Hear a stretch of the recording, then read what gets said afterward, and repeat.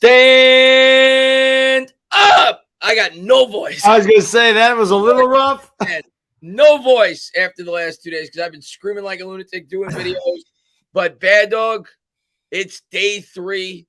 We're going to push through it. We got 4 picks today after the trades the New York Giants have made.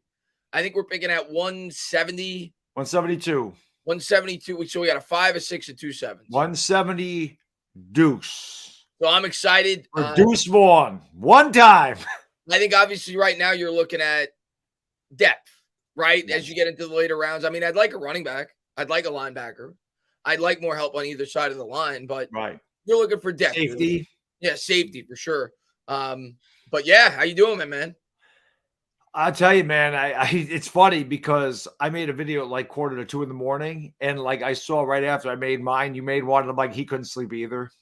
Yeah. So excited about yesterday. Joe Shane 3 for 3 in this draft. Pop over to Brewski. Let's go. Yeah. Saturday, it's cheat day. It's not like I'm going to drink a ton of these, but it tastes better when your GM is competent. You had a great first 2 days. And again, you're looking for depth here. And just looking forward to enjoying the day with you, Chris, and the best freaking chat on YouTube, baby. Let's go. New York Giants all day, every day. By the way, how many Georgia Bulldogs have the Eagles taken in the last 2 years? Well, they took 3 in this draft. No, 2 in this draft, right? No, Keely Ringo. Yeah, 3. Yeah, because they took 2 in the first round. So they took Ringo. And then last year they took the linebacker. They love Georgia. They took Nakobe Dean. They took Jordan Davis. 2 of them last year. They took Jalen Carter, Nolan Smith, and Keely Ringo. There's 5. 5 in 2 years. Now, what I heard, so this is what they were talking about, why Keely Ringo fell. His work ethic's bad. That's what they said. Red flags about his work ethic. How many plays does he actually make? So that's what I was watching it beforehand. And that's the knock on him. That's why he fell all the way to because it doesn't make sense. Physically, the guy's unbelievable, but that's the knock on him, which kind of that reminds me of DeAndre Baker. That was like his issue. Was not so much his physical talent, but his work ethic, his off the field crap, and his character. But so that was a knock on Keely Ringo. You get him that late though, 4th round. No, I know. Yeah, it's not like they picked him 30th. Like we traded up to get him. But that I was wondering, like, how the hell is Keely Ringo fall that far? But that's why those are things you don't really hear about. So my guy got taken. I was hoping Anthony Bennett would somehow trickle all the way down to the Giants. Didn't think it would happen. I think he said that. Not to interrupt you, they said that about a lot of the guys the Eagles took is the character things. Yeah.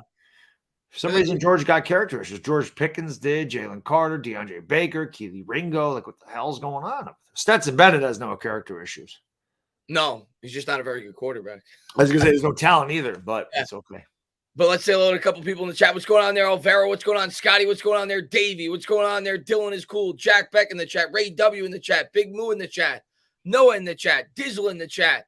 Yeah, maybe we'll get Bumper. Maybe we'll get Bumper today. Bumper pool. What's going on? Dylan is cool, man. Thanks for popping in the stream, man. What's going on there? Roman, what's going on there? Arcstick. Sitbones in the chat. Danny Dimes in the chat.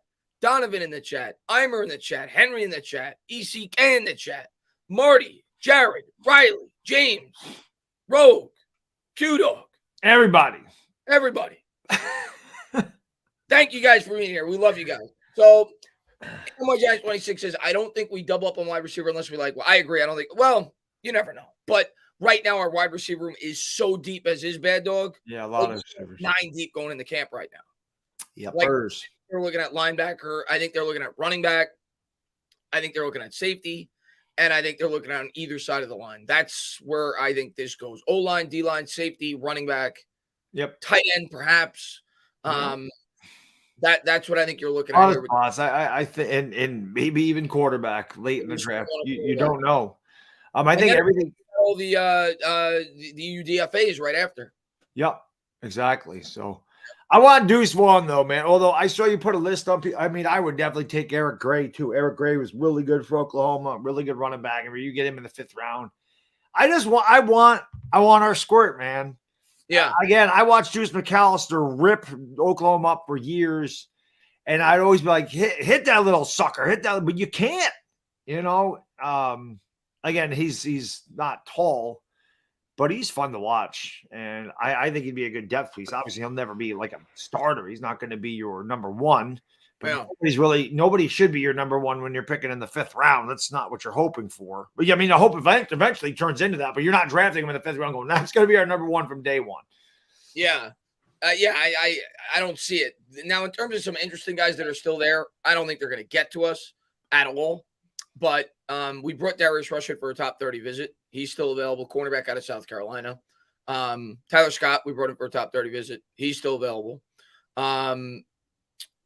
Also, there was another guy. I think it was Payne Durham is still available. We brought him in for a top 30 visit, the tight end out of Purdue. And yeah, I think tight end is definitely a possibility.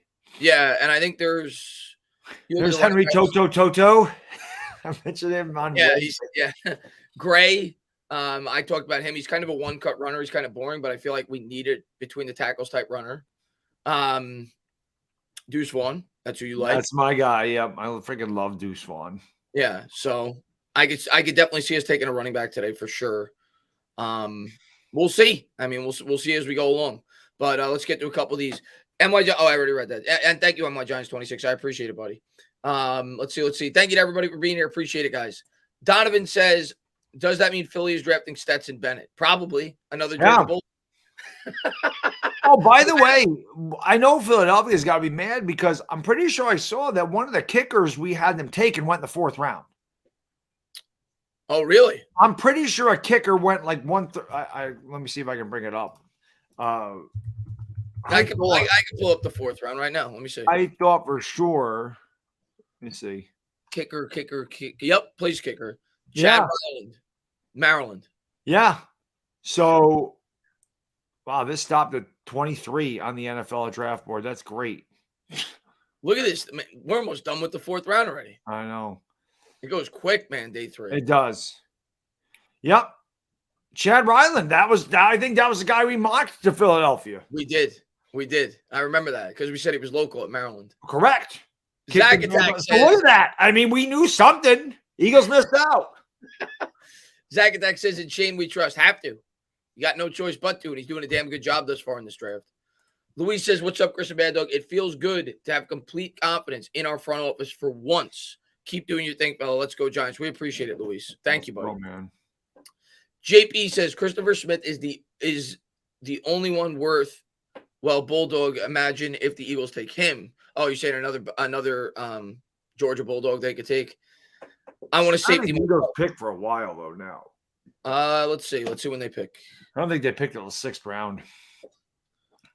Well, they don't have a pick in this round. Let me go to round 5. I think they picked the start. They got Keely Ringo, but then I don't think they pick in the 5th. I think they pick in the 6th. I don't think they picked like 209. You're right. They don't. We pick at the very end of the 5th. Yeah. So we still got a while. We still got about 40 picks. Yeah. Which go fast. That's probably like an hour. Yeah, for sure. Yeah, because he's going so quick. But safety for sure is definitely a position I could see us targeting here in these next couple rounds. It is a thin safety class, though. Mm-hmm. Big Blue Jays says, seen some content creators announcing picks. You and Bad Dog should pursue that. Cheers. Oh, yeah. And during the draft, you're talking about, yeah, I mean, those guys are huge. Like, Dude Perfect's probably got like millions upon millions of subscribers. Who? Yeah, that would be incredible. Who has millions of subscribers? They did round 1, the Dude Perfect. Remember, you didn't know who they were. Oh, yeah, I don't know who he is. It's like a group of guys. It's not one guy. Right. Millions and millions. But that'd be cool. But I doubt the Giants would ever let us do that. They wouldn't let me do it. Yeah. Yeah, I can tell you that. And Jay says, Tana, what is up with the Eagles? Ringo can sit now. Yeah, it's a good pick by them. I mean, he may not turn out to be anything, but because of character concerns or whatever, but he certainly has the potential. And it's a good pick by them. He gets to sit for a year, learn behind Bradbury, Slay, and maybe they mold him into a starting cornerback in the future. It's a good pick by them. I hate to say that, but it is a good pick. 4th round, absolutely. Yeah. And David, man, thank you very much, man. Hey, Bad Dog, Cashman could take a lesson from Shane. Cashman could take a lesson from anybody, man. That guy sucks. He's horrible. I mean, you have a blank checkbook and you can't get your whatever. I mean, Hicks and Cordero are hitting a combined 147 this year. I mean, what do you do? Like, how is that your outfield, even with Stanton and Judge hurt? Like, how is that what you put out there? And I forgot who the hell they had hitting cleanup yesterday. I'm like, are you kidding me? It was like Willie Calhoun or something. Like, that's your cleanup hitter? Sounds like the Mets. Pathetic. Sounds like I forgot who the hell cleaned up yesterday because it was forgettable. They lost again. Let's see who they had hit clean up yesterday. Yeah, that's it was Willie Calhoun. Willie Calhoun. Here you go. I just want to read off some of these averages here. Willie Calhoun's hitting 235. That was our cleanup hitter. After him, 160, 213, 151, 135, 184. Those are your freaking 5 through 9 hitters on this team, all hitting below 213.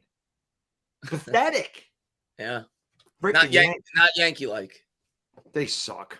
Rangers have a better record than the freaking Yankees. There's a problem with that. And what are we, about 25 games in now? Yep. So who cares? It's about the Giants today. I got months to scream about the Yankees. It's about the Giants today, baby. Sam Beal's on the couch. Yeah, somebody asked about. I saw him. I think he's like trolling. He asked me that same question on my video last night. Who? Sam Beal. Why isn't he cornerback one? Sam Beal's off the team, buddy. That's when. Sam Beal's been off the team for a while. That's when I get him his worst moves. Yeah, there's been some bad ones. That was a bad one. That's among the worst. Giving up I think they gave up a 3rd round pick for him. Let's see, we got Jalen Hyatt, Hodgins, Campbell, Wandell going to be scary. Yeah, I don't know if it's going to. I don't know if I want to use the term scary, but it's certainly much improved over what we had. Yeah. And I mapped out like the depth chart next year on Twitter, and I was just, when it got to the wide receiver, you're just pulling names out of a hat in terms of the order, in terms of how they're going to be featured. I think it's like literally a complete camp battle for the depth chart at the wide receiver position. Yeah. PD players. There you go. Yes, I am a Rangers fan. They better freaking win tonight, force a game 7. They let the series get away from them. Whether it be Campbell, whether it be Hodgins, whether it be Slayton. I mean, your guess is as good as mine as to who's going to be the number 1, the number 2, the number 3. I think they got a bunch of number 2s and 3s. I like that you got the Italian guy up there. Where? Nick Saldiveri. Oh, that was just happened to be on the screen. Gundy says Washington drafted better DBs than your receivers. Let's take a look at Washington's draft. Emmanuel Forbes. I know that one. And I forgot the other guy's name. Let's see what Washington did.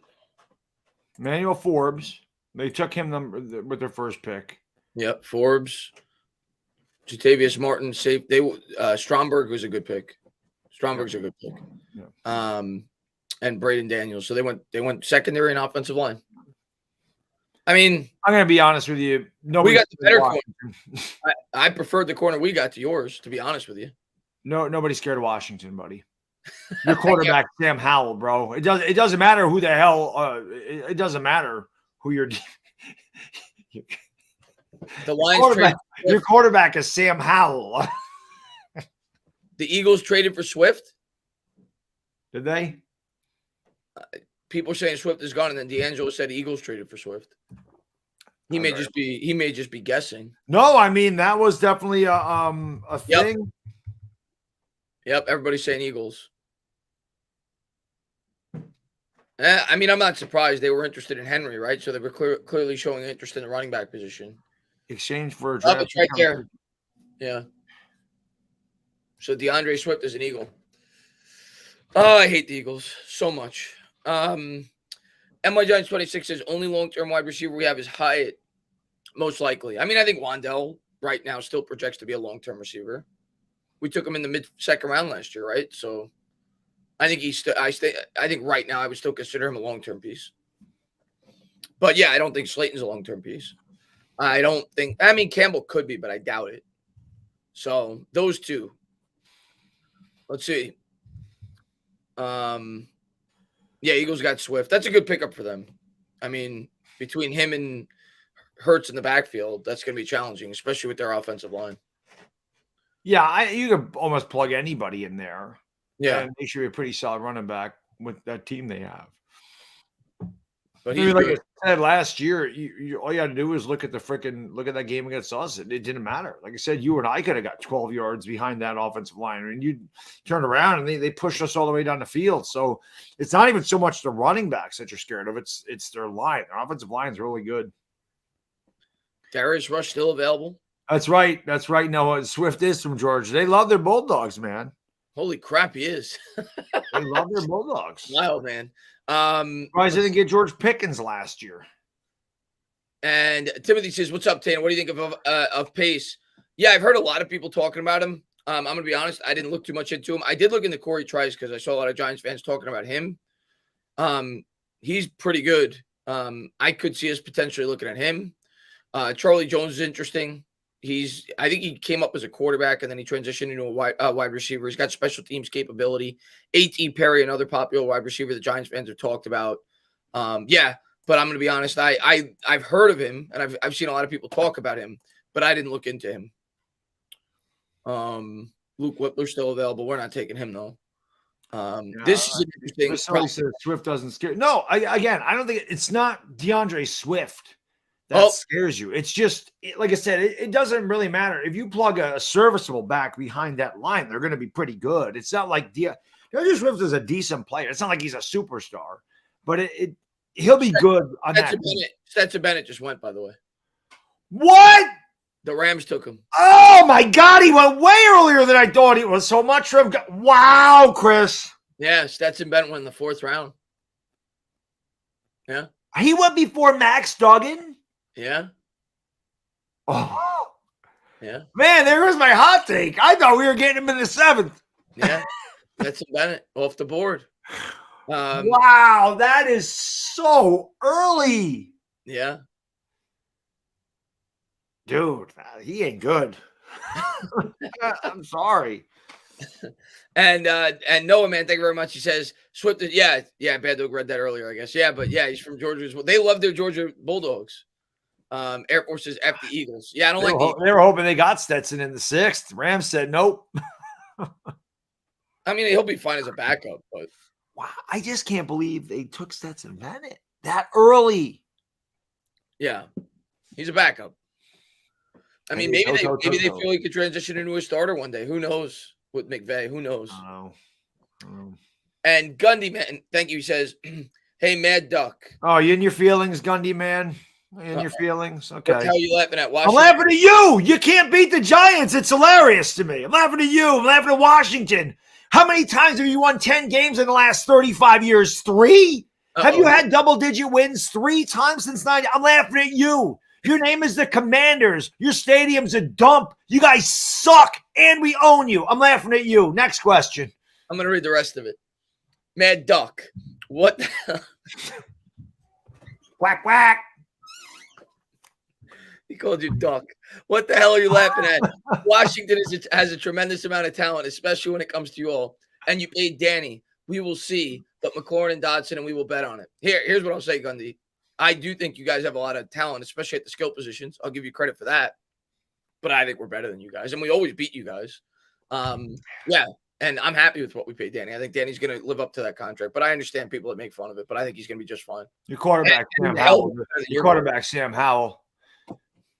Your stadium leaks septic crap all over your fans. You haven't been relevant since 1991. I was 15 years old. I'm almost 50 now. Cowboys. Ridiculous.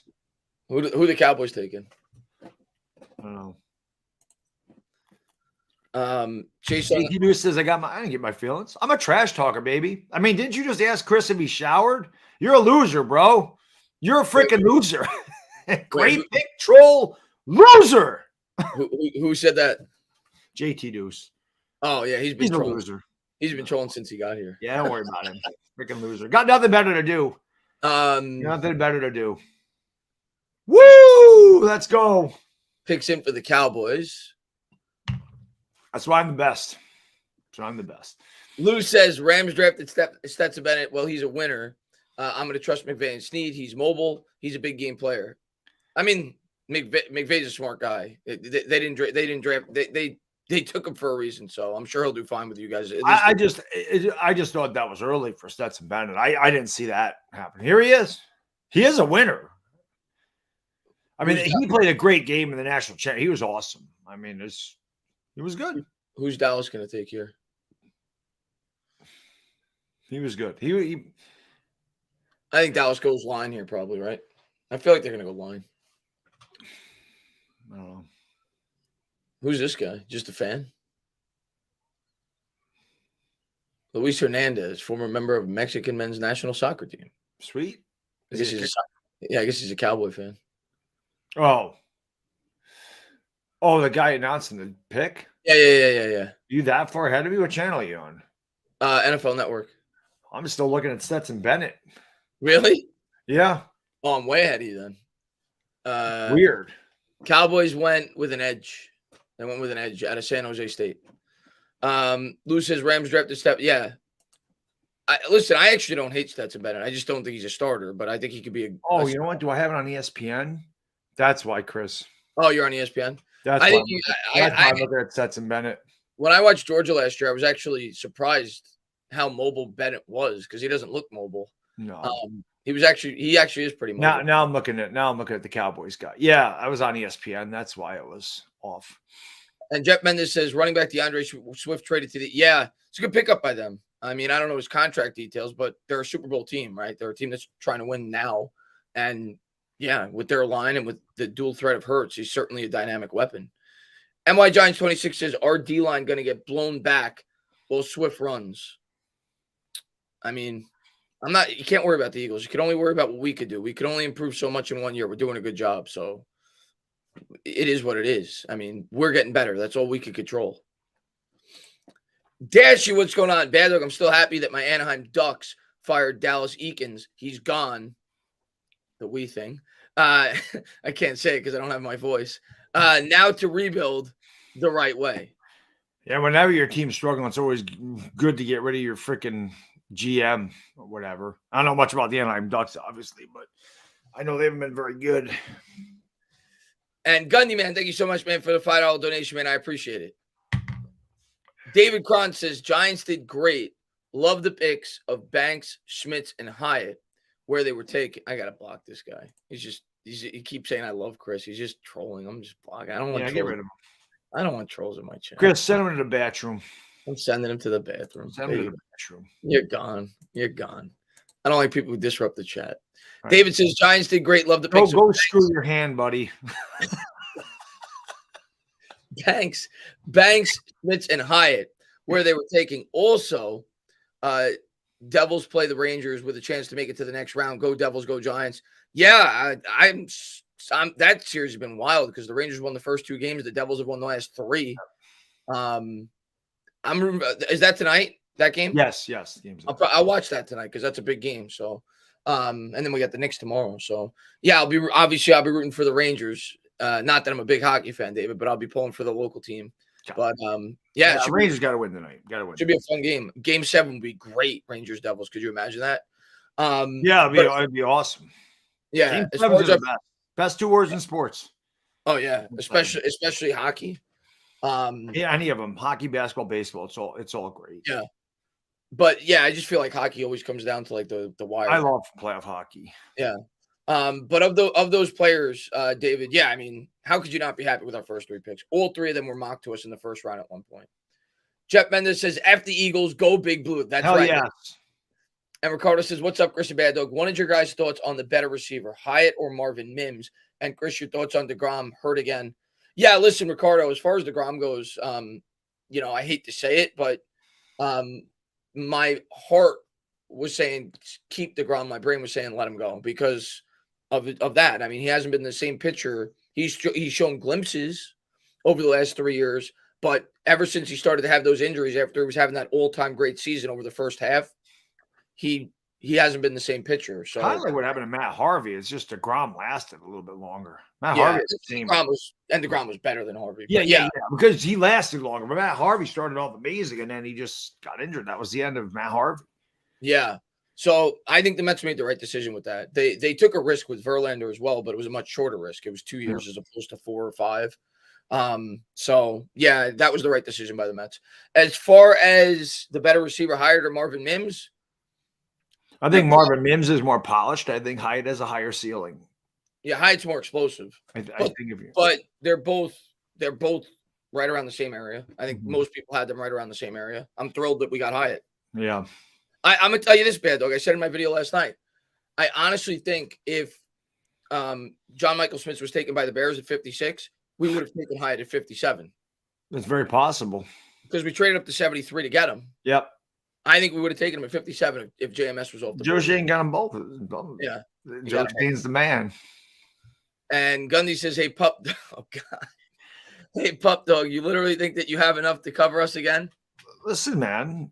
All I'm doing is speaking facts. You're speaking hypotheticals. All right. You haven't beat us. You haven't been relevant in 35 years. You have to come up with better insults than Mad Duck and Pup Dog. I mean, come on, give me something good. I mean, what are we, my kid is 6. That's something my kid would call. I wasn't going to laugh because he was insulting you. Just Mad Duck sounded funny. I know. No, that's fine. But I mean, it's just, what are we in first grade? Can you do better? Call me a big nose wop or something. I mean, give me something here. Yeah. I mean, come on. Do I think we have enough to cover you again? You got to beat us. You got good receivers. I'm not going to sit here and say you don't. I'm not scared of your quarterback whatsoever. I like your running backs. I love Antonio Gibson. I love Brian Robinson. McLaurin's one of the best receivers, if not the best receiver in this division. He's right up there with A.J. Brown, in my opinion. But results speak for themselves. You guys have talent. I'm not saying you're a terrible team, but you can't beat us. So until you beat, how many times has Daniel Jones beaten them? It feels like I think they might have beat him one time, and that's because Dexter Lawrence jumped offside. That's right. That's it. That's the only time that they beat him, because the other time they beat us, Jake Fromm was our starting quarterback. That's right. I think they beat Daniel Jones once. Yep. And because Dexter Lawrence jumped off sides, you would have never beat him. So until you beat us, I'm not going to worry about it. Charlie Jones, good pick. A lot of Giants fans wanted him in like the fifth round area. Cincinnati grabs him. Justin says, I guess we could still go McBride. You love your running backs, Justin, don't you, man? Right now, I think he's the third highest running back, at least according to ESPN ranks. Still available out of UAB. There's my guy, 6th. 6th, yeah, Deuce Vaughn. Give me Deuce Vaughn. We'll see. We'll see what we elect. Big Joe said Dex was onside. You're right. He was, but they called him offsides. Darius, I'm saying that's the only reason. And Daniel Jones in that game could have 350 yards passing, like and 80 yards rushing, and like 5 total touchdowns. Slayton dropped the touchdown, and it was a phantom holding call that called Daniel Jones' 35-yard touchdown run back. Oh, we should have beat them that game. Obviously. Yeah, that's what I'm saying. So again, you can have all the talent in the world you want, but until you beat us, I'm not going to be scared of you. Just like until we beat the freaking Eagles, I'll never think that we can't.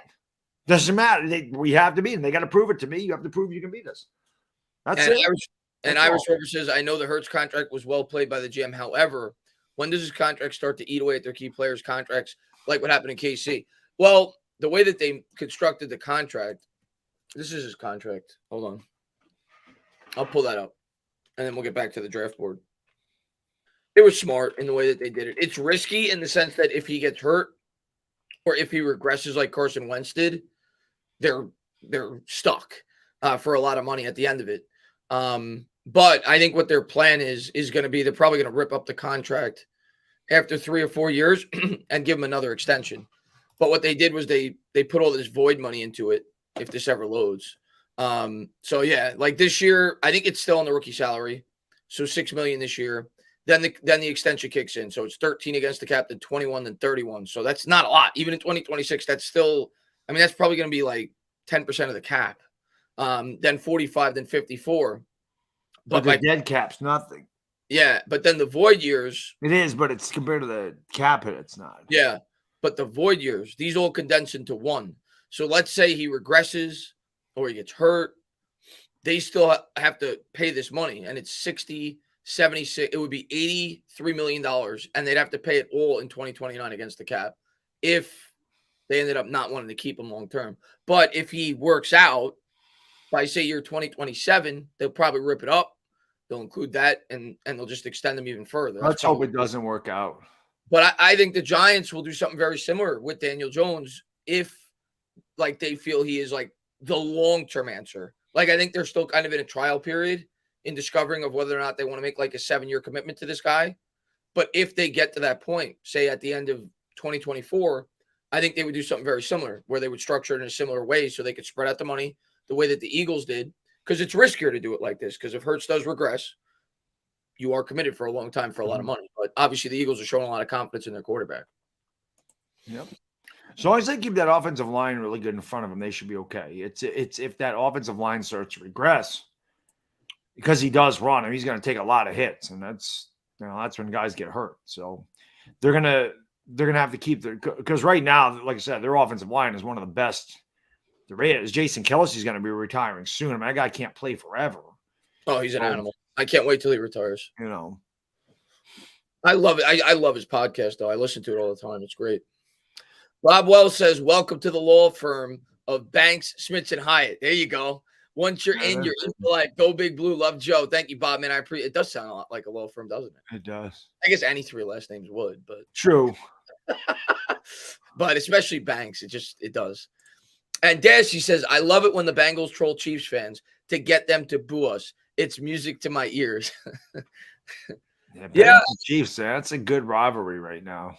Yeah. Good rivalry. Bengals Ravens is going to be, I think, will be a really good match. Bengals Ravens is always big because we're in the same division. Yeah. But Bengals Chiefs, that's like the Bengals Chiefs right now is like the Giants Niners of the 80s. Like they weren't in the same division, but it seemed like they met in the playoffs every year. Yeah. So it was a really good outside of the division rivalry. And Cowboys Niners. Both of those teams are really good. To me, they're probably the 2 best quarterbacks in the league. I mean, Josh Allen's right there, but I think I would take Burrow. I think currently I agree with you. I think I have Burrow above Allen. Oh, that looks so freaking good. What is that, brisket? Just Kansas City barbecue. I guess I've never had it, but supposedly it's the best in the world. Looks phenomenal. It looks. Argentina says, "Hey fellas, just jumping in. How do you guys feel about Ringo to the Eagles as well as Swift?" Yeah, I mean, Ringo this year, I don't think he's gonna have much of an impact. I think he's gonna ride the bench, but definitely could be a long-term starter for them, and it's certainly worth that pick where they took him. And I like him. You know, I would have liked if the Giants took him, and if we didn't go corner in the first, if we got him in say the third, I would have been completely fine with it. As far as Swift goes, yeah, I don't know his contract. Where's Tyler Scott? There's Tyler Scott. I like him. He's explosive, and he's got special team value. But as far as Swift, yeah, I think it's a really good fit for their offense, and he's just kind of a natural replacement for Miles Sanders. I think he's better than Miles Sanders. So look how fast this dude is. That's why I was like, I want this guy. Like his breakaway speed is off the charts. Yeah. Like he was kind of like a poor man's Hyatt to me. Like I had Hyatt above him, but a very similar receiver, and it's why I had Hyatt's a little bigger. Yeah, he is. I think he's 5'10", Scott. But it's why I had him in the third, because I thought we were going to go for a wide receiver like this, like an explosive guy. Yeah, but I didn't think Hyatt would be there, so that's why I had him in the third. But you wouldn't have done at 89.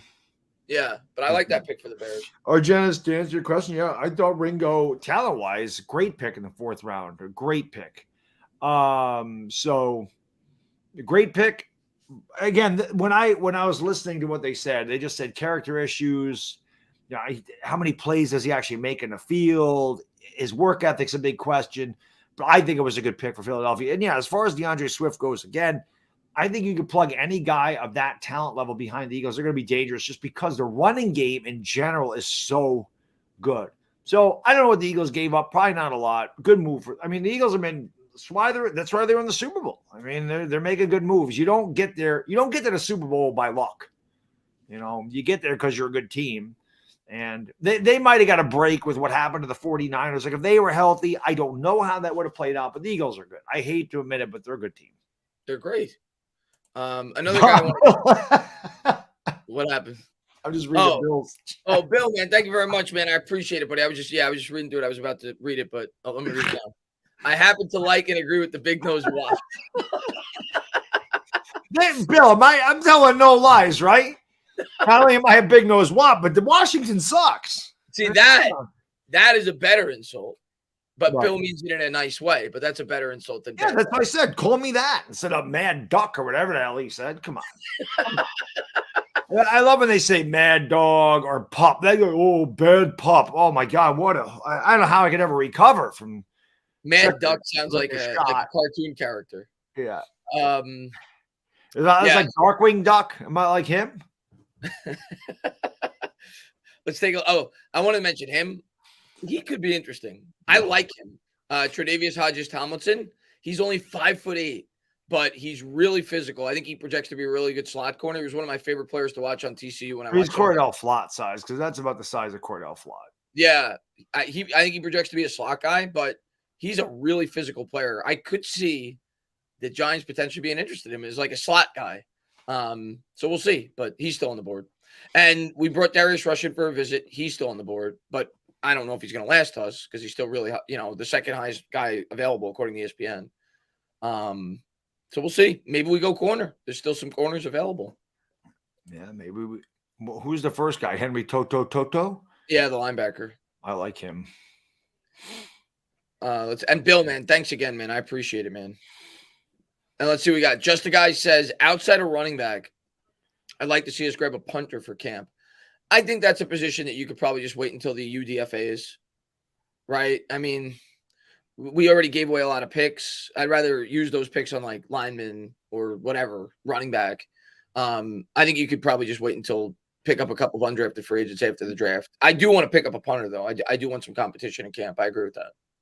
Now we're getting into round 5 already here, but the Raiders look like the Raiders one that made the trade. Yeah, Raiders made a trade. Looks like they're the back end of the 4th. I'm surprised Stetson Bennett went that early, though. Like, that seemed like pretty early for Bennett. Yeah. And Rover, man, thank you so much, buddy, for the thumbs up. I appreciate the super sticker, man. Thank you very much. 4th round pick. Antonio Johnson. Is that who you want lefty? You want Antonio Johnson? Seen a lot of Giants fans say him. So the Patriots always trade back. Always. Like that's Belichick used to do that all the time in the first round. Raiders. I guess the Eagles aren't going to get Derrick Henry like they were saying they were going to get. No, not going to get him, but they did get a good running back. Mm-hmm. Oh, I'm glad they didn't get Derrick Henry. Yeah, I agree with that. I wonder what the Raiders are going to do here. I like their first 2 picks, Tyreek Wilson and Meyer. Meyer's perfect for them. Yeah, because he takes over for Waller. And NY Giants 26 says Hanley is a stud. He's very good. Is Hanley still available? Diane Hanley? No, he's gone. He went last night, didn't he? I thought he did. Hold on, let me look. I'm pretty sure he went last night. Yeah, he's not there. Yeah, I'm pretty sure he went last night. Bumper Pool, however, is. Bumper Pool will be a Giant by the end of the. You should have put that on Twitter. Speaking it into existence. Bumper Pool. Let's go. Voorhees is an interesting interior offensive lineman. He was actually. There was a couple guys. I posted again. I'm more of an Instagram guy, so I posted on Instagram, that I want to do Swan, and I was like, "Who do you guys want 172?" And Voorhees was a guy. A couple guys mentioned that they would like. Yeah, because he was projected to be like a 3rd round talent, but he had an injury, so he's an interesting one. Maybe you could take a shot at him late in the draft as a depth lineman. We'll see. Let's see. Jay says New York Giants are higher on Belton and Pinnock than people think. I mean, yeah. I mean, those guys are going to be competing for this. Well, no, we also brought in the dude from Washington. Let me take a quick look at the Giants. I think Dayton Belton could be pretty good, honestly. Could be. Let's take a look at our depth chart right now. Toto. Look how much better our depth chart is this year, Bear Dog. Obviously, Jones and Barkley the same.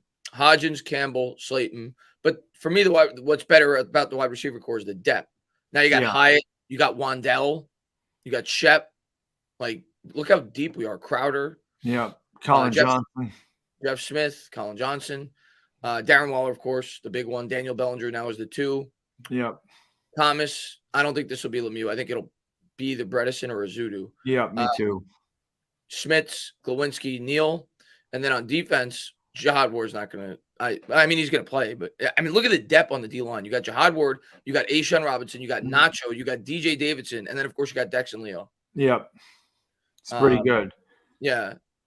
Kayvon off the edge. You got Gerard Davis. We picked him up. He's decent as like his third linebacker, probably. Bobby Okereke, of course, the big one. That was huge. We'll see if we had another linebacker in this draft. We had Henry Toto. I like saying his name. And you got to Toto, you're not in Kansas anymore. One thing I would like to add, looking at this depth chart, Bad Dog, I like Timon Fox too, as a depth guy. Linebacker, one thing I would like to add is another edge rusher, like a rotational guy, a backup, a depth guy. So I wouldn't be upset if they did that in the fifth. If they don't let Ellerson Smith there anymore, or am I missing him? He's there, but he never plays. Right, he never plays. He could definitely get beat out in camp. Yeah. Bobby McCain's the safety we picked up. And then we got Adoree Jackson, McKinney, McCain, Deonte Banks, Belton, Flott, Darnay, Pinnock. So we're much deeper than we were last year. Aaron Robinson, much deeper. So it's going to be a lot of camp battles. Yeah, there definitely will be. No question. Yeah, depth chart looks a lot better than I did last year. I can tell you that. Let's go back to the draft. Overall. Well, they took Aiden O'Connell, so the Raiders got their quarterback. So quarterbacks are starting to fall off the board, huh? There's that brisket. Yeah, I did hear a rumor that the Giants are playing the Jets on Monday Night Football. I don't think that's official yet, but somebody told me that on Twitter that I think Beningo said that he heard that that's what it's going to be. So we'll see. Just a guy says, should I start saying it now? Henry to the Giants. Derrick Henry, yeah. Good luck with that, buddy. But you can dream. Kid Goldcrest says, fellas, are these other teams drafting out of their basements? We are drafting out of the Millennium Falcon. Let's go. Let's go, man. Linebackers a must. We could definitely use another linebacker or edge. We could certainly use more depth there. I saw a little thing on Instagram. They interviewed Deonte Banks and asked him just rapid fire questions. And I'm like, I like him. We got a lot in common, man. His favorite food's chicken. Come on, man. We know I love chicken. His favorite movie is Friday. I haven't watched this yet. I think you want to watch it right now? I haven't watched it yet. Yeah, it's just a little clip that was. They said, what's your favorite outfit? He said, all black. I'm like, oh my God, all I ever wear is black. It's my favorite color. Favorite sneakers, Jordans. I'm like, I love this guy. And then he said, what's your thought about coming to the Giants? He said, excited. I said, we're excited to have you, man. I think they got the I think that's it right there, the one on TikTok. I think that's it. Oh, this one? That's the one I saw on Instagram. I wanted to watch the interview because I don't think it's long. I think it's pretty quick. It's 10 minutes. I haven't watched it yet, though. You want to watch it? Yeah, we can watch it. Why not? Imagine becoming the best writer in the world at the click of a button. WordTune is an AI-based.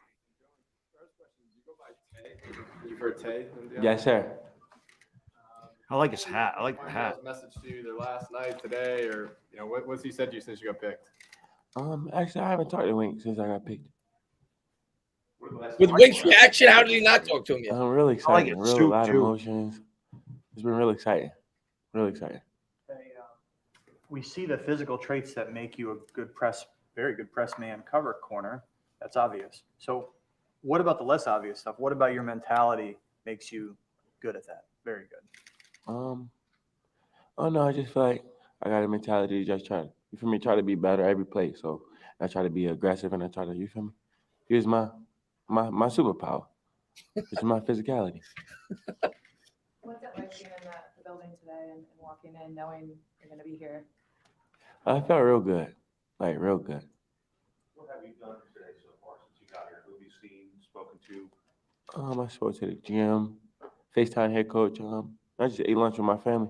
You could tell he's shy. You feel like He's not used to this kind of media dream attention. of getting to the NFL was becoming a reality? I really knew it was real, like going into my freshman year at Maryland. After I got that little I signed my NLI, my national letter of intent. Yeah, I felt like it was always close. Why did it hit you at that point that it could happen? Cause like the high school I came from, it's not really a high school like that people know. Like, and the team that I've been to, I talked to a lot of coaches, and a lot of coaches still don't know the school I went to. So I feel like I beat the odds. When you say you had that confidence going into college, I mean, we know you were only a 3-star recruit, and Maryland was the only school that, right, the Power 5 school that recruited you. So it sounded like that was very much internal for you, that other people may not have seen you like that, but you always saw yourself as an NFL player. Why is that? 100%. I always had I was always working hard. I always had dedication to my sport. So I feel like once I put my mind on anything, I can do it. How, there's some discrepancies on your height. How tall are you? I'm 6'1". 6'1"? Okay, and how much do you think that height helps you, on the field? You're a 5'9", 5'10" cornerback. 6'1" is, he's getting up there. How do you think that helps you? To be honest, I don't really look into the height like that. I just try to go play ball. Do you think it does help, though, having long arms, being strong? I mean, obviously, the Giants like you, and the size is part of it. For sure. Kenny Smith said I think working my favor. he talks like the water boy. I hope he plays like him. Adam Sandler's character. Yep. Yeah, Bobby Bobby Boucher. Boucher. It's something I gotta get to first. I gotta get my foot in the door first.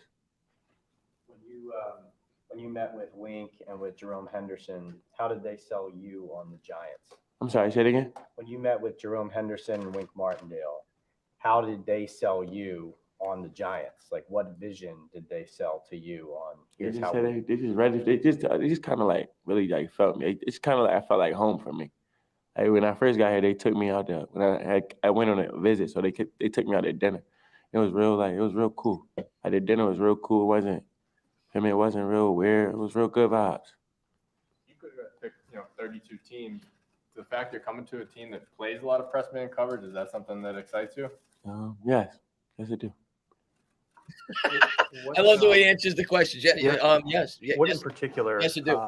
Do you feel like He's so matter of fact. you My are most physicality looking forward was to learning superpower. from Adoree Jackson, a guy who's been in the league for a really long time, tons of snaps? So, like, what in particular are you hoping to pick his brain about early on? I feel like he can teach me a lot of things. But first, I just gotta get my foot in the door first, so I'm coming here to work.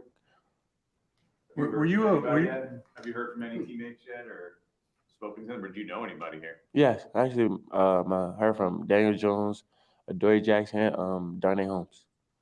What was their message to you? It just was like, for me, just like kind of bringing me in. I like to work. Let's lock in. Was there any disappointment for you?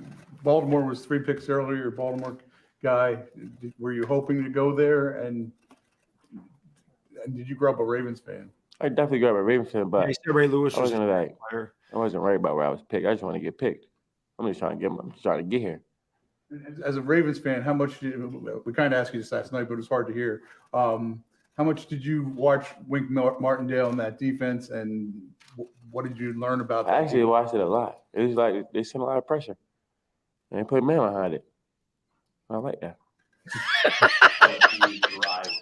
I love this guy. You like it? Do you want to? Hey, I'm a cornerback. I want to match up. I want to go one-on-one with the receiver. Is that something you embrace? Is that what you wanted to do when you were at Maryland? That's something I just embraced. What's that? It's something I just embraced. What did you actually do to your shoulder, and how tough was it to deal with, basically missing that season? I tore my labrum. It was real tough, like real tough. Cause like football really my happiness, so like I don't know, it was kind of like a real dark spot for me. Did you doubt at that point that maybe you would be a first-round pick? Not that you make it to this level, but that it might not be possible to get to this point. You had a year to sort of prove to these teams that you were that level of cornerback? Never no self-doubt. Can you talk about your relationship with Coach Loxley and what he's done for you to help you get to this point? That's my guy. He got me for sure. Like, I don't know. He a real character. So like, he real cool. That's my guy though. Are there specific things that you think you could talk about that he helped you, to get to this level, knowing you wanted to get here? He actually like helped me out with watching film a little bit, but he helped me out a lot. Yeah, so you listed Tavon Austin as your sports hero, at least in your Maryland bio there. Do you have any personal relationship with him? Has he been a mentor to you at all? I know he's from Baltimore. Any mentorship there? No, not at all. But he just, for me, he kind of put the city on the map for us. He gave kids like me, like a kid like I was, a hope. He give us hope. And that's what I'm trying to do right now.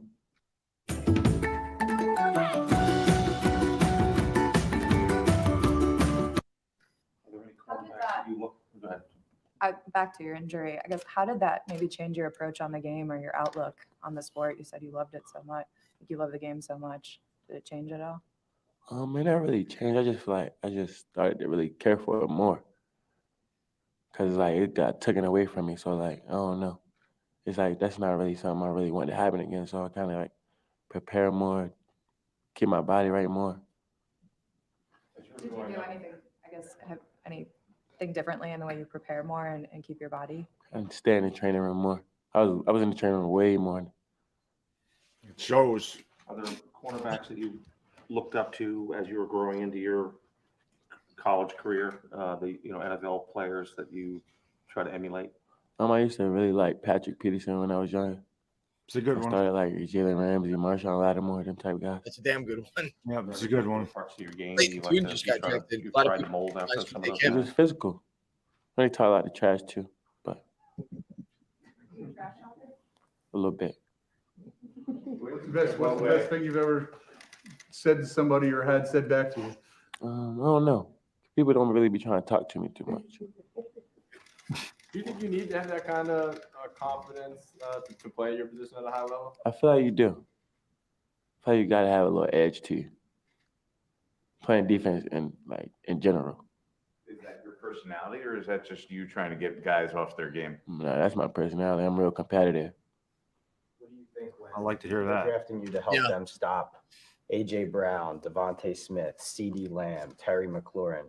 What do you think of when you hear those kinds of receiver names and the assignment of trying to stop them? I think I'm competing. Such a competitive guy. You're the fourth corner taken. Love What do you this guy. think when you saw three guys of your position go before you? Good for them. Does that fuel you at all to eventually show you're a better player than those guys? Not really, but give me a little That was a edge. great answer. Good for them. It's a great answer. Football meaning, so much for you and to you. Can you help us understand kind of how football has lifted you in moments or That's Kim given joy Jones. to you Her and your voice family, everywhere. that kind of thing? First, I ain't never been to maybe Las Vegas. I've barely been to New York before. I've been to Chicago. Football didn't bring me I can get to city to city, just from playing football. I ain't never really traveled the world before, and I just kind of went on tour 3 weeks. These last 3 weeks, I went on tour. I really enjoyed it. Who do you have here with you? My sister, my father, my mother, my brother, my girlfriend, and my closest friend. You had never been to New York before, or have you been here a couple I times? played a football game here, and I also visit with y'all, but other than that, I ain't never been to New York like that. What are you looking forward to about New York, or looking to see or do, or? I'm here to play football. Yes. All right. I like that kid. Let me Good see for this. them. That's a great answer. And I love his freaking suit. Give me one word to describe how you feel to be a New York Giant right now. Excited. Who was your favorite player growing up? Ray Lewis. What is your favorite sneaker? Jordans. Mine. Favorite movie? Friday, all of them. What was the last show that you binge watched? Power. Favorite emoji? 100 emojis. That's also Favorite mine. song? A little baby, real spill. What's your favorite food? Chicken. Hell What's yeah. your favorite outfit? All If you were black. to do a I job love that it. wasn't in the NFL, what would you be doing? A gamer, maybe. Like a big time gamer. Do you have any hidden talents? I might dance a little, but I ain't got too many. No singing? Mm-mm. What was the best advice that you've ever received? Be yourself. What's your biggest goal for this year? To win. Give me one word to describe how you Love it. feel to be a New York Giant right now. Excited. Who was your favorite player growing up? Ray Lewis. What Already got- is your favorite? Yeah, sneaker? it's quick. It's like 20 Favorite- seconds. But I was like, yeah. I Love like it. I love that guy. I love that guy. I love good for them. That's the best. We I love love those guys doing it for you. Good for them. Good for them. I don't give a shit. They try to stir it up, but he just good for them. Jason. He didn't say like, oh, that puts a chip on my shoulder. I want to prove him wrong. Good for them. Yeah, he definitely was. You could tell he was himself. Like he didn't have those like pre-rehearsed answers. Yeah, or- that was great. Yeah. Jay says Giants should take a look at Dorian Williams, linebacker, or maybe shoot for running back Gray or Tucker. Yeah, he's gone. Dorian Williams is gone. He just did. Is he gone? Yeah, Cleveland just took DTR. Dorian Williams, I like 2 out of Tulane. That sucks. He would have been. He went. Gynum says Eagles are scary with Swift. That roster is on steroids. Yeah, I mean, it is what it is. All we can do is just better ourselves. We can't worry about what the Eagles are doing. We just got to keep getting better. And, we keep getting better. We'll eventually get to that level. That offensive line is really good. So, like I said, I don't think it's Swift that worries me. I don't think Swift is better than Miles Sanders. But the offensive line is really good. So yeah, Swift's pretty good. I mean, they're comparable. Lou says my Rams have 4 picks in the 5th round. We need cornerback, safety, edge, and maybe a running back and or wide receiver. We're having a pretty good draft so far. I mean, your Rams are notorious for doing really well on day 3. So, we got to trade Minnesota. I'm still surprised Stetson Bennett went that early to the Rams. Honestly, yeah. I wanted to after I get through these. Would you have preferred? I'm sure you would have preferred DTR since he was a local kid, and I know you liked him. DTR? Yeah. Yeah. Lou liked him. Yeah. DTR would have been decent here. Yeah, they must see something in Bennett. I'm not a big fan. I mean, he's fine for a backup, but I don't think he'll ever be a starter. All right. Yo, watch how he answers the last. I love him, Jay. Yeah, that was great. The last question was great. Let's see. Max Duggan in Minnesota. That's very possible.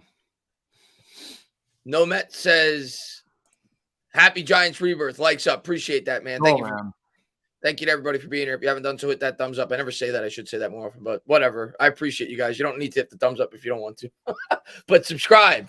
Check out Bad Dog Sports. We alternate. We'll be doing a show this week, probably recapping the draft. Viking pick is in. Let's take a look at the board real quick. Actually, I wanted to do that.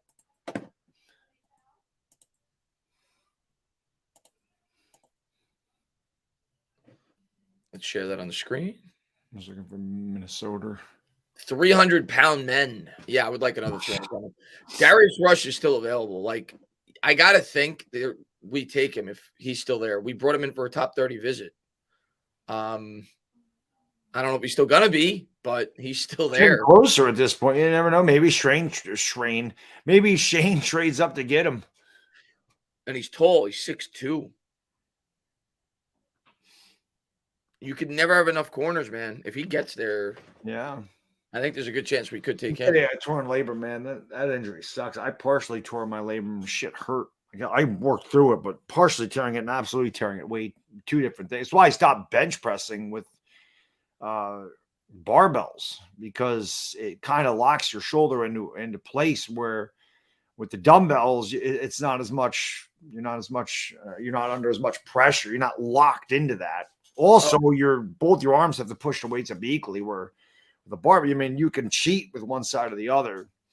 So it's way safer to use dumbbells, and I like that it works your isolation muscles as well. So, but I know I partially tore it doing that. That sucks. So I can't imagine actually fully tearing your labrum. Yeah, it doesn't sound fun. No, it's tearing anything is not fun. So somebody in the chat said I missed it. Yeah, Darius Rush got picked. My mistake. So the Colts took Darius Rush already, so we're not taking him. We're up to Minnesota, and we still got about 30 picks. We got a ways to go. Yeah, probably another 40 hour. Minutes. Yeah, hour, 40 minutes. So we'll see what happens. We'll see what happens, guys. Yeah, Sandman. A lot of guys, like I said, when I did the Instagram thing and I said I want to do Swan, I said, who do you guys want? That was Voorhees was definitely a name. John Michael Schmidt's in the building. Nice to meet you. Yeah.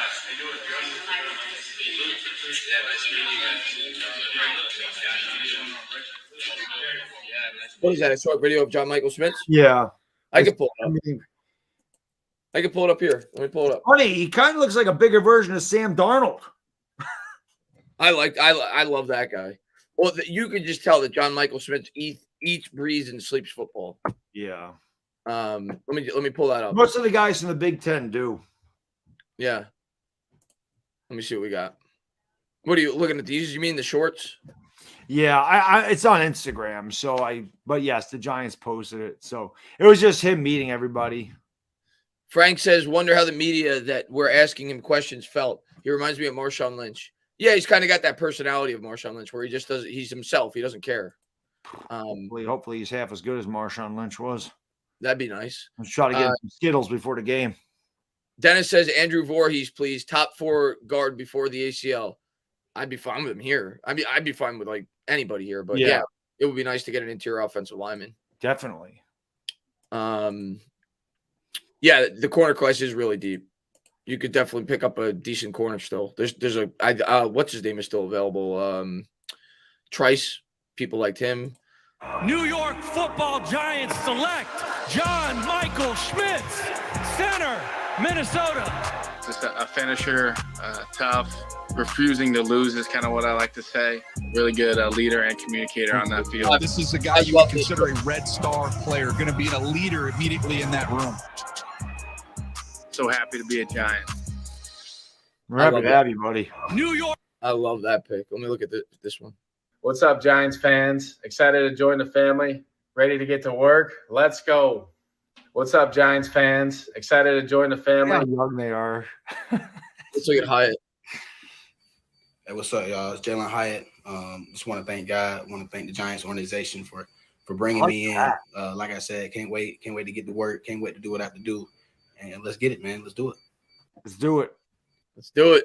Let's do it. The New York Giants select Jalen Hyatt, wide receiver, Tennessee. Deep ball is caught, and it is Jalen Hyatt, the superstar. Bringing everything, trying to be dynamic, explosive, somebody who's going to go and take over games, somebody who's going to do what he got to do, somebody you can depend on. That's what I want to bring to the table for the Giants. Down the middle, got it on the fly. It's Hyatt again, 78 yards. All right, is a very good receiver that is going to the metropolitan area, Jalen Hyatt. Yeah. The New York Giants select Yesterday, Jalen man, Hyatt. I was so freaking pumped up, dude. That that was awesome. That was such a good draft so far. So those top 3. If I would have told you that before the draft started, you would have been like, okay, I don't even need to know what happens the rest of the draft. Right. You know? Yeah. Super thrilled with those picks. Oh, huge. And Frank, man, thank you very much, man. Wonder how the media that we're asking. Oh, I already read that. Yeah, he does. He definitely gives off those Marshawn Lynch vibes, though, like we said earlier. And J-Man J says, Bad Dog, did that 5? No, I don't think he's still out there. Deuce. Let me refresh the page and take a look at the. He's still there. Top running backs, you still got Eric Gray's still there. Gray and Vaughn. Yeah, the little squirt, he's still there. Yeah.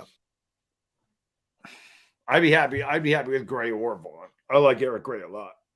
But like I said, I guess from watching Deuce Vaughn, just Oklahoma could not beat Kansas State.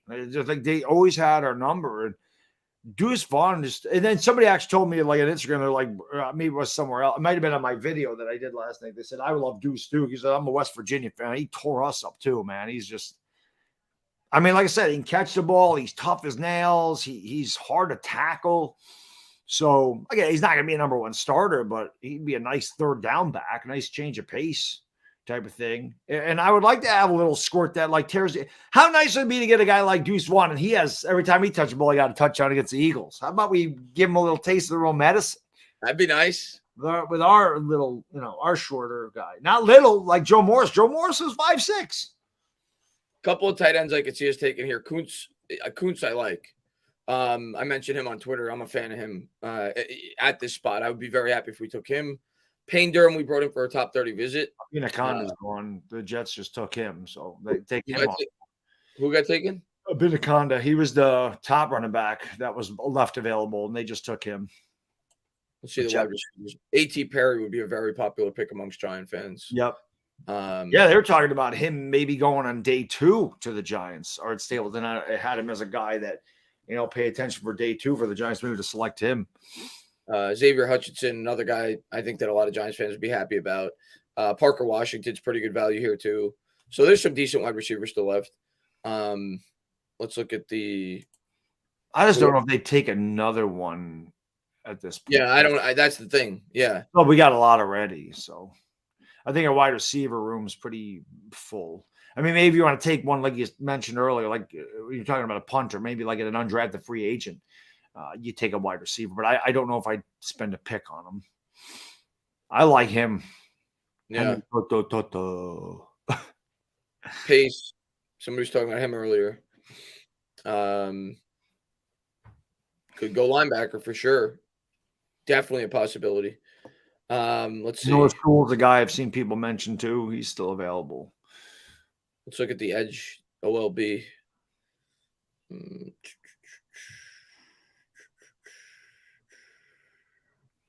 I think we're going to go either offensive line or defensive line with this pick. That's what I think we're going to do. But we'll see. We'll see soon. I definitely see offensive line. And let's see what we got.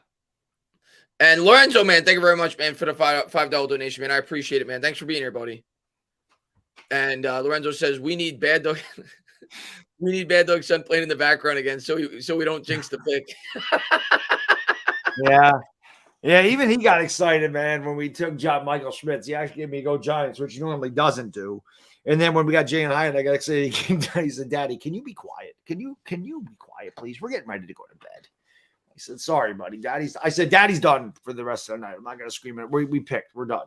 We're done tonight." And George Syracuse says Israel from Pittsburgh at running back. Where's he at? Let me see. I think the Jets just took him. Oh, did they? Yeah, I think it's the guy Jets just took. Yes. Yep. Because Gray's now the highest rated running back. He was second. So he's off the board.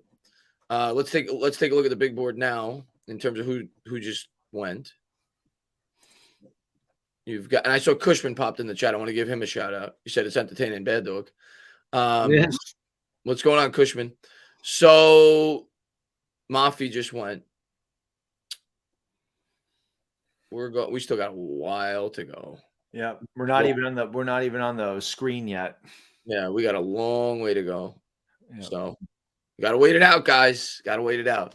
But they do go pretty fast at this point. Yeah. And J-Man says, what are the top safeties left? Let's take a look.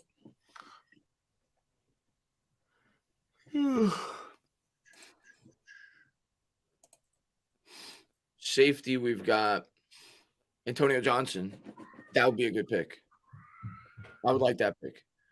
GL Skinner's a guy I know a lot of people like. Again, that's what I asked who they'd want. A couple people said him.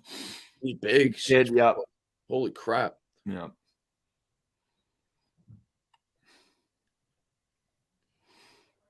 We'll see. I could see him going safety for sure. Yeah. I mean, I think right now it's just kind of a wait and see. Yeah. There's still some value at the corner. I do like him. I just don't know if we'll take him, but I do like him. I like Corey Trice a lot too. He's pretty impressive. So there's some value at the cornerback spot. We already took one. So we'll see. We'll see. Let's see. Rich Rodriguez says Giants will draft that I-Rob. I know. I keep seeing that too, Richard. I kept seeing the same thing. I'm like, they love that air purifier on NFL Network or NFL ESPN. I mean, and Demons Row, man, what's going on, buddy? I had to manually type you guys in YouTube. Is not sending notifications anymore. Been busy working. Hope you guys are good. Demons, man, thanks so much for popping in, man. Thanks, my man, Demons Row, my man. Yeah, they don't. You know this, Demon. You're a content creator, brother. You know YouTube don't send out notifications. You know they don't do that. Yeah, sometimes they do, sometimes they don't. I don't know. I've noticed when you upload twice in a day, which I don't do that frequently anymore, but when you do, a lot of times they won't send out the. It's very fickle. Yeah, they won't send out. It's very fickle. Yeah, but we appreciate all you guys for being here, man. Let's see what we got. But thank you, Demons Row. Frank says Deneric Price. Let me look at him.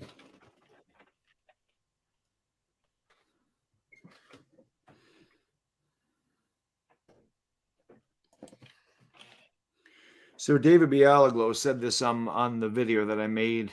Deneric Prince, rather. He said they interviewed Joe Schoen about the Jalen Hyatt trade up, and he had all of his assistants call and text other teams offering the 4th rounder. And they got a taker in the Rams who needs picks badly. People seem to forget the Giants drafted 11 players last year and came into this year with 11 picks before the Waller trade. There was no way they were drafting another 11 players this year and adding to the roster. So they use these picks to get the players they wanted. That's exactly right, David, if he's in the chat. So, yeah. Well, last year we traded down multiple times. Yeah. To accrue more draft capital. Yeah. All right. So Deneric Prince, wow, he's pretty big. 6'2", 216. That's pretty big for a back. Prince is a quick back who at his best when attacking the edge and cutting up off tackle. He has the speed to rip off chunks of yards when he gets the seam. Prince caught just 16. So he seems like he's a between the tackles runner. His ball security needs to be better. I don't like seeing that. I don't want a fumbler. I'll be right back. I'm gonna go grab a soda. Yeah. But he's pretty big, 6'2", 216. But thank you, Frank, man. I appreciate it, buddy. My bad, Deneric. Deneric Prince. Yeah, I figured it out. My bad. Oh, he had a bad O-line. Well, Tulsa, yeah. And Hot Nickel says, so pumped not only for this draft, but for our future. Our front office is finally in a great place. Let's go, Giants. Stand up. What's going on, man? Nichols, man. Thanks for popping in. Bobby B says, what do you guys think about Moreau? Don't know him. There's going to be a lot of guys at this point I don't know.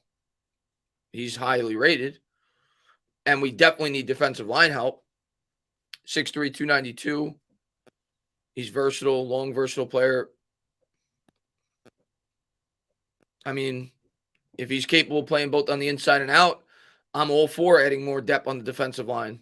I'd love a defensive lineman with this pick. You know, I mean, right now we go, 5 deep? Because you figure, but a lot of those guys aren't going to be long-term pieces. Like Leonard Williams ain't going to be here much longer. I would be completely fine taking a D lineman here. The more the merrier, man. Let's see. We got to alternate today. Beer, soda, beer. Yeah, I got a water here. I'm gonna have. I don't got any beer today. Yeah, I still got some dose. I might, for the end of the draft, I may pop open the Chimay again. I still have 2 of those left just because it was a great draft. Now, you know, it's funny, Chris. I like I said yesterday, I had a wicked headache. And I don't know if it was just a headache. I don't know if it was I don't think I have allergies, but you never know. Pollen was really bad yesterday. I took some Tylenol and I felt better as the draft went along, but it rained, so all the pollen's gone. But I was also thinking it might have been the damn Chimay because I don't drink anymore ever. And that's strong. So there's, like you said, it's like the equivalent of 2 beers. So having 2 of them is like 4. And I'm like, it was like hungover. I went to the gym and my head was killing me. I'm like, I'm going to get through this workout. And it hurt all day. It hurt all day until we took John Michael Schmitz. I swear to God. Joe cured my headache. And Shugi says, we need to draft a Taylor to go with Ben. I'm fine with taking a more help in the secondary round, man. Shusky says, amazing draft so far. Screw the Yanks. Go Jays. Go. He said, wow, a Blue Jays fan. I think Shusky, I think the Yankees already screwed themselves, bro. You guys are better than we are. Yankees might finish last. They might finish ahead of Boston. Baltimore might be better than us this year. Listen, freaking Toronto has got such good hitters. Like, I'm jealous. Like, I look at the guys that they have, and you got Vladimir Guerrero Jr., you got Bo Bichette, who the hell is you got Matt Chapman. Like, the middle of your order against us, they're all hitting in the 340s and 350s. I'm like, we don't have one guy that hits that at any point. I'm like, all our guys are hitting half of what your guys are hitting. I don't know how much I believe in your pitching, but you guys are really good, man. I got no, listen, I don't dislike I had to make the video about Vladdy going, I don't want to be the Yankees. But listen, like I said, I love his father. This guy's one of my favorite players ever. And I love Vladdy Jr. It don't matter. I would kill to have Vladdy Jr. on the Yankees. I don't care they didn't want to play for the Yankees. I would love him to play for the Yankees, man. You guys are fun to watch. Blue Jays are fun to watch. They got a lot of former, like sons of former. Yeah, they are an exciting. Bichette, right? I was surprised. Yeah, Bo Bichette was Dante. Yeah, Bo Bichette. I was surprised that we beat them last year to get into the postseason. To be honest with you, Biggio's got a kid on that team too, doesn't he? Yeah, Gavin, I think. They got all the juniors on that team. But Biggio, I don't think Biggio's he's not on their team, or he didn't play against us. I don't think Biggio. Oh, maybe I'm wrong, but I know he might be in the minors, but he is on Toronto. Yeah, I think. Steve says, what would it take to move up to 172 to grab Voorhees? Probably a 7th round pick. But Steve, at this point, I don't think we're moving up. I mean, they kind of asked that to Shane, and he kind of hinted at that he doesn't plan to move up for the rest of the draft. I think we're just going to keep our picks and get some guys that could provide help in special teams and depth on the roster. I don't expect us to trade up at this I point. missed a couple picks. Is Toto still there? Let me Toto. refresh. He's a linebacker. Oh. We're going to go to, let's see. Yeah, he's still available. I like Henry Toto. You want yourself a linebacker. What's that? You want a linebacker? Yeah, I mean, if we're going to take a linebacker, let's get Henry Toto. I'm completely for taking a linebacker. I'm taking an Alabama linebacker any day. But yeah, I would say if we were to do that, Steve, I would say a 7th round pick. Benjamin says Bennett to the Rams is way too early. Golden State or Sacramento awaits us. I was surprised that Golden State didn't close that out last night. The Lakers freaking put a beat down on the Grizzlies last night. An absolute beat down. That's going to be a Dylan wild. Brooks said, this is what Dylan Brooks said. Dylan Brooks said, the Grizzlies talk way too much. He said, I'm not impressed because he's been talking crap to LeBron the whole series. LeBron's old, this, that. He said, I'm not impressed with anybody unless they put up 40. And I said, well, there's your 40, buddy. The Lakers beat you by 40. Yeah.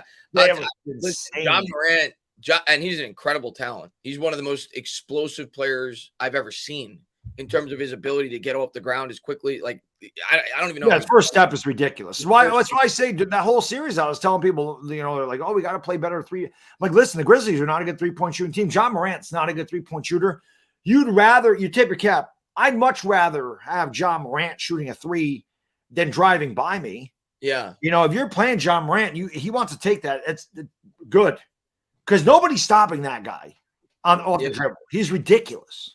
But he's got a big ego to him, man.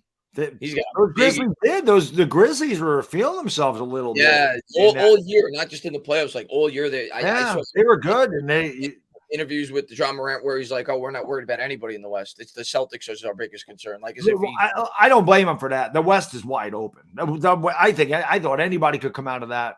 I agree with that. The East is way stronger than the West. You got to show respect to the former champs. Yeah, you do, especially when you haven't won shit. Yeah.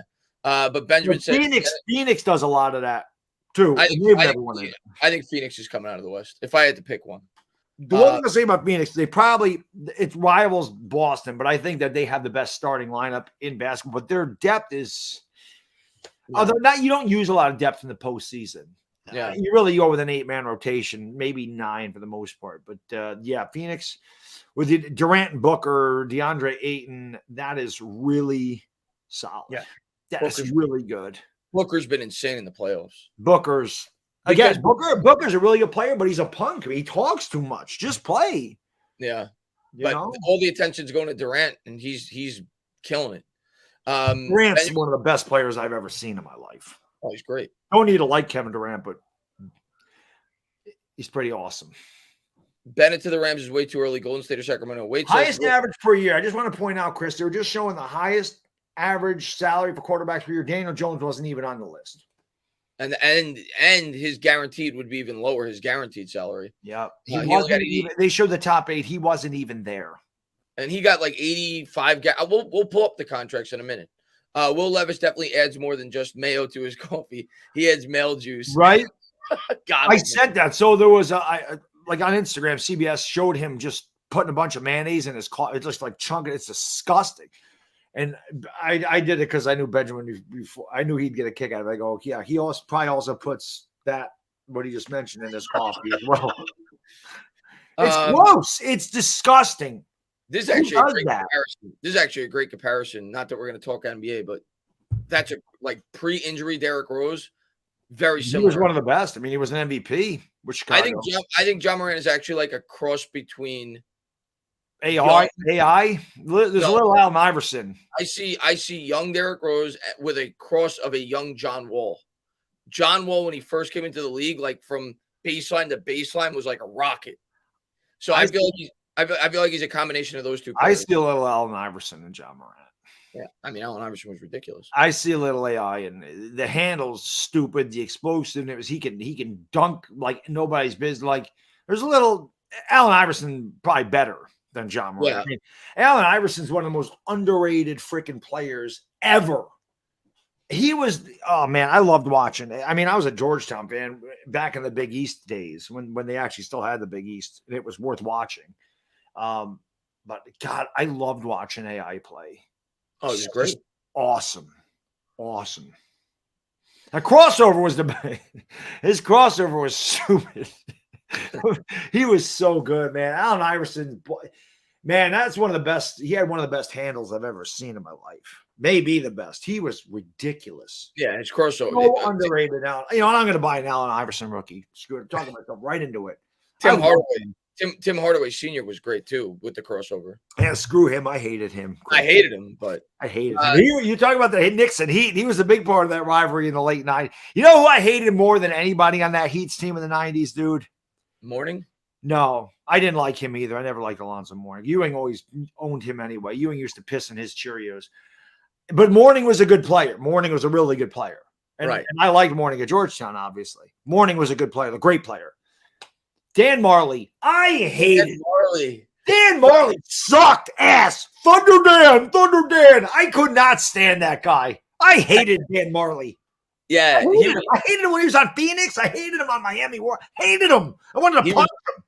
He was really good with Phoenix, but by the time he got to Miami, he wasn't. Dude looked like he was a beach bum. I hated him. I hated Dan Marley. Out of all people, I hated Tim Hardaway too. I could not say. And PJ Brown, I hated those. I hated PJ Brown. Yeah, that's a good one. I couldn't. I hated PJ, but Dan Marley used to just piss me off because he would just hit the stupidest threes. Because wasn't good, but he would knock down a three like the most clutch time. But you son of a bitch. Kenny Smith used to do that crap too. Kenny Smith was trash for Houston. But God Almighty, he would hit the luckiest three at the worst time for the Knicks. Well, I hated that Heat. Robert Horry too. I might have hated the Heat more than any team I've ever hated in basketball during that between. For me, it's the Pacers. For me, I hated the Pacers the most. See, I kind of liked Reggie. I can't deny. As much as I wanted to punch Reggie in the head as hard as I could. I liked him. I couldn't help it. There was just something about the villain. Like Trae Young tries to be Reggie Miller. You ain't Reggie Miller, Trae Young. You'll never be Reggie. There's only one Reggie. And the Garden loved Reggie. They loved him. They loved him. They booed the shit out of him, but they loved him. Even when he goes back now as an announcer, they boo him because they love him. I hated that. I hated Rick Smits. I hated the Davis boys. I hated the Davis boys. I hated Mark Jackson on the freaking Pacers. Pacers, yeah. Little Robbie guy. He's Little Robbie says warthogs and fatties, or as my girlfriend calls them, fluffies. We could use more fatties always. Who's the guy? He's Byron Scott was on that Pacers team, but I never disliked Byron Scott. Who is the guy? Oh, Hayward Workman. He's an official, and I hated him too. Yeah. Who else was on the team? Vern Fleming, those Pacers. I didn't like the Pacers either. And Reggie, I couldn't stand him, but I still kind of liked Reggie. I mean, I have a Reggie Miller jersey. I did have a Reggie Miller jersey. I don't have it anymore. I liked Reggie. I can't. We got another quarterback off the board out of Penn State, Clifford. Reggie Miller has not aged in 30 years. He does look the same. He looks the same. Yeah, he does. He looks just like his sister too. Reggie Miller, Cheryl Miller is Reggie with a wig. They look identical. Let me go to Giants Twitter real quick. Like our New Jerseys. What are you talking about? New Jerseys. We play in New Jersey. Let me see what he means. The Knicks can come out of the East, Giants Mafia. They definitely can. I thought they would struggle with the Bucks. Look at our new Anchors jersey in Giants Twitter. I don't know what he means. Oh, he's talking about Smits. Let me see. That's what I saw. He looks like a bigger version of Sam Darnold, dude. He looks like Sam Darnold, just bigger. I don't see a jersey, but I'm assuming that's who he's talking about. Hopefully he's better. Yeah. Oh, maybe it's here. Let me see. They are out. They are out. Am I rich? Yep. That's why I think the Knicks are at least go. The Knicks are going to go. They'll beat Miami. Celtics still were. I know the Knicks beat them 3 times, but Celtics team is battle tested. They've been there and they're really good. But I think that would go 7 games. Boston wouldn't roll over the Knicks. That's the one team I'm scared of for the Knicks to play is Boston. I think the Knicks can beat anybody in the West. I think the Knicks can beat anybody in the West. They're not beating Boston though. Stranger things have happened. Yeah, you never know. Rule it out, but we got to get by Miami first, and then worry about Boston. Get back to here. Let's see. We got check mentions. I'm not good with Twitter. I don't. When people tell me to check mentions, I don't. Let me try. Mentions.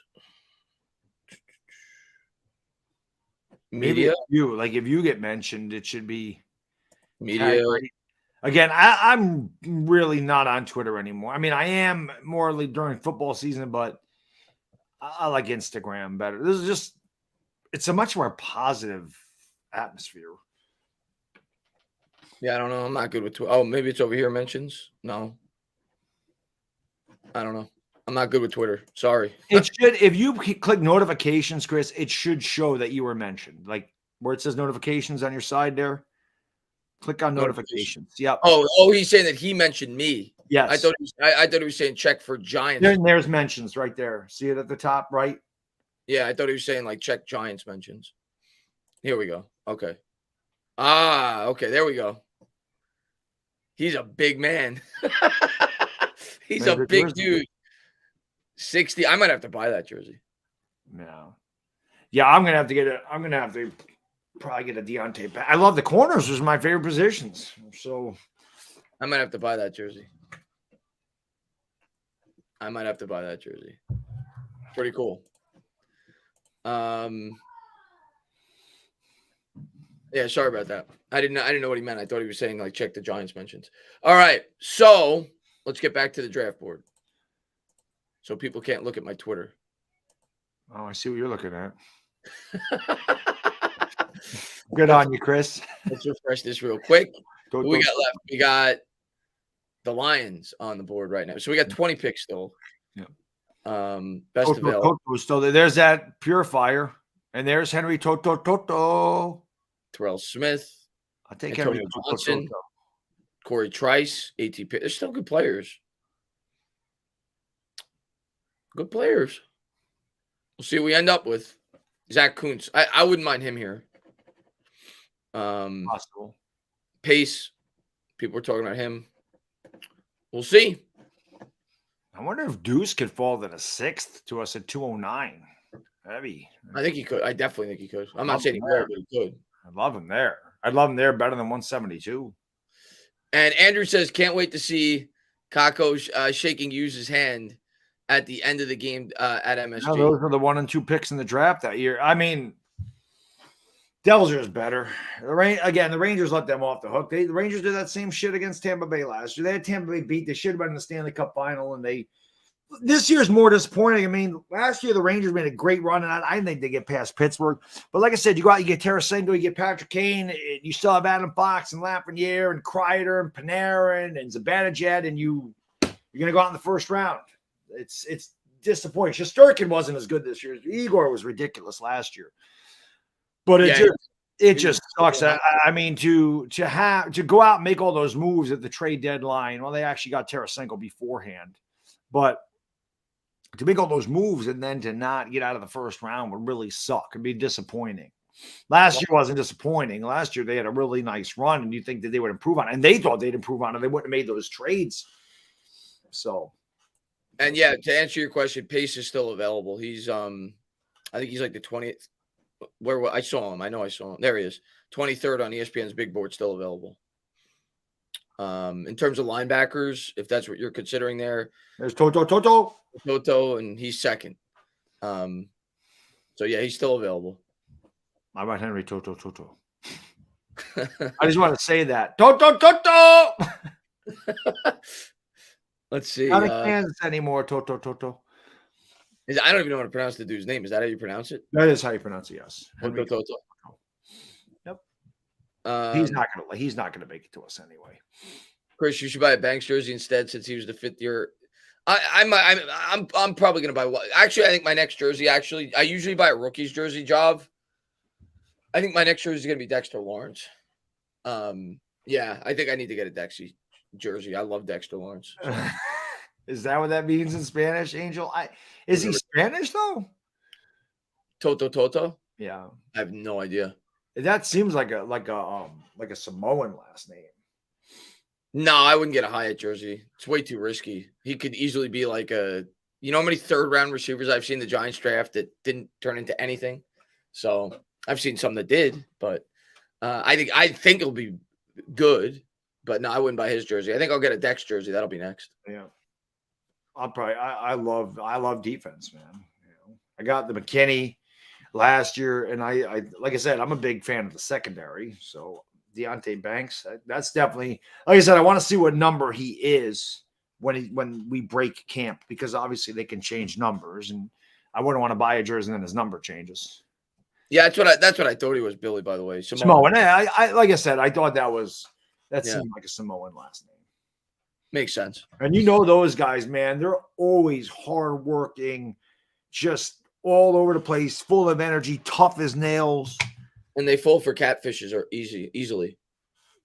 Yeah. It's not Teo, it's Totos. Okay. Did you see the thing on Manti Teo? Did you watch that? I was about to say I watched it. It was great. That was really, really good. I feel bad for him, man. Yeah. Yeah, because back then, even though it wasn't that long ago, catfishing wasn't really a thing. Like, it wasn't like now it's like really common. Like, but back like even 10 years ago, that was kind of like it wasn't really known. Like, I mean, he was clearly naive to it, but yeah, you felt bad. Yeah. Seahawks pick is in. I can honestly see Toto going to San Francisco. They like defense. Mm-hmm. We could go linebacker. You guys are starting to talk me into it. I'd be for it. I got a few guys in there that love Toto. Our linebacking depth is awful. So I've seen that the second time. It's rain ass. Is that what that? Help me. What does that mean? Tell me those emojis. Put the peach is an ass. What does the rain cloud mean though? Is that a common combination? Rain is it wet ass? Like what is? Because Angel said the same thing. It's just he used the water emoji instead of the rain emoji. And Pete says, did you guys see unorthodox way Schmidt snaps the ball? No, I haven't. No, I did not. I watched some of his film breakdowns, but I've never seen. Woman's P word is Toto. Oh, I've never seen they were showing a peach. That's an ass to me. You gotta help me out, man. I'm freaking old. I don't know what the hell these emojis mean. I never seen somebody like that. Unorthodox way of snapping it. No, I'm impressed that I knew the word drip the other day. To be honest with you, I was impressed I knew how to use that word. When Banks said good for that. Oh, I got you, Rich. I got you. Okay, okay, gotcha. Thank you, sir. You know what was the most New Yorker thing ever, Danny? And it was a very New Yorker way to answer it. I got you guys. I definitely want him now. I definitely want him now. What was did you see Josh Hart's post-game press conference last game? No, he's still in the league. Oh, the Knicks. I was thinking of Bobby Hart. Josh Hart, I did not see Josh Hart's press conference. He was eating chicken wings at the podium. Nice. I love that guy. He's earned it. Yeah. That was a really underrated move. Really underrated trade. Oh, great. The Knicks made. Andrew says, if a good-looking lady shows up in my Menchie's, I ask to see her fingers. Interesting. I would ask to see something different than that, but there you go. Each their own. You're a fingers guy. I'm not. There you go. Let's see what we got. Yeah, I've gotten that a lot of Giants about a Knicks Lakers finals. People are like, who are you rooting for? I'm like, I'm rooting for the Knicks. That's not a question. That's not a question. I go, it would be awesome for me. I said it'd be awkward because I would never be able to call. I wouldn't be able to do what I do with the Lakers. I wouldn't be able to call the game like that because when the Knicks play the Lakers, there is no Swiss cheese sandwich, no boom shot. There's none of that. It's right down the middle. That's how I call it, like I'm actually broadcasting a game. But That'd be great. That'd be a throwback to before I was born. I mean, the Knicks won in 1970. They beat the Lakers for a title. I would love it. The Knicks have never won it. It's the only team I haven't seen win a title. So I don't care. Pulling for it. I just want to win. I mean, whether we beat the Lakers, I don't care. But if the You Knicks gotta worry about the Grizzlies. yeah, if the Knicks, yeah, exactly. If the Knicks ever made the finals, I'd be going bananas. What games you guys going through this year coming up from Florida? I don't even know the schedule yet, Chris. I mean, I know the teams, but I don't know the order.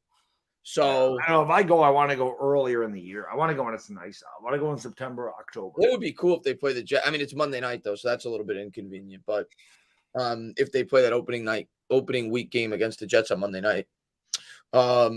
But yeah, I got to look at the schedule. So yeah, before I could tell you what game I'm going to, I'll try to go to at least. Well, I'm probably going to go to 2, but I want to go to at least 1. And I'm going to go to training camp. I'm not going to be able to do it as frequently as I did last year, because now I work Monday to Friday. So, but I think they have weekend days, if I recall. I just can't go as frequently as I did last I was trying to live very close to that. When they trained in Albany, it was easy for me. It was 25 minutes away. Yeah. 30 minutes away. New York or New Jersey is a little bit farther for me. We're on pick 155, Davey. So we got another. Somebody asked me about Eric Gray. I like Eric Gray a lot. I would be very happy if the Giants took Eric Gray. Yeah, Very solid running back. Yeah, he's a one-cut runner, but it's kind of what you want in like a in a backup running back, right? You want a guy that could run between the tackles. I love Eric Gray. I mean, obviously a Sooner fan. I love Gray, but I really do. I really would love Deuce Vaughn because Deuce Vaughn is just he's just a really dynamic guy. He can do a lot of things. He's very versatile. Again, just obviously his physicality, it's not going to jump off the page. He's 5'6", 176. It's not like he runs a 4.340 or any of that stuff, but he's a football player. I mean, you don't get to that level at that size without being an incredibly hard worker. And at this juncture in the draft, you're just looking for guys that can give you talent, maybe get out there on the field. I think that he could be, I think he could be solid in his role. We pick. Yeah, so we got big gaps between our picks. After this, we don't pick until 209, right? 209, yeah. So it's 35. That's not the biggest gap. 37 picks. That's still pretty big. And then we got 2 in the 7th. And we have the 254th pick. So we got a ways to go, but it's day 3. Day 3 always takes a long time. I was like, what are they celebrating for in the 5th round? But they were showing their first pick where they got Miles Murphy. I'm like, why are the Bengals celebrating their 5th round pick? Bengals had a good draft, man. I like those 3 defensive players they got. They needed them too. Yeah, Bengals that was a nice little draft for them. Let me see here.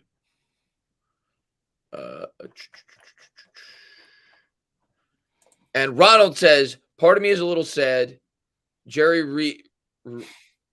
that a play on words? Jerry Reach and Gettleman drafts. Exciting. Anything could happen. Now I am disappointed if the best doesn't happen. No, I'm not sad. I'm thrilled. I'm not sad. I'm not sad that we have a competent GM. I'm thrilled. At this stage in the game, they could pick whatever they want. They really could. I'm not upset no matter what they do, if I'm being honest. Like, you're looking for depth players at this point.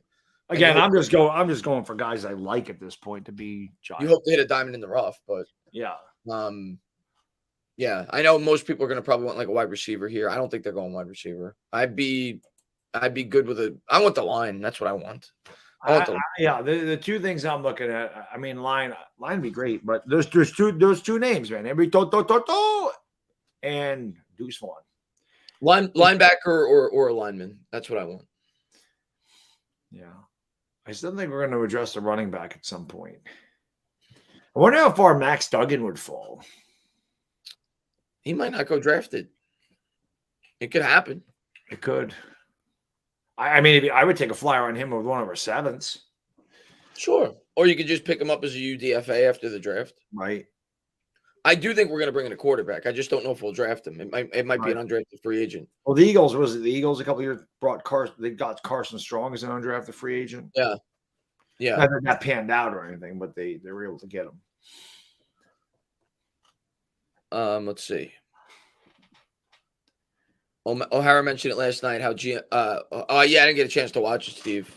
Like, I literally was just going bananas, and then I made my video. and I went to bed because it was 2 a.m. by the time I finished making my video. So I haven't had a chance to watch it, but I will watch it. And NY Giants 26 says, "Is Howie the best GM in the league?" He's up there. It's hard to argue that he's not. He's up there. I mean, how could you say he's not? He's up there. In recent years, I don't want to compliment them, but yeah, in recent years, he's been really good. He definitely. But I'll tell you what, Joe Shane's getting up there too. He's been really good too, though, since he's taken over. So hopefully keep it up. He really has. Yeah. Is Sean Tucker still available? The running back? Let me see. I don't think I remembered seeing his name. I hear the train. I hear a train. Let me go. Running back. Oh, he is. I'm sorry. Yes, he is out of Syracuse. Yep. I think he had an injury, if I'm not mistaken. Maybe I'm wrong on that. But yeah, he's still available. What does this scouting report say on Deuce Vaughn there? So they're showing it. Vaughn is patient, and his size makes it difficult for defenders to track him behind blockers. He has the foot speed to bounce between seams and make defenders miss in the hole, and opponents will struggle to get a clean hit on him. So Vaughn can pick up some yards after contact despite being undersized. He's also a natural hands catcher with body control to adjust the passes outside his frame, and he's a threat after the catch. Yeah. So he's kind of like a Darren Sproles, it sounds like, right? That's exactly what I was saying. He's just an all-around versatile guy, and he runs a lot bigger than his size. Yeah. So I like him. Again, I don't know if the Giants take at this point. Like, it's just like I picked my favorite guys, and I'm just like, just get him. But yeah, I mean, if we can get him at 209, that'd be even better. Chase How Brown. about Henry Toto with 172 and Deuce Vaughn at 209? Let's take a look back to the linebackers again. Let's see what they say about Toto. He's Toto's burst, active hands, and ability to locate the ball quickly make it tougher for blockers to reach him and help mask his lack of ideal size. Yeah, he's undersized. He's only 227. He has good range, and he makes plays from sideline to sideline. He's a reliable tackler with good sting. He's an instinctive pass rusher and has the tools to continue to improve in coverage. Pace, similar size, about the same weight. Actually, it looked like it was exactly the same. Oh, pace. I was going to say you had Toto up there. I'm like, quickly locates the ball, regularly beats blockers to the point of attack. He has the active hands and foot speed to slip blocks and sift through traffic. He has good stopping power and closes well. Pace was an effective pass rusher who puts on a clinic with how he beat running backs during one-on-one. I don't know. We'll see. Yeah, maybe we'll go that route. And I'm going to go back to the corner because I know that there was good value there. Let's go best overall player. Well, it's Toto. Trice is still there, right? Yeah, Trice. What's his name had us mocked. He's really good. He's got a great channel, but his mocks are always out of the, way off. I'm pretty sure Brett Coleman had us taking Corey Trice in the first round. He liked him. Trice is tall, long, with impressive foot. I think it was Corey Trice that he had us taken. He uses his long arms and physicality to reroute runners and zone. So he's possible. Antonio Johnson. I think I want him. I think that's the guy I want. I think that's who I want right now. We need safety help, right? So do. I think that's who I want. But I mean, listen, I'd be happy with several guys. Right.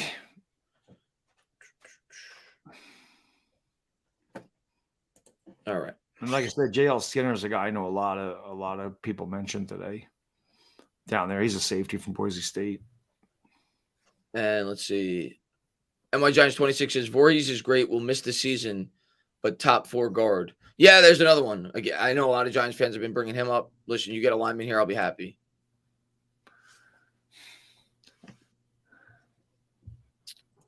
And DeFron Demonic says, if we go running back, I would love Sean Tucker if he makes. I think he's gonna. I mean, at this point, it's only 13 picks away. Syracuse kid. I'd be cool with that. We need a running back. We do. I mean, we got 3, I guess, but I think we could use an upgrade there, or at least more competition going into camp. Yeah, Keyshawn Booty is still there, Jack. He's still there.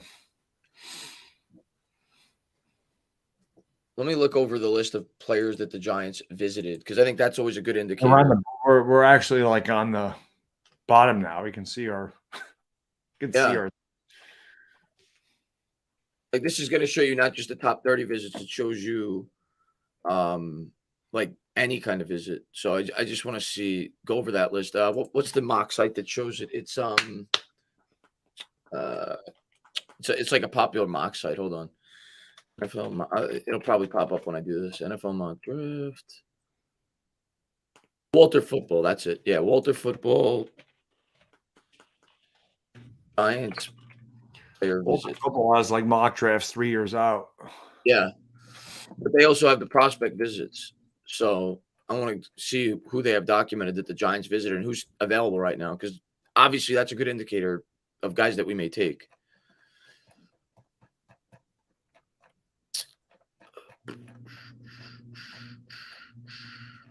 Here we go. All right. Let's see who's still available. Yeah, I did read that we brought him in, but I don't think he's projected to be drafted here. I think he's a later guy. Deonte Banks, obviously, we took. Keanu Benton's off the board. Tank Bigsby, I think he's gone, right? He's gone. Yep, he's gone. Brian Branch is gone. Branch is gone. This dude's not gone. No, Brown's not gone, I don't think. Buchanan's still there. Get your Discover card. Sean Clifford, Tommy Vito, Gervin Dexter's gone. Diaby's gone. Durham's available. Flowers gone. Hayner gone. Hendon Hooker's gone. Hyatt obviously is gone. Johnson's gone. Kuhn's still there.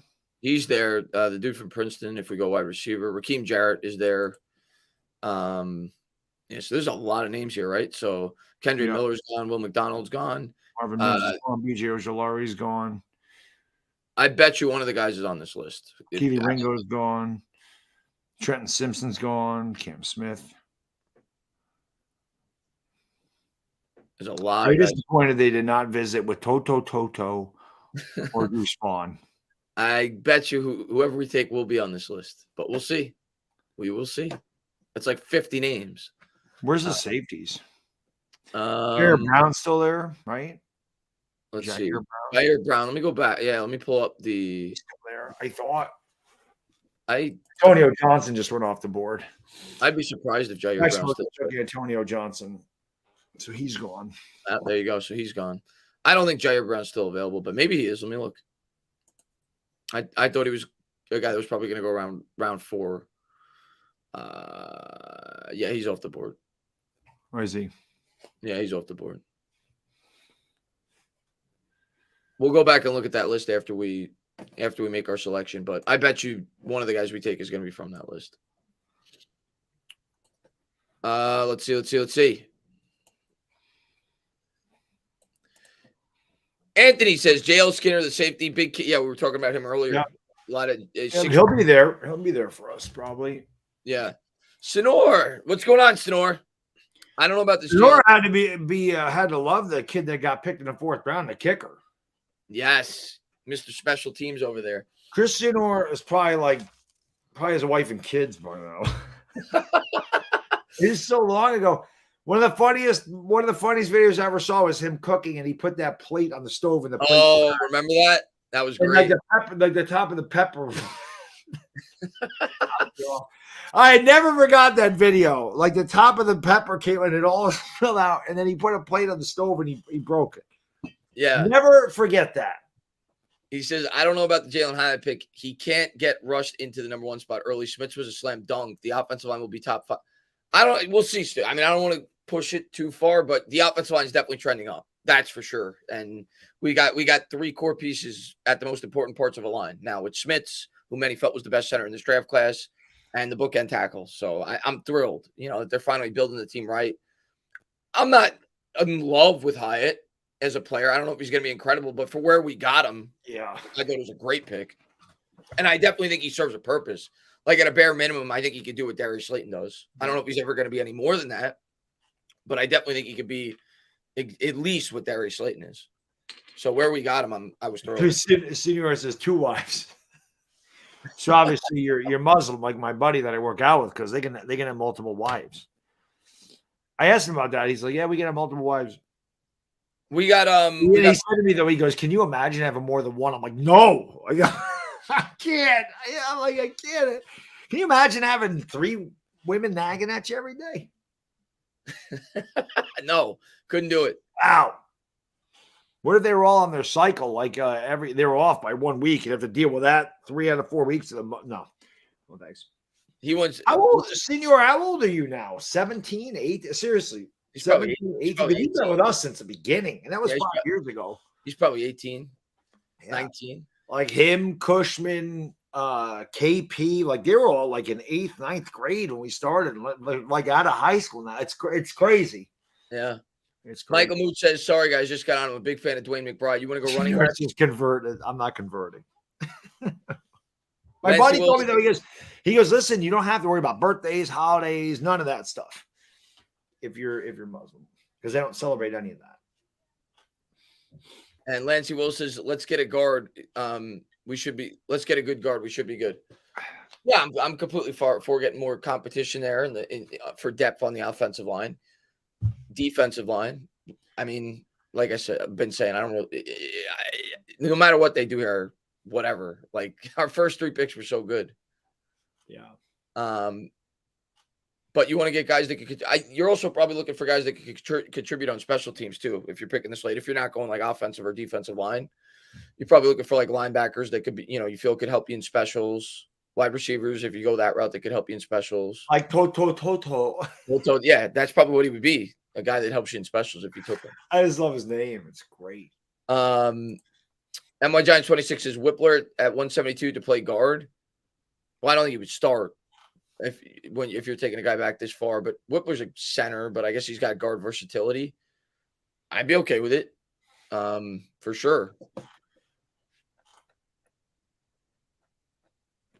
And Biagalo says, people keep forgetting that the Giants drafted 11 players last year, all of whom spent time on the IR and are still on the roster. They came into this offseason with 11 picks prior to the Waller trade. Now, no way drafting 11. Yeah, that was the comment he left in my video. It was same thing. Yeah, so basically last year, those trade downs enabled us to be able to trade up this year, to be able to grab the guys that we wanted. Darren Waller, right? That's part of it. Yeah, and obviously being able to trade up for Jalen Hyatt. So, and I think Shane talked about it last night in his press conference. He talked about how the team is like further along now, where he feels like they don't need as much depth as they did last year, which is why they kept all their picks, why they traded down. Now they're looking for difference makers. So that's why they did what they did. Yep. And let's see. Joshua says, I've watched you guys for about 5 years. Yeah, I see Joshua in here all the time. I talked to him on Twitter. Actually, his mom follows me on Twitter too. Great supporter. He's been on the channel before. So yeah, man, I appreciate you too, Joshua. Appreciate all you guys. It's crazy, man. That Yeah. we've been doing this for 5 years. It's crazy. I go back and just look at the difference. It's just funny to look at where we started, where we are now. It's amazing how like streaming has changed. Like I said, I don't think, I wasn't aware anyway. And everybody does it now. But Yeah. I'm pretty sure Chris and I were the first ones to really have like a dual, not podcast, but like a show on YouTube that was every week for their team. I don't remember any other content creators doing it. Like I said, now everybody does it. Everybody does it Back now, in yeah. 2018, really wasn't happening. I don't remember. Yeah, I mean, I wasn't as big into YouTube at that point as you were, so maybe there was someone, but I don't remember it. That's for sure. I don't really remember. At least consistently. Yeah, I don't remember that happening. I'm pretty sure we were the first ones to really do that with, as a combination. Vikings went quarterback. I mean, he obviously projects to be a backup, but maybe a guy that they feel like could grow into something, sitting behind Cousins for a few years. They go Jaron Hall. Next year's quarterback class is going to be loaded. You got obviously the top 2 that everybody's talking about, but then even the guy you like that didn't come out this year, Penix. Yeah, I like him a lot. Michael Penix. There's a lot of good quarterbacks next year. Caleb Williams is going to be number 1 overall. Yeah, Drake May. Depending on where people are picking, Marvin Harrison Jr. could be up there. Harrison Jr. will go before Penix. Oh yeah, no, Harrison Williams. He's going to be a top 5 pick. Harrison Jr. Caleb Williams will go number 1 overall. I don't think there's any doubt in my mind, unless he has a serious injury, and I hope he doesn't because I freaking love that kid. But he'll be number 1 overall next year, no question. That guy is so ridiculously gifted. Yeah, it's not even funny. Whippler's still available. Somebody asked that in the chat. Forsyth too. He was a. There's got to be a reason Whippler has fallen so far. Because he I mean, again, you can think about whatever you want about the rankings, but like 112 overall, like he was like 50th overall. I wouldn't mind this guy. Somebody pointed him out earlier. And I mean, he could play both on the inside and the out, 292. Let me look up his combine grade, but he seems intriguing at least. Let me see. This is the type of player I wouldn't mind. Picking in 7 picks.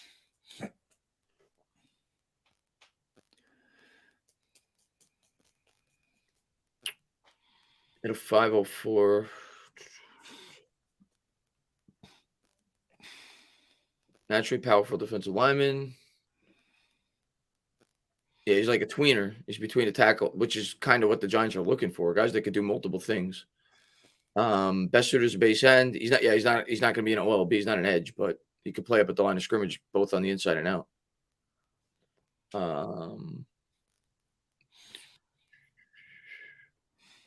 I wouldn't mind that. I wouldn't mind him. I wouldn't mind Ojomo here, if that's what we do.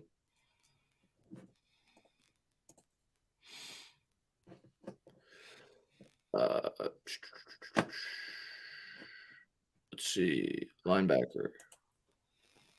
You still got your guy, Toto. Toto. Kuntz. I would like Kuntz. I would Very like possible.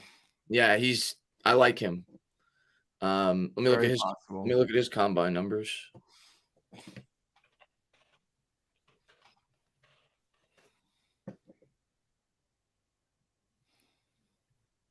.94 on the athletic score. 4.5. His broad jump. Look at his vert. He had a 40 vert. Yeah, his broad jump is 11 feet almost. Yeah, I like him. I could see us taking him. The projection runs 4 and 5, so yeah. I'm not saying we will, but I could see it. Let me see. Let's go to wide. A.T. Perry still available. I know people gonna want him. Go back to. I understand that, man, but the wide receiving room is crowded. I think I'd rather go. I think there's a lot of depth there. I'd rather go somewhere else where I need a little bit more depth. Let's go. Let's go back to the safety. Skinner. People want him. Yeah. We'll see. We got options. Seems like a lot of safeties went off the board because. Oh no, that was best overall. Skinner was like 16th. And every time you go up there, I keep seeing Henry Toto. Yeah, that's probably why it's in my head. And NY Giants 26 says, seen Carter going round 1 in mocks. What happened? Which Carter? Yeah, I'm trying to figure out what Carter he's talking about.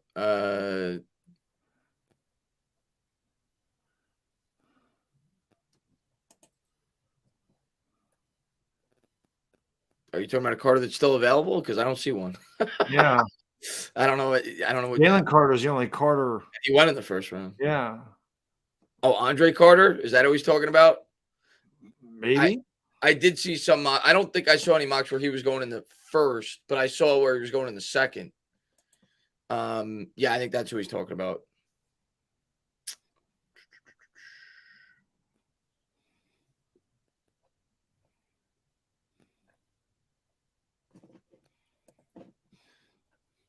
Let's see. Dennis says Hyatt, W. Rob, Paris, Slayton, Wando Robinson, Slayton, Shep, Hodgins, Jeff, Colin Johnson, and Crowder with Waller, who will line up 50% at wide receiver, who getting cut. I know a lot of Giants fans aren't going to want to hear this because Colin Johnson, Jay Crowder. That's my guess. I'm gonna come out with a hot take, and I know people in the chat aren't going to like hearing it. I don't think Shep's making the team. I think he will.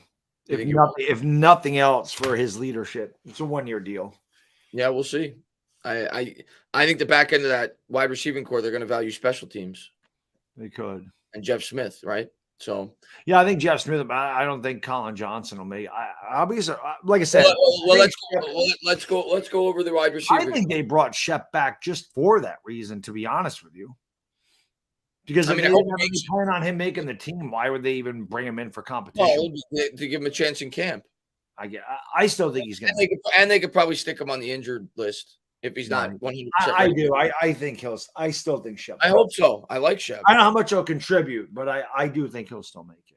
Because you've got Slayton, you got Campbell, you got Hyatt, you got Hodgins, Wandell, Hodgins. It's 5. Smith for special teams. Yeah. At You least carry one, 7. If you carry 7, it leaves one spot. Yeah, and I think Shep will get it. Unless Colin Johnson balls out like he was, then I could see him getting it. Crowder's not going to make it. He'll probably make it. Just make it. We'll see if they go with 7. Q-Dog says, how come players don't play offense and defense? I mean, they'd be dead. You think about all the injuries that players have in the NFL. Imagine playing. I mean, the last player, at least Deion is probably the last one to do that. That did it. Yeah, you'd be And dead. he played baseball. That's the reason, man. You'd get hurt every year. I remember seeing Deion Sanders play for the Albany County Yankees in the late 80s. Another player that I remember that was a dual sport athlete was Brian Jordan. He was a safety, and he obviously played for the Braves. Yeah. Grayson says one guy I like is we got to have an immature idiot in there. That guy paid $2. I'm not even going to say it. You're not going to get me, man. Just Rick grow up. says, Toto, let me touch that choo-choo. Okay. And Bobby B says, Moro, the guy was just looking at. I could see it. When you read the profile on him, it could make sense. I don't think Bo Jackson played offense. He played baseball and football. I don't think he played offense and defense, though. Yeah, he didn't play offense and defense. I don't think. No, I don't remember playing defense. No, he didn't. Deion did. Yeah, Deion was wide receiver. Not all the time, but he did line up as a receiver. I guess actually, you know what? I think there was one other guy that did that. Did Desmond Howard play a little bit at wide receiver? I know he did in college. Desmond Howard was a wide receiver. He was not Desmond Howard, rather. I'm confusing him with Charles Woodson. Yeah, that could be. I think he played he did play in college. He played some wide receiver. Troy Brown, I remember for the I think it was Troy Brown for the Patriots. Maybe that's not his name. Maybe his name was not Troy. Troy Brown's on the Lakers, so maybe I'm just getting that confused. But there was a guy in the Patriots. I thought that was his name that had he was forced into playing a little corner. He was a wide receiver for them, but he was forced into playing a little bit of corner. Of course, I remember Slash Stewart. Absolutely. He was a quarterback. Well, there's a couple of guys. I mean, Antoine Randall L. He was an Illinois quarterback that turned into a wide receiver for Pittsburgh. I remember those guys. But Cordell Stewart didn't play defense. No, he just played all offensive positions. Yeah. Your guy got picked, and so did Toto. Oh, come on! Come on, Houston! And Deuce Vaughn got picked too. Somebody said in the chat. Oh, you got to be shitting me, man! I think they're both off the board. Who took Deuce Vaughn? How did I miss that? I don't think it's happened yet. Maybe he read it on Twitter. So we got. Yeah, I'm not going to pay attention to the chat. Probably once we get to the Jets pick, because it'll get leaked. Bitch. I wanted Henry Toto. Let me see. Ford Wheaton, a lot of people liked on Twitter too. He's a taller wide receiver. Toto was my guy. Let me go to the first page. Best available player is now Trice and A.T. Perry, along with Whippler and Ajomo. I like Ajomo here. I'm going with Ajomo. I think they're going to go with Ajomo. More depth on the D line. I could see them going Skinner. Even I don't think they brought him in, but Skinner is safety. But we need safety help. I don't think they brought in Ajomo either, but I just think he fits our defense. I haven't watched him, but just the profile. Kuntz too. I won't rule Yeah, Kuntz out. that's definitely a possibility. Yeah. Or they could certainly go offensive line. Like they could go swing tackle if they feel one of these guys could be a swing tackle. They go interior. They could go with Tomlinson, who I said I liked, is like a nickel corner. Maybe a guy that could be a replacement for Darnay Holmes. I could see that. Who is this guy they're talking to, by the way? He's been on there for like an hour. That's Frank Reich, isn't it? Is it? I don't know. Yeah, I think that's Frank Reich. Q-Dog says bad. Yeah, we already. Yeah, Cordell Stewart was really good. He had that one really good year with the Steelers where he actually was the starting quarterback. Like he had a lot of years where, like you said, he was kind of playing all over. But then he had that one big year with the Steelers later in his career. Anthony, go to hit the bathroom before we pick. Yeah, Anthony Ojeda says Ronnie Hickman, from is who I would want at 172. You want to go safety? Certainly could go safety. We need it. Skinner, Hickman right there, Ohio State. We'll see. Thank you, Anthony. Ojomo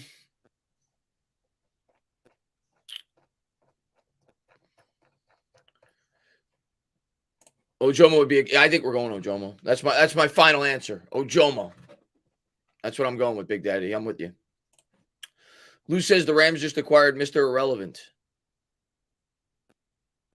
What, like in a trade? What do you mean? Oh, so they got the last pick in the draft. Did they trade back down again? The Rams been doing a lot of trading, Lou. All right, so now Yeah, I don't think the Rams didn't have a lot of picks. I'm not ignoring you guys, but you know, I'll get if anybody donates or anything. Don't think I'm ignoring it. But I'm not going to look at the chat now because obviously the Giants are coming up, and especially because these come rapid fire. This is probably going to break when the Jets are on the clock. So, not ignoring you guys, but I like to. I don't want to be. I want to. I want to be able to see it on the TV. Picks in for the Cowboys.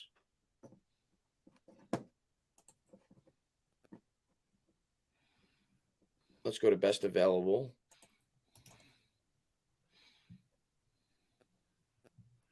I'm going with Ojomo. I think it makes a lot of sense here.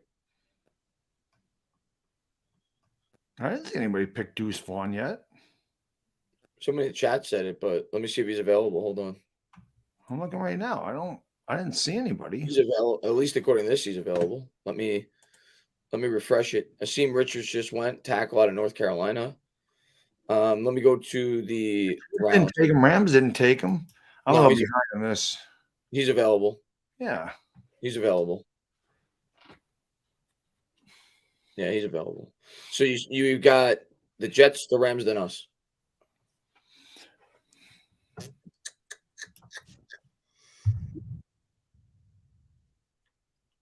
Oh, whoever we get, we'll look up highlights of them after we get them.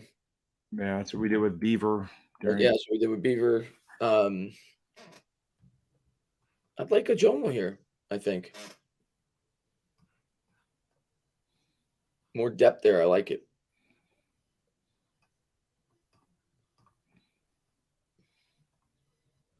Who the Jets taking? Let's see the Jets draft so far. They took Will McDonald. Forgot they took Will McDonald in the first. Tippmann. And they went with the tackle. Took another running back. They took a running back last year. Interesting.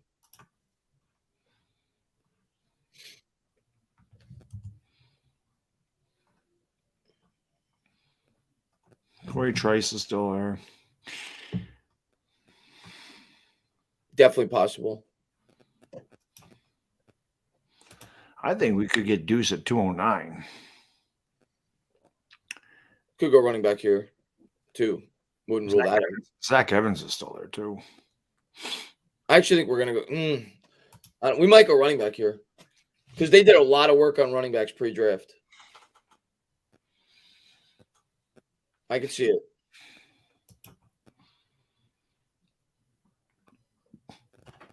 But it was more day two guys, but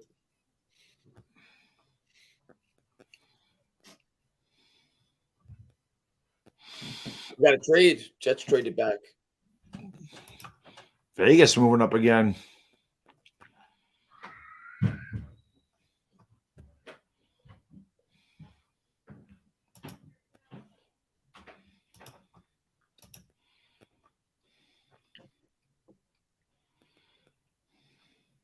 Man, I forgot how long day 3 is. It is a long day. 3 hours already since this started. Yeah, and we're in the middle of round 5. We're near the end of round 5. Near the so end of round 5. Still have two rounds left.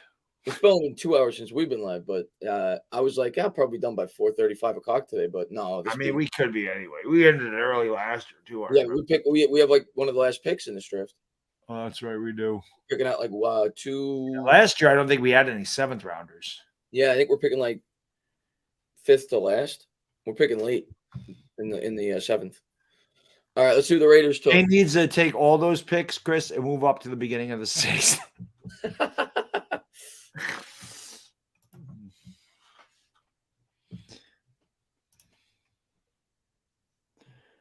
Raiders on the clock. Bill's got Dorian Williams. Looking at the prior picks, Giants liked him a lot. Could the Raiders go Max Duggan here? Is that possible? They took a quarterback, didn't they? Let me see. I don't know. Raiders took a quarterback, I think. Let me see if they did. Did they take Clayton Tune? I forgot who took Clayton Tune. Raiders, they went. Yeah, their last pick they did. They took O'Connell out of Purdue. Okay, I thought they did. So it's not going to be Duggan. The Rams aren't going to take Duggan. Let's go Rams. 3 more picks. Lose on deck. Rams on deck.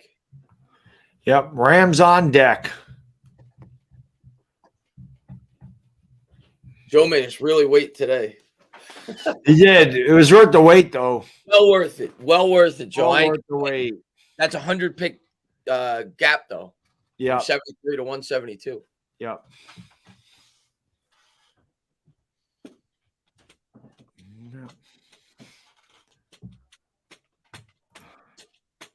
Announce the pick. I know. It's taking a long time, man. Why is it 5 minutes? It should be 2 minutes at this point. Just pick your guy and go.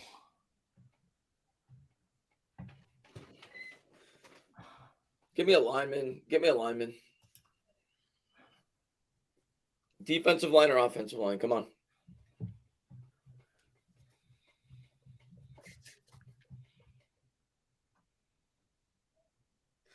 Because the chances of you hitting on like a really productive wide receiver at this point, I mean, it could happen, but it's not really likely. All right, and again, our wide receiver room is pretty deep. Yeah, I'd pretty rather go. deep.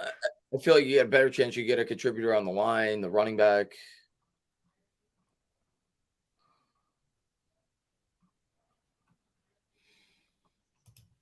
All right, so a safety gone. Christopher Smith out of Georgia. Where was he ranked? Let me see. I think he was ranked around that area.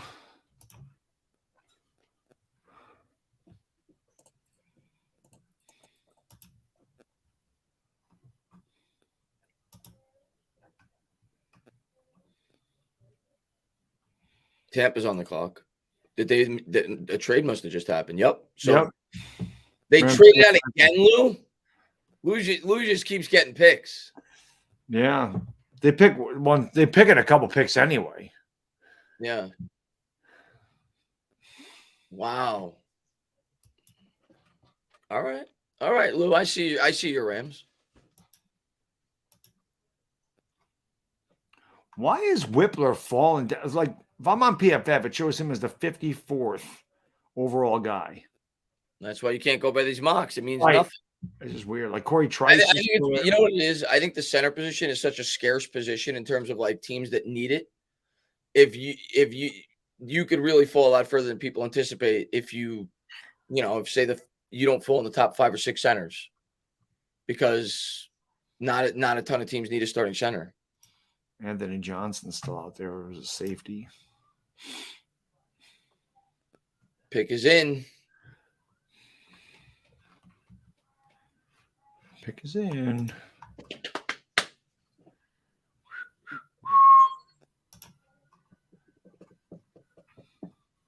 I can't believe Houston took Henry Toto on us. So far, like Shane is not, he's done exactly what the fans have wanted. So I feel like there's gonna be a fan pick again. I feel like it'll be a pick that we're happy with. It's not gonna be like an off the wall pick. Yeah.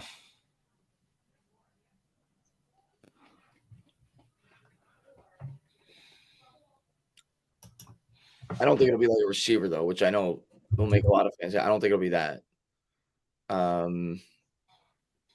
Yeah, I think I'm sticking with Ojomo. I think I'm sticking with that.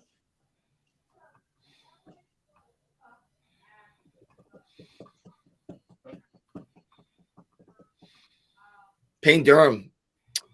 We brought him in for a top 30 visit, so he's off the board. Kuntz is still there. Kuntz is still there. Kuntz is big. He's 6'7" and athletic. He's more of like a receiving threat. He's 4.55, 40, 6'7", man. I would like Kuntz. I wouldn't mind that. That's a nice little added piece. How's he at blocking? I mean, that's a big thing. If he can block, obviously be big. Well, this will be interesting, Chris, because they can go a lot of different directions. They're not going well. They could go quarterback. I mean, they really could go anywhere here. I don't think they will. Actually, I don't think so either. But I'm just saying, I think everything's on the table. I think quarterback will be later.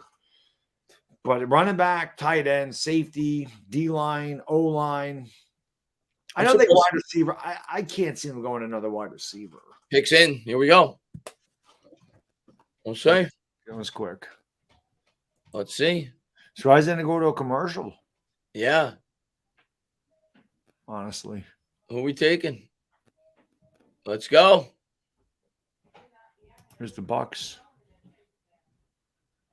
What's the pick? I know. Show the Giants war room. Enough of this. Our showing draft room looks better than everybody else's, by the way. We won that competition. Without a doubt. Oh my God. I'm starving watching these people eat. I know, right? Oh my God. Oh, we got Eric Gray. There you go. Nice. I put him on my list. We'll take him. I put him on one of my 3 possibilities for the Giants to take in the 5th on Twitter. It's a great pick, man. Eric Gray's a really good running back. I like that pick. Bad dog, I did it again. Yeah, he's really, man, he's solid. I mean, Eric Gray was really good at Oklahoma. You know me, I was loving the Giants get some Sooners, man. Yeah, man. Let's go to let's see. Where is it? Where's my tweet? I was hoping for him. That's what I wanted. Yep. Where is it? Right there. Eric Gray, 3rd name. Kuntz, Gray, Bradford. We got one. Got one of them. Well, now we're not getting Deuce Vaughn. I can tell you that. But Eric Gray, I mean, that's a good pickup. Again, not going to be a number 1 starter, obviously, but change of pace, hard runner, downhill.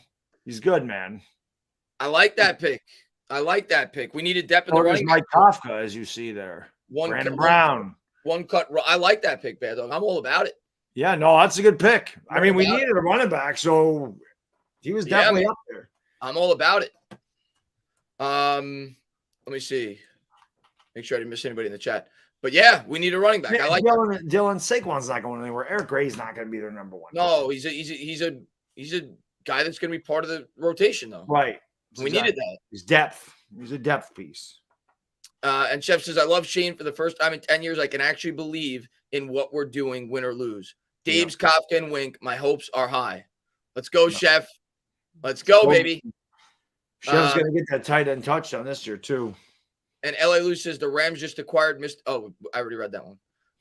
But thank you to everybody for being here. So we got a running back.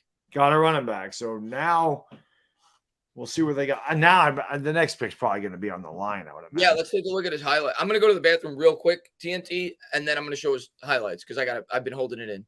TNT. And then we'll pull up Eric Gray. Jesse says, looking at great tape, I feel yeah, he's like that.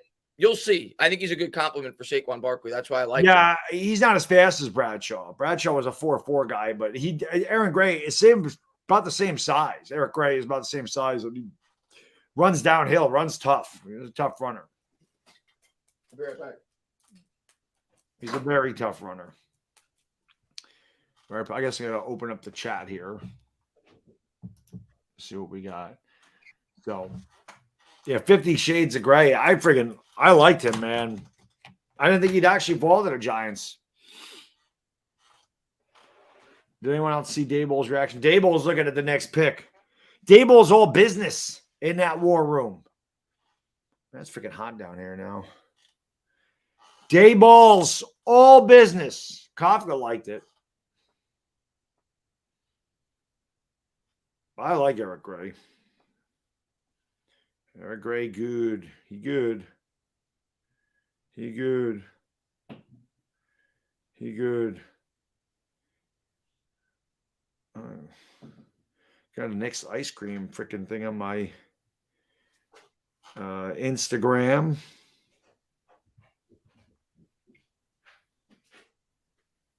I would have liked that Ojomo pick, though. I'm not going to lie. What's that? I would have liked that Ojomo pick. I would have liked a versatile defensive lineman there. But They're still out there. I mean, Ojomo could be there. But I had a good feeling, a decent feeling there that we would go running back because we did a lot of work on running backs. So right. No, but it's a good pick, man. He's a downhill runner. I thought the Giants might go run again. I had Duke Swan here, but they did go running back. All right, let's pull up his highlights. But yeah, he's not like a flashy runner. No, he's a downhill power guy. You don't need flashy though. No. That too high safety look.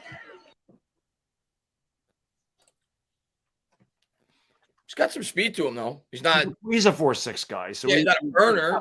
He's not a burner. No. There's the one cut. Boom. He's tough. He's a strong kid. Downhill runner. He does give a little he's not the same, but a little Bradshaw vibe. So whoever said that. A similar size. That's yeah. And he runs like Bradshaw. But like I said, Bradshaw was a little bit faster. You see, he doesn't have breakaway speed. Bradshaw had breakaway speed. But Gray's a solid back, especially in the 5th round. I like him. I think this is gonna make Barkley better too, because it'll spell him a little bit. So you know what this is? I don't know if he'll be as good, but he's kind of watching as Brian Robinson. He's kind of that type of. Brian Robinson's big. He's just really difficult. Yeah, Robinson's bigger, but Gray's he's just like I said, just a downhill runner. He's a tough runner. I like it, man. That's what we want. Robinson's not going to break away from you and go 80, or he's not an electric guy, but yeah, he's a nice compliment to Saquon. Oh yeah. Oh yeah. Little pass catch here. Yep. See, he's tough to. Strong kid.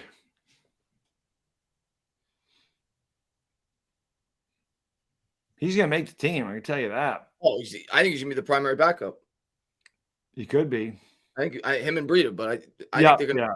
He's going to be involved in the rotation. Definitely. Like Brightwell's not going to be there.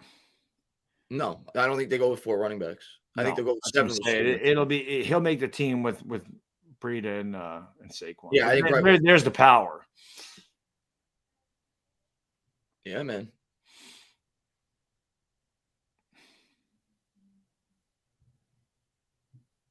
He's going to run to an arm tackle for sure.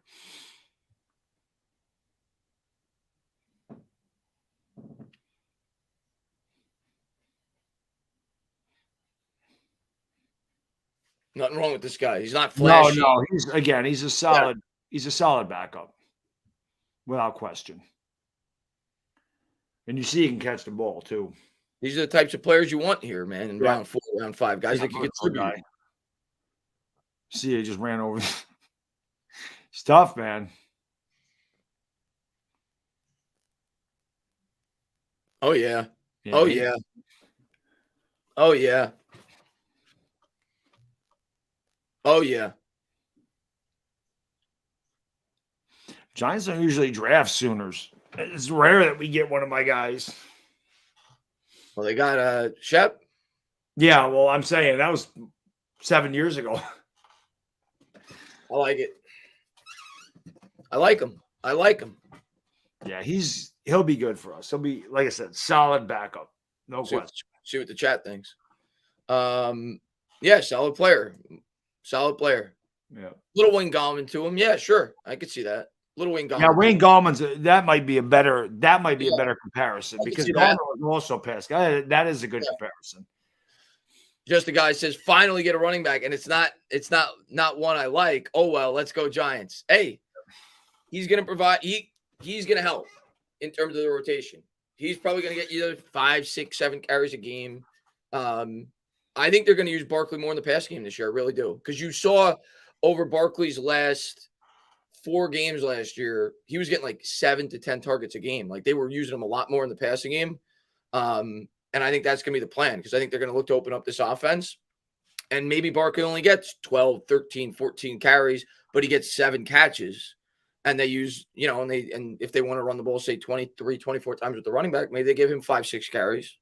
They give Breida 4 or 5 carries. But I think he's going to serve a purpose for sure. Round 5 is almost done here. NY Giants 26 says he's the perfect running back. We need to make Saquon last. Yeah, I mean, yeah, he can get you your tough yards. I mean, I'm not saying Barkley can't, but 3rd down and 1, 3rd down and 2, some goal line situations. He might be your guy because he really is a straight ahead runner. Yeah, runs downhill. He's not a jump cut guy. He's not that guy. Somebody actually mentioned in the chat. Notice how he's always moving forward. Yeah, so, I like him. He's Yeah, he's a very solid player at the end of the 5th round. Absolutely. Yeah. And you can see he like exactly like all the scouting report says, he's a one-cut runner. He's not a guy that's going to make multiple moves. Yeah, he doesn't. He's got that quick cut, and he can create some play. I like him. That was a good pick. Yeah, it's not sexy, but no, there's not going to be any sexy picks at 172. It's a good pick. You're trying to find guys. You're trying to provide depth at this point on your team, and you're hoping these guys produce. But again, this is where your GMs make their money. Let's see. Yeah, he is unknown. He's a downhill runner. That's what Eric Gray brings to you. He's a downhill guy. Again, he's not going to break away from anybody, but it doesn't matter. He's going to get you your tough yards. We got 3 picks left. Somebody asked. We got 3. We don't pick now till 209. So we got like 35 picks. And then, all right, let's try to predict. Let's try to predict who we're going to take here. Hold on. All right. Bumper pool. It's so hard at this point. Like, I don't think you go running back. I just had the wrong one. Yeah. Not the wrong one. I didn't think that they were going to go with Vaughn, even though I like Vaughn, because I thought they'd want a guy more like this, like a guy that could run between the tackles. He can. Yeah. Vaughn can run between the tackles. He can, but he's 5'5". I know that little shit's strong, man. He is. I hope the Eagles don't get him. Let's see. I don't think they will now they got DeAndre Swift, but that would really suck. We don't need another little guy killing us. I don't know if he's going to get there, but if Ojomo's there, I'm starting to like him. I think that's like the type of lineman I want. How is this guy still available? I know he's short, but he's one of my favorite players in this draft. I loved watching him when I watched TCU games. I like him. Skinner's still available. Skinner is still there. Pace still available. Oh, I thought somebody asked. But yep, he's still available. Whippler. We're not going center. No. Maybe tackle. I could see us going with a tackle.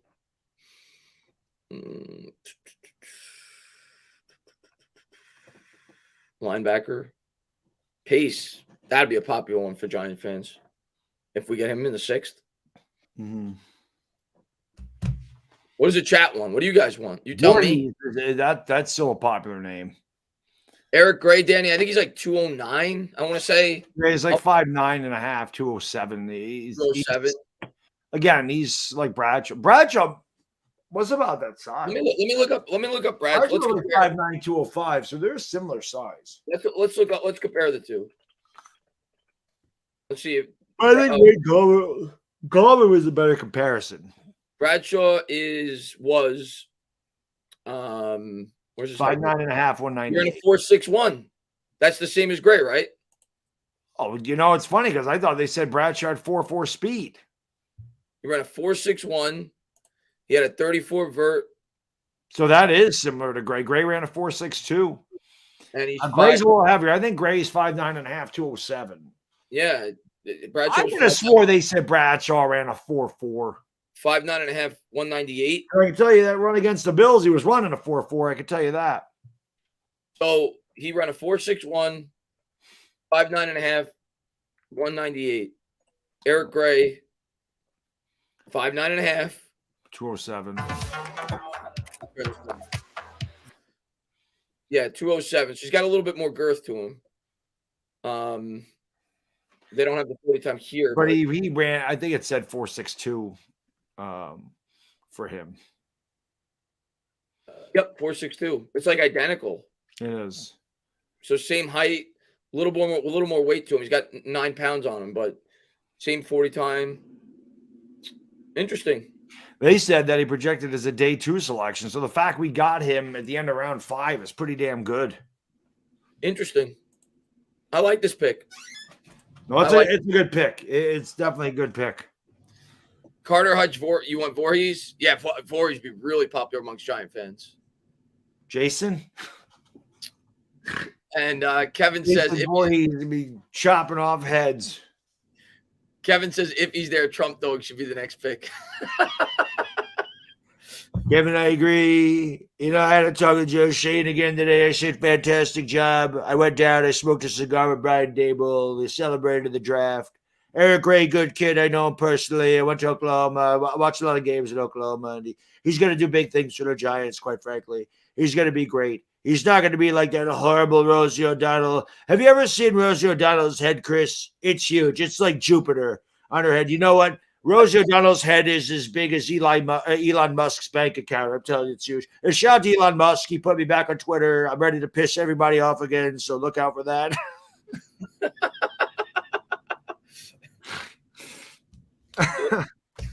Lou says, my Rams drafted back-to-back Warren McClendon, Georgia, and tight end David Allen. I'm ecstatic. Don't make me put this on, people. Don't make me put it on. No, save that. Save that I'm for a saving video. that. Yeah. All right, Lou. I'm glad you're enjoying your draft, Lou, man. Hopefully you keep improving your foot. Well, just don't beat us this year. I hope your team is great. Just not when you play us this year. Yeah, don't beat us. You do whatever else you want. John says we need defensive depth, no more offense unless it's interior. Yeah, I think we're going to take more defense. I think safety, defensive linebacker, safety. No, I'm mad that Henry Toto went. Yeah, linebacker, safety, D line. I'm with you. I would like at least 2 out of the next 3 picks to be on defense. I agree with you. I like them. And Ricard says Yvonne. Yep, there's the linebacker. We'll take a look at him if we pick him. But I know a lot of people want him. Sitbone says that's right. Jason Voorhees. Voorhees, yeah. Yeah.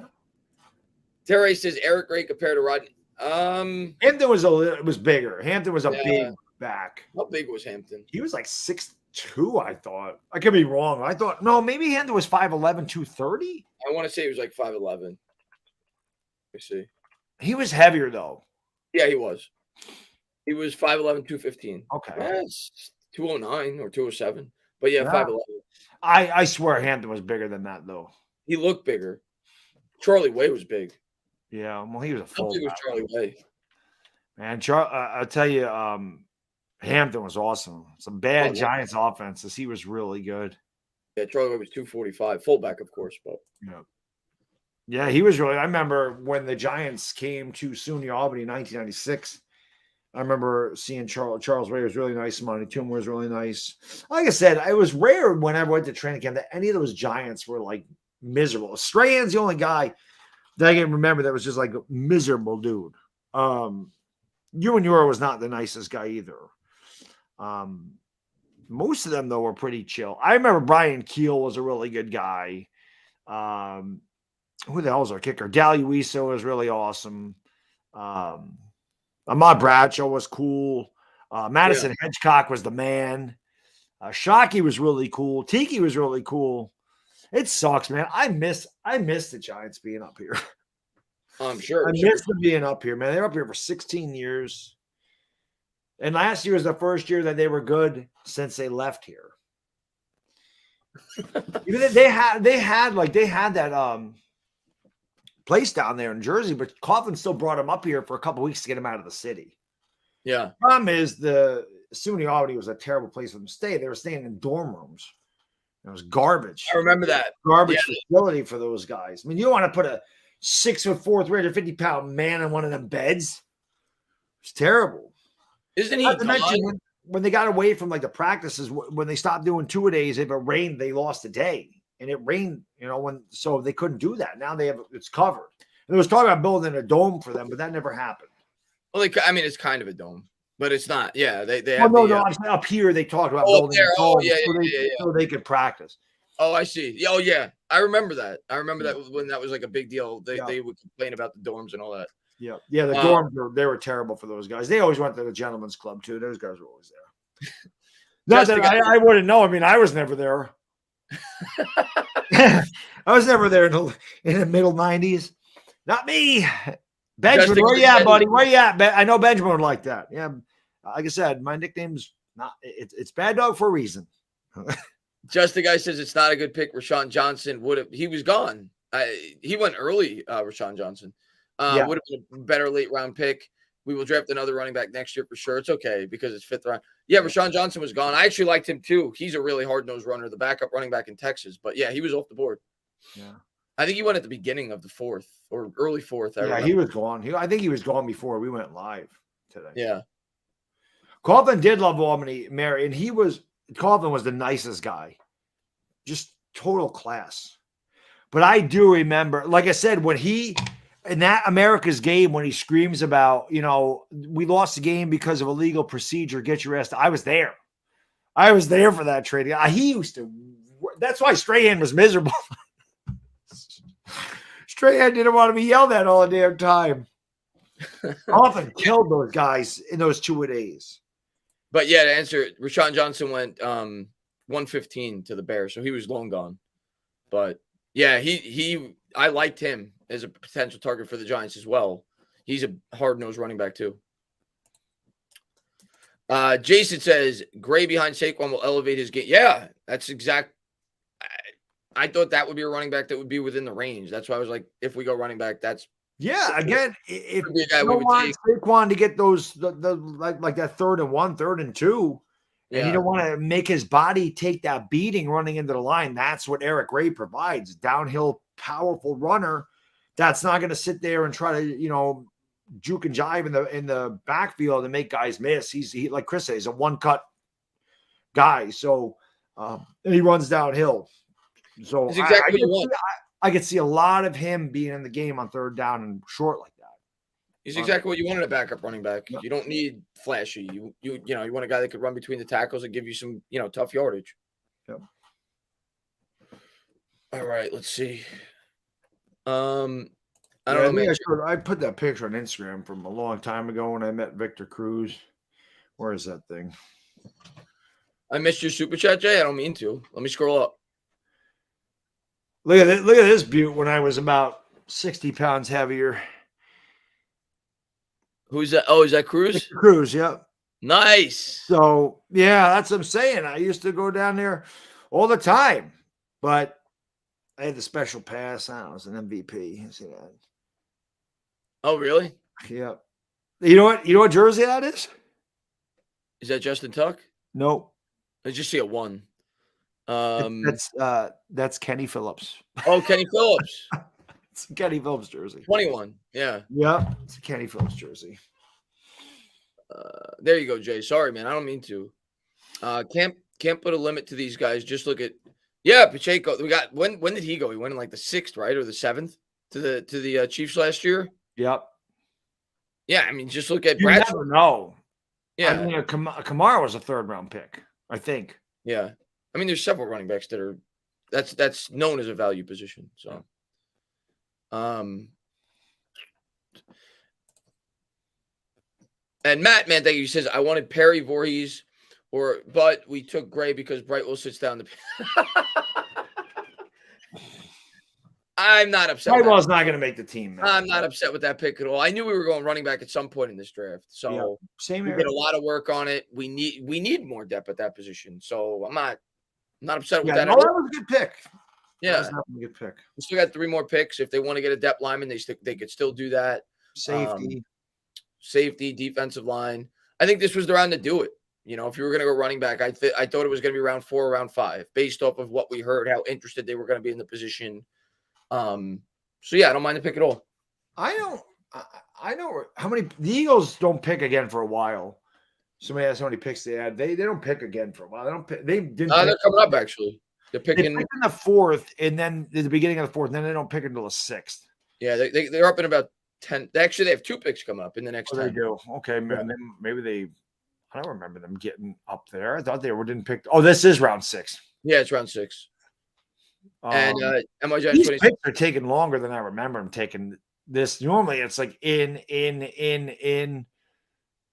Yeah.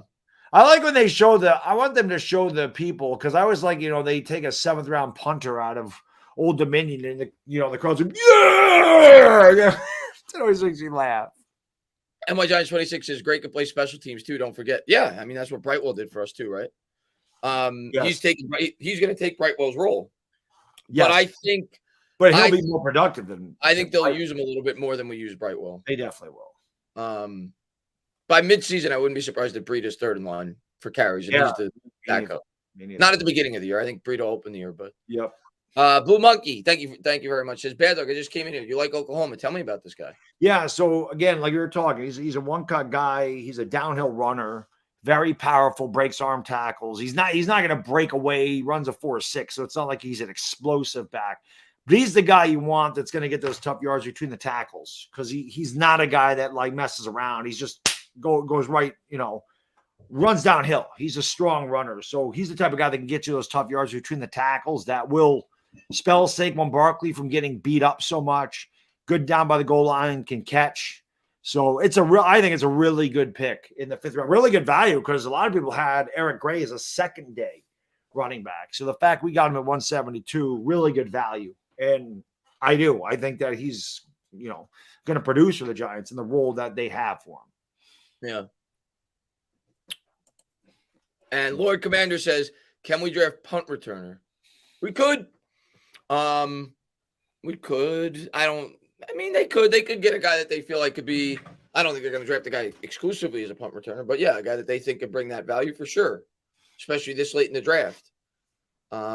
Me personally, I think I'd prefer going lines now, whether on the defensive side or the offensive side or a linebacker. But at this point, you just want to find guys that can help contribute, whether it be on special teams or depth purposes. So, you're not looking for superstars here. But I'm so happy with this draft, man. Yeah, it was an amazing draft, man. Like, you're going to come out of this draft. Like, Gray's going to help contribute next year. He's not going to start, but he's going to help contribute. And obviously our first 3 picks are going to be big-time contributors.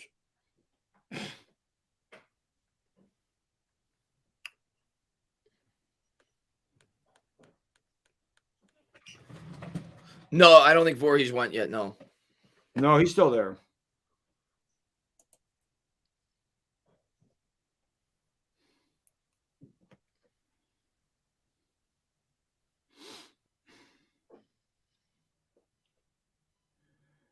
Yeah, we got our bruiser. Absolutely. It's a good pick. He's not like a Brandon Jacobs, but he's definitely a guy that's going to fight for those tough yards. Ahmad Bradshaw, Wayne Gallman. He's that type of It says 4.6, but I swear to God, Bradshaw was a 4.4 guy. I swear he could break away. But he always Bradshaw always finished his runs. That's what Gray does. What I mean by finish your runs is when the guy makes contact, you drive him forward. You're not getting knocked backwards or, you're not getting hit and falling down right there. Like he finishes his run. He gets an extra yard, an extra half yard when he's contacted. The Bradshaw always did that, ran bigger than his size. Gray does the same thing. They haven't even talked about the Giants draft on here. They've showed everybody else's, but they haven't talked about them at all. Yeah. I'm very curious at the end of it. I don't even look at it now. I haven't looked at because I go to sleep after this because I'm so tired. But yeah, I hear you. I'm curious to see what, in the end, you're going to look at it, what the grades they give us. I can't imagine it's not getting a great grade for this draft. I can't imagine it. No, it's a big time draft. It is. Silky Legend said, would like Turk the punter in the 7th round.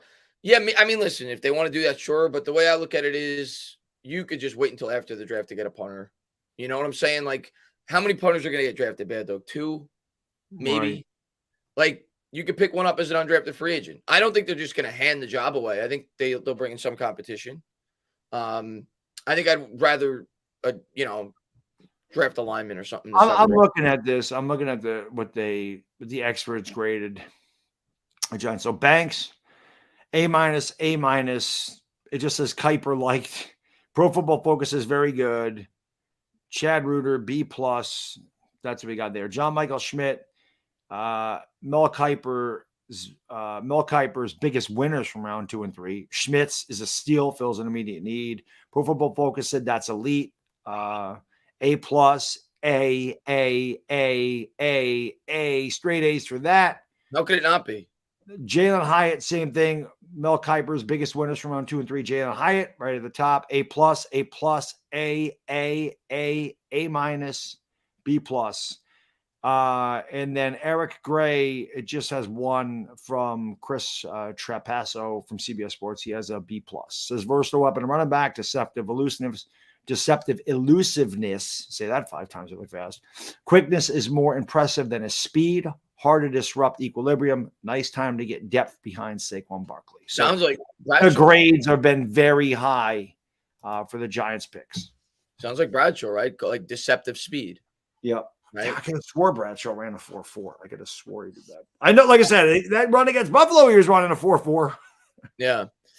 And Catrice says life's better when this duo is on a stream together. Appreciate that, Catrice. Man. We appreciate all you guys. Thank you for being Absolutely. here. And a kid called Chris says Dable was pumped with the great pick. Of course he was. Of course he was. Yeah. I love watching the press conferences after. I'm sure they'll do another one after the draft today. I'll do a video reaction on that. But yeah, man, Dable's been they've all been loving this draft, as they should. We've had a great draft. Yeah. CBS never gives the Giants an A. Let me look at that, because that was just for Aaron Gray. Yeah, we can do that. You want to watch the JMS press conference? We got about 50 picks. Yeah, we can do that. Let's do it. Oh, they took my guy. I love this guy. Hodges Thomas. Well, Lou should be happy with that then. Yeah, I like him. I think you don't like that player, Lou. That guy's tough as hell. He's small. Actually, no, CBS Sports gave John Michael Schmitz an A. Did they? They did. I don't see a grade for Deonte Banks. Trapasso gave him a B+ for both Eric Gray and Jalen Hyatt. But yeah, he gave him an A for John Michael Schmitz. Why can't I find? They didn't have a lot for Banks. Let's see. We've got. I just like Mel Kiper Jr.'s biggest winners from round 2 and 3. He has both Schmitz and Hyatt as biggest winners. We got Schmitz here. Actually, it just went up, the Schmitz interview. This is what Kiper said. He said, Hyatt's a speedster who can be a deep threat out of the slot. Though he needs to refine his route running, he's my 5th ranked wideout, and I thought he could have snuck into the 1st round for the right team. What a draft the Giants are having. I also really liked cornerback Deonte Banks on Thursday. They have come out of the first 2 days with 3 of my top 45 prospects. That's high praise from Mel Kiper, dude. Wow. That's high praise from Mel Kiper. All right, so here we go. Here's Schmitz. That doesn't look like Schmitz. Oh, there we go. Yeah, nice. The last 24 hours been like for you? Yeah, kind of just taking it all in. Everyone's been telling me you only get drafted once, so just celebrating with my family and with the friends and the people that got me there. And I got a great support system, and very blessed and honored to be a part of this organization. And yeah. That's a big man, Chris. Look at that hat stretch on that guy. Projected as like a top 100 prospect. Why It is Brock Lesnar, yes.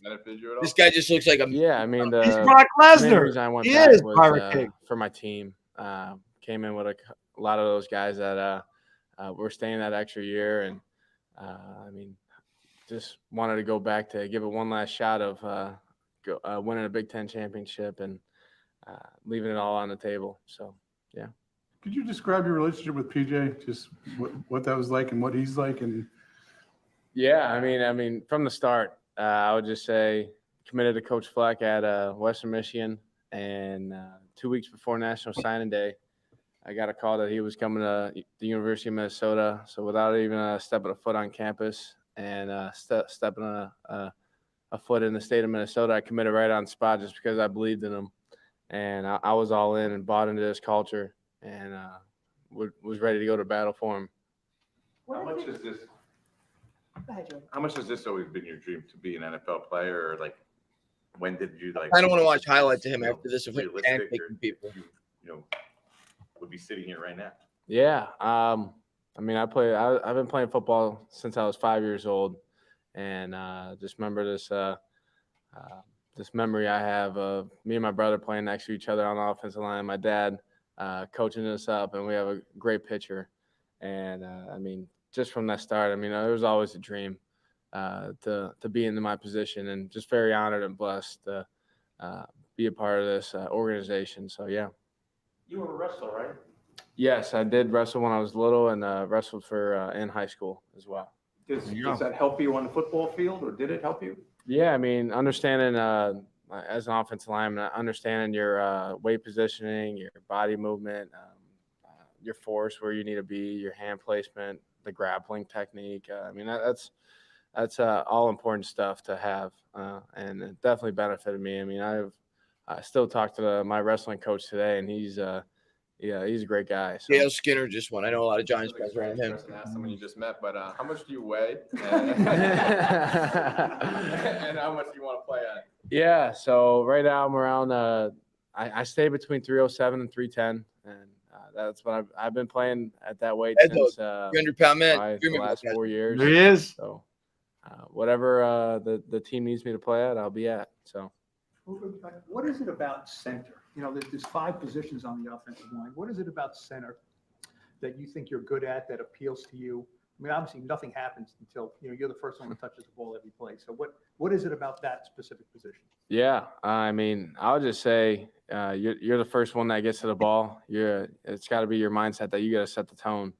It's with your leadership. It's how you communicate down the line, making sure everyone's on the same page. I mean, you got to be controlled. Especially in a crazy atmosphere if we're on a road game. So just making sure everyone gets the calls. You're working with the quarterback. You're working with the right and left side. And so, yeah. Michael, what's it like to come to a team that has a need at your position where you conceivably could step right in and maybe man that position for a long time? Yeah, I mean, right now I'm really just focused on getting in the building and being around this team and getting ready to go to work. Can I go to wrestling just for a second with you, because so many I players that I've talked to over the years have that kind of a background, and they're so grateful to have it. And how much do you like the idea that one-on-one is how wrestling is, and there is, at least to me it seems, some translation to the football field there? Yeah, I mean, you definitely have that one-on-one battle. Especially as an offensive line perspective. It's you at the end of the day, you got to win your battle, and that goes across the board, offense, defense, no matter what position you are, and so that's how I'd say. How challenging is it if you're a younger center playing with more veteran linemen across the line? how challenging is it to be the leader of that group? Jets got a and linebacker. respect, when Yep. you have less experience. Yeah, I mean, what I would say is I would just say it comes with you got to earn their trust, and it's by how hard you work. So when you come in every day with the mindset that you're going to get better, and at the end of the day, you got to trust is earned. Trust is earned over time with time, consistency, and proof. And I mean, I know, I those like three that things, comment don't too. happen overnight. So it's gonna obviously you hard working on the field, in your playbook, with your body, taking care of yourself, and just honestly just being a part of that team and getting close with one another. So. Steve, they're veneers. They're not demand real. different things from a He's good. center. Yeah, right? exactly. What's your interpretation of what they're looking for you, from the center position? Yeah. I'll just say this, to be that voice, to connect that group. Everybody say and, Brock Lesnar. He really does. I just say does. to Like obviously not set the Jack. tone, like I said before, set the tone from the start, and be that tough offensive line that we want to be. So. Brock Lesnar was also from Minnesota. That makes sense. Or was it a process to be able to get to that position? Brock tried to play in the NFL too. I Didn't he go to the Vikings? definitely over time developed. Minnesota. I feel like I had a voice early on, but you always keep changing. You always keep getting better. You always keep growing each and every day, and yeah. Most of the time, the centers make the line calls. How much film work is involved in that and getting ready for each game? Yeah, I mean it's a lot of work that goes into through the process leading up to game day. I mean you're working with coming in with the whole offensive line extra. You're working with my offensive line coach at the time, Coach Callahan, coming in extra, seeing what needs to be done to get everyone on the same page. I'm watching film with our quarterbacks, our running backs, and just different position groups, making sure that we're on the same page as when we go out and play, that we're ready to go. So, Did you talk to Carter Coughlin at all since you've been? Yeah. What are you talking about the Giants? Oh, yeah. Oh, I mean, he's very excited to have me here. He was very excited and just kind of welcomed me in to his family and offered me a lot if whatever I need. I mean, he said he was going to be there for me, and that's just amazing. So yeah. How did you adopt? I think it's called the dead ball snap technique, and does that change anything for the quarterback in your experience, or that's just something? Kind of, yeah. It didn't really change anything. Just something that Coach Callahan talked about that we were going to do and experiment, and then ended up just being what we were going to do, having a lot more control of the ball and more accuracy. So, yeah. You're obviously going to be working very closely with Daniel Jones. Right? Yeah. I'm curious, what do you know about him? All in the chat. Yeah, I mean, Curious to get what you guys say. Just definitely. all in the chat. He had a hell of a season last year. I mean, he led that group. I mean, he's grown a lot and at his quarterback position. He reached out last night, sent me a text, and very excited to work with him, and very excited to work with this offense and get things rolling. So. What do you know about Saquon Barkley? I mean, honestly, I think he's one of the best. He's one of the best backs in the National Football League. He's a great player. I mean, he's explosive, and I mean, he's tough. He runs the ball tough. So, yeah.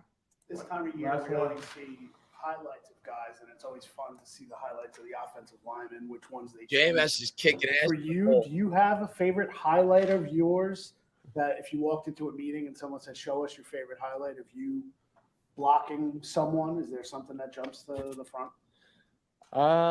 No, we didn't trade back. We just don't pick. No, I wouldn't say there's none in particular that I would say. That's a big highlight. So, yeah. Or it's 209 bad there? 209, yeah. Yeah. Shotgun. Did you guys do any under center? Yeah. I mean, definitely this last season we did a lot of under center to change it up for defenses. So yeah, I'm comfortable going under center or in the shotgun. Bobby Johnson likes to give his linemen colorful nicknames. Have you gotten yours yet? I have not. No, I have not. All right. Somebody mentioned in the chat, Baby Brock. That should be his nickname. Yeah, I mean, it's been a great. Baby He's Brock. a tremendous coach, and I met him. I don't know who mentioned that in the right chat. before That Pro was, Day. that was a good one, Baby Brock. He came out and worked me out, and we had dinner, and just a tremendous guy, and very excited to work with him. You know they pay good money to feed that man. Develop a bond. And It's a big boy. things- It's a big yeah. boy. Oh, he's amazing. So. All right, now I'm going to pull up some of his highlights. You know, Chris, I had a chat with John Michael Schmidt. He's a great kid.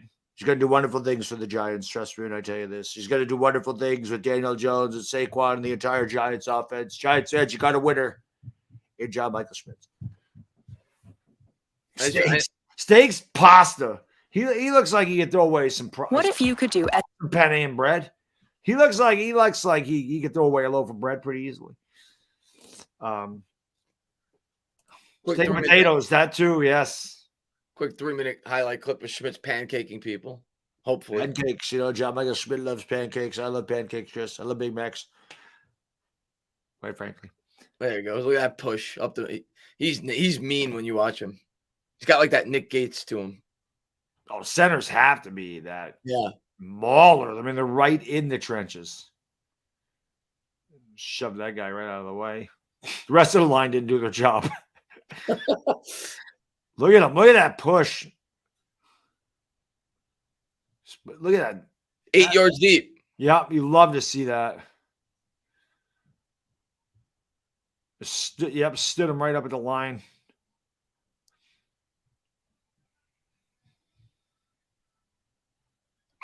Yeah.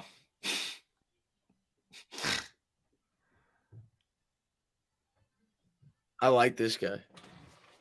This is my kind of football player. Oh, There's a pancake. There's a pancake. Yeah, push the guy right back into the end zone.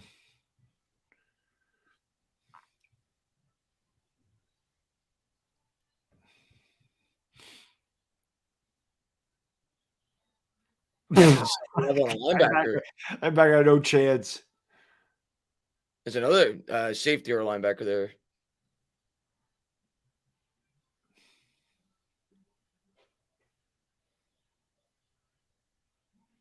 Look at him still going. I know. Got to the second level again. Yep. Just opened that hole right up. Destroyed that guy.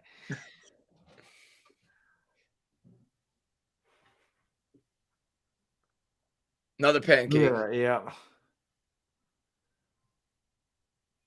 I'm going to call him IHOP.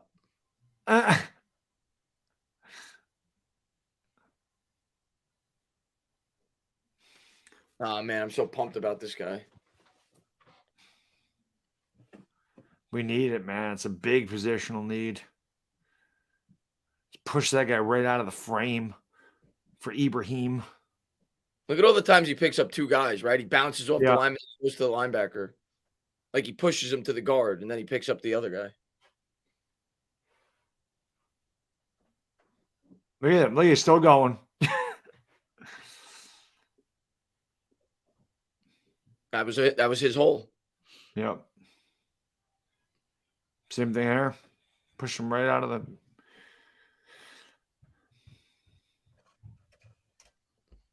It's just standing guys up. Just mauled that dude. Oh, God. We got a real center for once. I know. Last time we had one.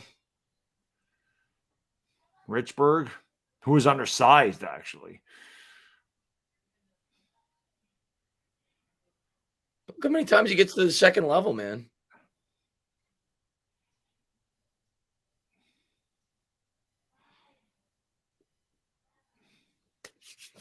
I'm excited to see him play. There's another pancake. I'm excited for that one. Let me get back to the chat. So there you go. There's your There's Andy Reid. He could probably play some center. Let's pull up the draft board.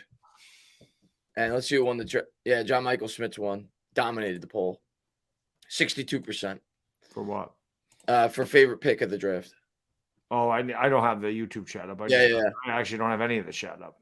And J-Man, thank you very much. He says CBS Sports, who grades New York teams tough, our lowest grade was Hyatt, and that was a B+. Hyatt and Wandell start. New York Giants invested big on them. I guess that's the write-up. Yeah, I can't imagine any of our picks getting worse than a B+. Like maybe most of them were A. The only B pluses did come from CBS. Yeah. And Lou says it's been a good day. Yeah. Oh, yeah. For you guys. Yeah. I like that last pick for you guys. He's one of I'm a fan of him. Let's see what the Eagles take. Who's on Georgia that they could take? Yeah. Who's the running back out of Georgia? I think there is a Georgia running back that's still there is. And I can't think of his name. They just traded for a running back though, so I doubt it. It doesn't matter. Yeah. They need a bulldog. Is there a safety? Georgia have a safety? He got taken already, right? Georgia Kenny McIntosh is the running back. There you go. They got to take that's the running back. Why not? That's the guy I thought the Giants could actually look at too. Kenny McIntosh. Yeah, Kenny McIntosh. And Zach Attack says this dude sounds like a Giant. Yeah, he does. Yeah, he does. It's been a long time coming to get a guy like him. And Ayub says we aren't comparable with the Eagles. It's us versus Dallas. That might be the first thing I actually agree with that he's ever said. We're really not comparable with the Eagles. We're trying to get to that level, but no. Oh, they took Tanner McKee. So they did take a quarterback. Tanner McKee, it reminds me of Daniel Jones with no athleticism. I know you mentioned that. Yeah, like in terms of his mechanics and the way that he just looks when he throws the ball and his height. But he's got like 2 left feet. Yeah. But I actually like Tanner McKee. But yeah, Swift is a bull. We're just joking around that they were going to take another bolt because they've taken so many. Taken 5 in the last 2 years, and then they traded for Swift, so it's another one. I think we got a chance to pass the Cowboys this year. I really do. Yeah, I do too, but I can't. We're probably not on the level of the Eagles right now. It's gotta keep building. Football. We're not there yet. We're getting there. Gotta keep building. Next year we will be there. We're getting there. Next year we will compete with them. We're getting there. We're going to compete with them this year. I don't know if we're going to beat them. I agree. We're going to put up better fights than we did last year. They're not going to blow us out this year. No. But it's baby steps, man. You can't. Unfortunately, in the NFL, you can't. It's so many guys on a roster. It's not like basketball where you can exchange 3 guys to get 3 more, and your team's completely different, man. Football's tough when you have a really bad team to switch around. They did an amazing job in 1 year, and I do believe next year they will be right there with the Eagles. Nico says, playing both growing up, you could tell which players played football and wrestled because he was obviously John Michael Smith was talking about wrestling. Grappling, yeah. Versus players just playing football. Yeah, I mean, what's his name? Was a great wrestler. Was Tristan Wirfs. He was like a all-world wrestler. So yeah, some of your best offensive linemen are incredible wrestlers. There's also a Big Ten guy out of Iowa. Yeah, Wirfs was. And Eric says Eric Gray could be Rodney Hampton. Really good. I think he's gonna be amazing. I don't think he's gonna be Hampton level, but I think he's gonna be a good running back. He'll be very good for us. That's all we need. We need another good running back behind Barkley. And if Barkley leaves, I think he could be part of a committee of another guy that had a wrestling background. Yeah, as you improve your offensive line. Another guy that had a wrestling background who's my favorite. Who? Creed Humphrey. Oh, Creed. Yeah. Yep. A lot of good offensive linemen do. Yeah. Lord Commander Manny says Eagles trade for it was a good. I mean, I don't know what the trade was, but they swapped 7th and gave up next year's 4th. Was a good pick. Ended up being a 4th. I think they swapped 7th and the Eagles gave up 4th next year. Yeah. Max says love the Banks pick, but JMS was my guy. 300-pound men is the wave. Get ready for some pancakes, boys. Let's go, Max. Well, Voorhees is still on the board, I believe, for the guys that wanted him. Yeah, I'm with you. Almost still there. Banks was my pick. The guy I really wanted in the first round. But, yeah, the guy overall that I wanted, was JMS. When I saw he was still available at 57, I was so excited. Let's see. I think we're up to pick 190 now. So Lou just got himself another player. He got an Edge Mathis from Nebraska. Browns are up at 190. So we're up in less than 20 picks. Yeah. Seems like these picks are taking forever. They're trying to get all those commercials in. I guess, but at least it's not before our pick. Yeah. No. So definitely not. Let's take a look at some of the players that are available. Let's go overall. Corey Trice is still there. So Lions are trading Swift to the Eagles in exchange for a 4th-round pick in 2025 and a swap of 7th-round picks. That's what it was. So not next year, 2025. 4th-round pick in 2025. So no Amazing Guy. It's not a 5th. It's a 4th. But it is 2025. It's not a 5th. It's a 4th. Let's see. Kuntz is still available. Pace. Again, the DeAndre Swift thing, I mean, that's not, I don't, again, I think it's kind of like a Miles Sanders replacement. Like, he might be a little, I don't know if he's better than Miles Sanders. Honestly, I don't know, like, if that's he might be a little better, but it's not like a massive, their offensive line makes their running game really, really, really good. Mhm. It'll be good there. I'm not saying that, it's not a good move for the Eagles. They did give up nothing for him. I don't know. I think I want Ojomo, Bad Dog. Jomo. I think that's who I want. I think that's who I want. I just want to see something here.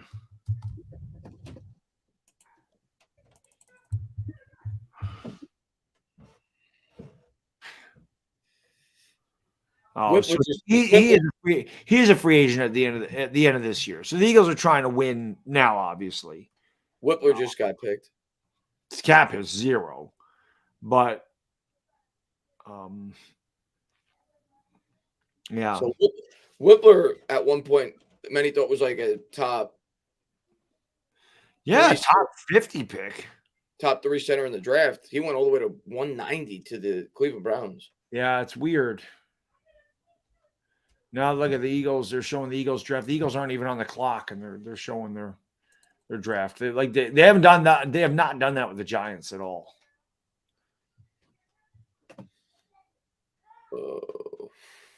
Adopted adorable puppies for a viewer. Oh, there I am, Chris. Bad pup. There I am. Look at me. Look at how adorable I am. Bad pup. The black lab rules. The yellow lab's the best. Right there, best dog. That's the best dog. Unlike Rosie O'Donnell, Chris, she's the worst dog I've ever seen in my life. As a matter of fact, like I said, her head is as big as Elon Musk's bank account.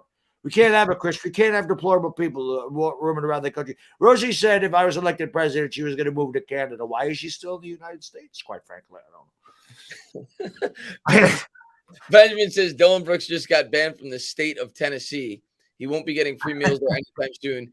Dashy could take a flying leap to the moon. Dylan Brooks got wrecked, man. Yeah, that whole team got. I didn't watch the game, but I know they lost by 40. He got wrecked. And Jay says, please put JMS Senior Bowl highlight. Yes. I watched those several times. James Vegas is right. They do love meat riding the Eagles on the media. Oh my God. Can't get enough Eagles.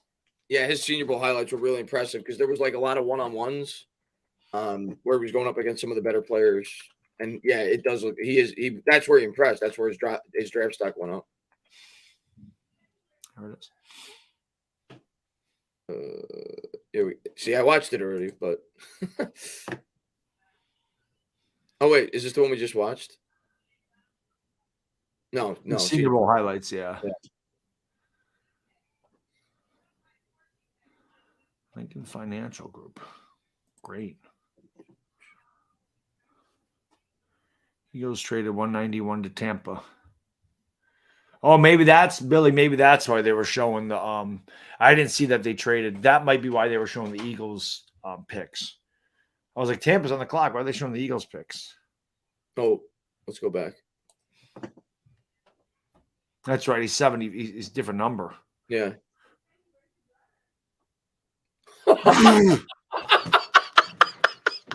Holy crap.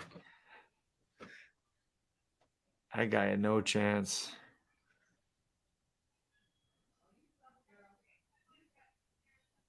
Just, push him back, big man. Push him back. Way way back. Here's Duggan. Yeah, Duggan's still on the board. Avila, too, on the same line with him. Yeah, these are the one-on-ones. This is what was really impressive. Yeah, this way stands him up.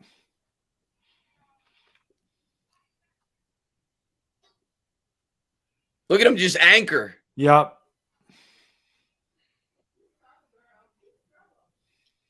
He got beat there. Well, it's going to happen. You're not going to be perfect. Yeah.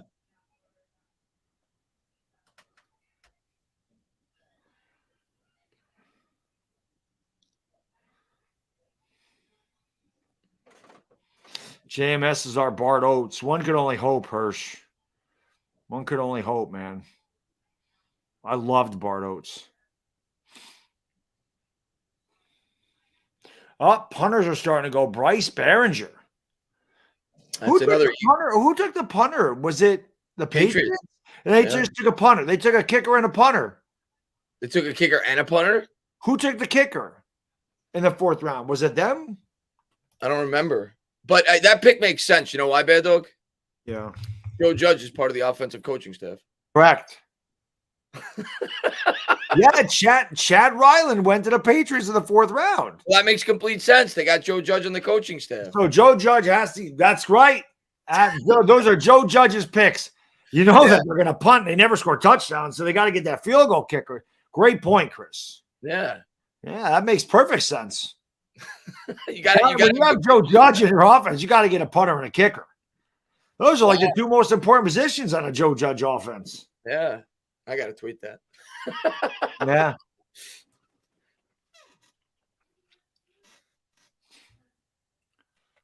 Look at I didn't get a chance to watch Rodgers' opening press conference. I wonder. I'm curious to see how he came across. Well, probably the way he always comes across. Like a jerk.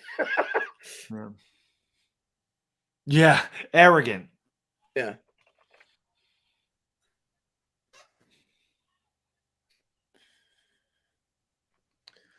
Pick is in for Washington. I do say Brilly. And that's not all the time, but I throw out the Brilly now and again, Brian.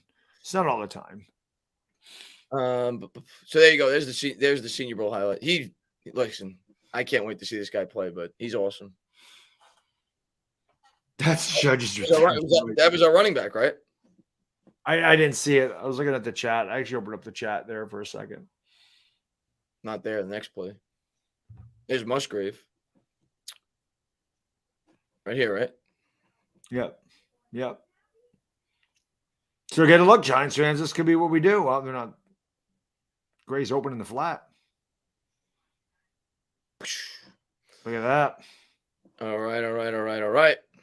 So there you go. We got a running back and center right there. And maybe that quarterback. You never know, Chris. The Giants, they could go Max Duggan, great kid out of TCU. I was at the national championship game. It was unfortunate that Georgia just completely wiped them off the face of the earth. But Max Duggan, good people, great kid, hard worker. So, yeah. Max Duggan in the 7th? They took Duggan?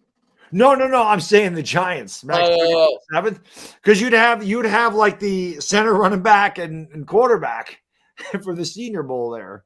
And V-Rock, thank you for the super sticker, man. I really appreciate it. He says, how's it going? Thank you so much, man. Dude, I would definitely, Tyrod Taylor's there for one more year.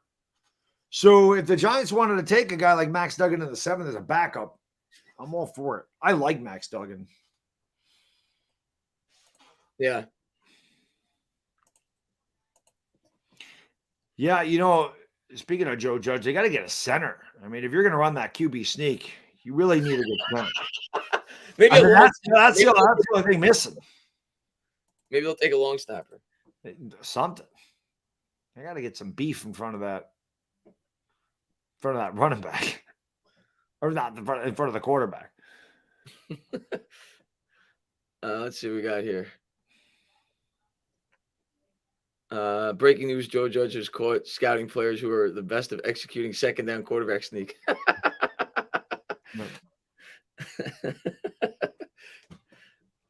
I wouldn't mind Voorhees here. Give me another 300-pound man. Why not? Yeah, why not? Why Give me not? another one. This is No, Whippler just went, Greg. Whippler just Whippler went to Cleveland. Pick 190. Yep.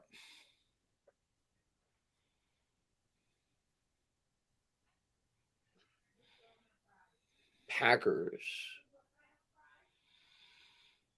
I like their first two picks. Yeah, Musgrave is a good one. Yeah, and Van Ness I like their first two picks. I don't know much. The other guys I don't know much of. Jaden Reed, I guess okay. I like our guy better. Yeah, Hyatt. Yeah, definitely. NY Giants 26 says Smith Jr. looks so good on the back of the jersey. He's gonna fill that jersey out. Yeah, he is. I might have to get one of those, but my first one's gonna be Dexy though. Oh.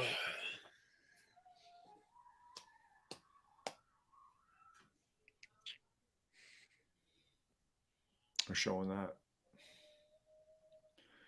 Hit I swear, Chris, we have not seen like them show like the Giants highlights or anything when they pick.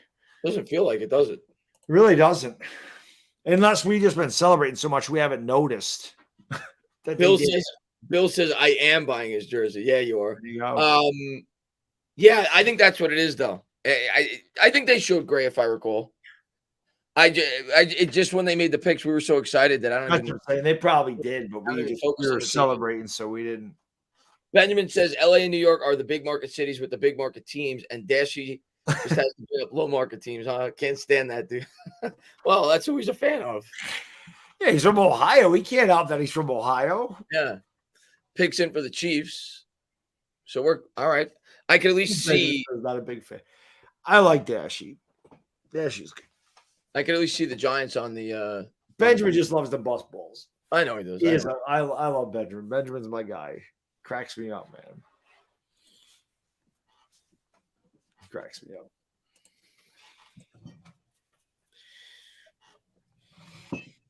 You all ready for the Knicks tomorrow? You damn right I'm ready. I don't know if I'm gonna be able to call the game because I got no voice, but if I do, so I'm gonna look at this again.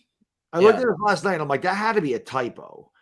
It had the Knicks playing Tuesday at 1:00. I'm like, that can't be right. No, so the way they were gonna play Tuesday if that series went 7. But a 1? Oh, game 2. It said game 2. Yeah, I don't understand. I'm looking at it now. That had to be. It still says that. It says Tuesday, May 2nd, 1 p.m. That does not make any sense. No, I see. Let me see. No, 7:30. Tomorrow's game's at 1 p.m. What is? Tomorrow's game's at 1. Sunday. I know, but like I'm looking at. No, I'm looking on ESPN.com. It's, okay, I have Yahoo up, and I'm like, how is that? Yeah, or it's Google, whatever. I'm like, how is that a 1:00 game? Like that has to be a typo. It's 7:30. It's 1, 7:30, 3:30 on Saturday, 7:30, and then to be determined for game 5. That would not have made any sense. Yeah. Whoever the Lakers play that night, that'll be at 10 or 10:30 because they're gonna play either the Kings or the Warriors, which I'm probably gonna do that game tomorrow. I love doing game 7s. I haven't shown Deonte Banks highlights. I'll save that for after this pick.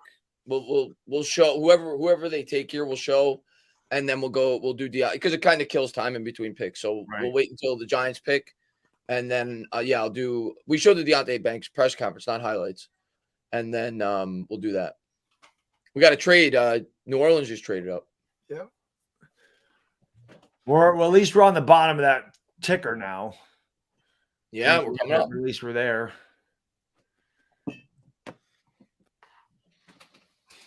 Hyatt killing the press conference. I didn't see his press conference. Yeah, I didn't get to watch it either. Maybe we'll watch that too. Yeah. Corey Trice is still there. Lurking Shadow. I do plan on doing the Suns Nuggets. My voice never. I talk way too much, and I think my voice is just acclimated to screaming as I've done it my whole life. So it's just used to it by now. All right, I'm gonna go get a beer. I'll be right back. Yeah. Go do it. Go do it. I'm just looking at the board. Hyatt's wearing 84. That's okay.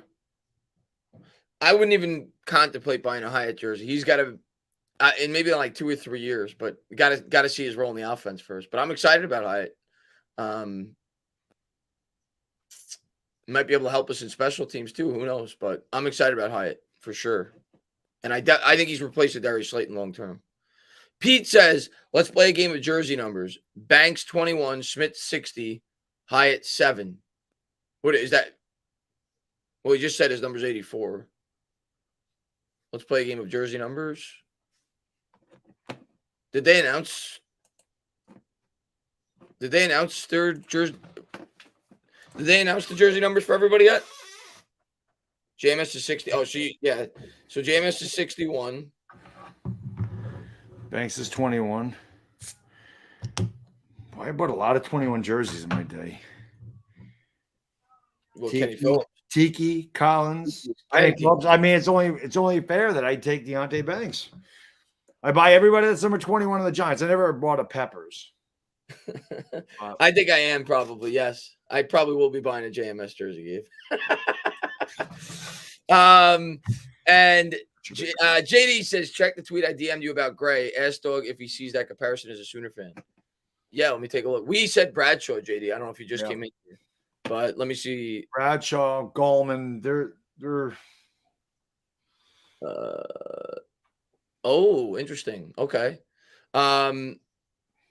So this guy compared him to Gray, 5'9", 207, had a nice 2022 with 213 carries, 1366 yards, and average 6.4 yards a carry. He's a solid runner who's quick to burst when a hole opens. Gray also has value in the passing game and plays similarly to Clyde Edwards-Helaire. Former I'll be honest, I haven't seen much of Clyde Edwards-Helaire, so it's hard for me to compare him. I mean, I don't see a lot of Chiefs games, so it's difficult. Edwards-Helaire was used a lot in the passing game. Yeah. So, again, it's difficult because I don't know if the Giants will use him in that capacity as much as the Chiefs do, especially since Pacheco really took off. So, I don't know. I don't know a lot about Edwards-Helaire, to be honest. I do like the comparison to Mon Bradshaw is a pretty good one. That was pretty comparable. So, I don't know. But Clyde Edwards-Helaire, what was he? He was a late first round, second round. I mean, they said Eric Gray was a second day talent. So, I love the pick. Yeah, I thought he was going to go before the draft started. I would have said late fourth, probably late fourth, early fifth, maybe. We got where we took him was fine. Yeah. Octavio says, "Will you guys be going to any division games next season?" Yeah, I'd love to. I mean, I think a lot of it depends on when they play them during the year, but I'd love to. I'd love to go to a Giants-Cowboys game because I think we're going to beat the Cowboys this year. I really do. So I'd love to go to that game. The Giants are going to have more primetime games this year. Yeah. Let's look at the Giants' schedule. Not that the schedule's out, but let's take a look at their opponents real quick before we're on the clock. We got the AFC East. The Bills game. The Bills game will be primetime. No, not a question. It's Table against his old. Oh, 100%. That's a primetime game. The Eagles are always going to be a probably Thursday night. Dallas and the Giants, that's going to be a primetime game at some point.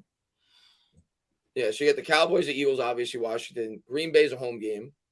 Jets. So we kind of got screwed. See, I can't complain because last year we benefited because we went to London, right? We went to London, and that was a road game, even though it was kind of neutral field. Yep. This year, though, we kind of only have 7 true home games because that's a neutral field game. And then you got the Patriots at home. You got the Rams at home, traveling across the country. We don't have to go to Seattle. That's a plus. That's a tough place to play. Yeah. On the road, the Saints, I think we could be. I mean, we should be able to beat the Saints. I think they have a decent team, but Raiders, I think we could beat them. Cardinals, that's a team you hope you get early in the year when Kyler Murray's still hurt. Right. 49ers, Dolphins, and Bills. Those are obviously going to be challenging, but that's their schedule. I think we have 4 primetime games.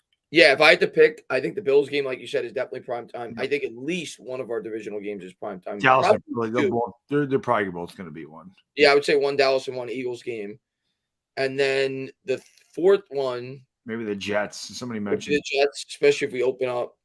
I don't see a big sell outside of that. Oh, the 49ers could be. That could be. Dolphins could be. We'll see. Well, we'll see. Dolphins got some, Tua and all those playmakers. I could see the 49ers being a primetime game. Yeah. We got some options. Yeah. I definitely we always seem to play Philly on a Thursday night. Yeah. Seems to happen. We never do well. Let's see. And V-Rock says wide receiver Perry at 209. I would be happy with it. I don't think they're going to do it, but I'd be fine. Yeah, I know the chat would love it. But I think they're going to go line. I do. I think they're going to go line. Maybe defensive line. John was still there. But John was still there. Pretty sure.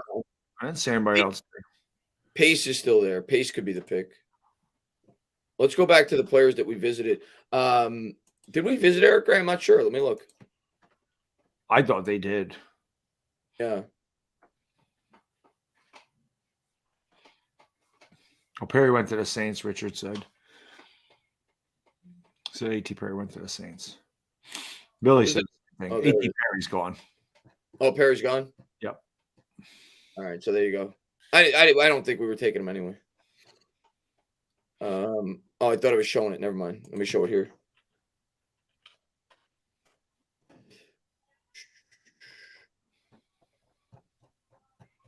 I think we visited all of our other picks. I don't know if we visited Gray. I don't know if I remember that name under the Giants visits.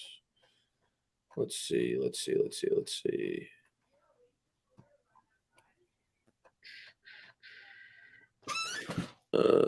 alphabetical, so you'll know pretty quick. Nope. No, we didn't visit him. So doesn't mean one of these guys on this list would be a guy we would draft. But is Kuhn still there? Is Kuhn still on the board? Yep, and we did visit him. It was a viral, I guess, a virtual rather. Right. Could take Kuntz.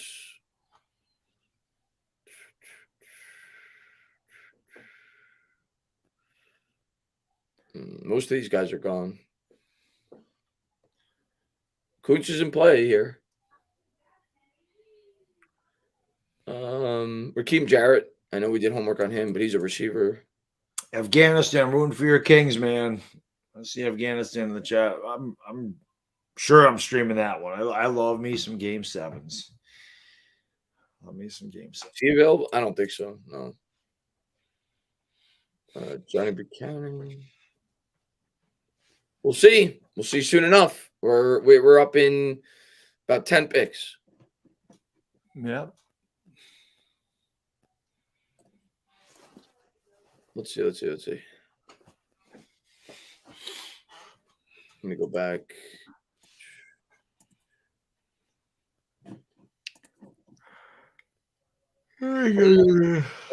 Almost up to round 7. Yeah, almost. And Pirate King says, should we start unretiring some numbers? I mean, Giants don't have that many retired numbers, do they? They have a Ring of Honor, but how many retired numbers do we have? I feel like we only have maybe let me see. That's San Francisco.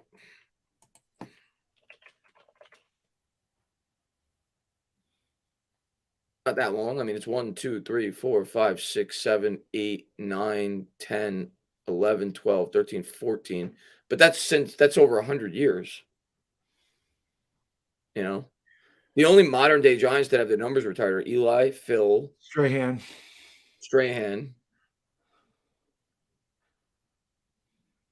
and Taylor. That's it. Yeah. Ring of Honor is way different than retiring a number.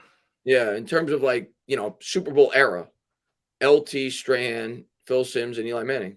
That's it. Honestly, they should retire 56 from the entire NFL. Yeah, they Nobody should wear that number. Nobody should wear that number. So the next, I don't think there's anybody currently on this team that'll have their number. Oh, who knows? We can't predict their whole careers, but nobody right now. Yeah, it's tough to get your number retired as a Giant. So no, my answer to you is no. I don't think we should unretire numbers. Let's see.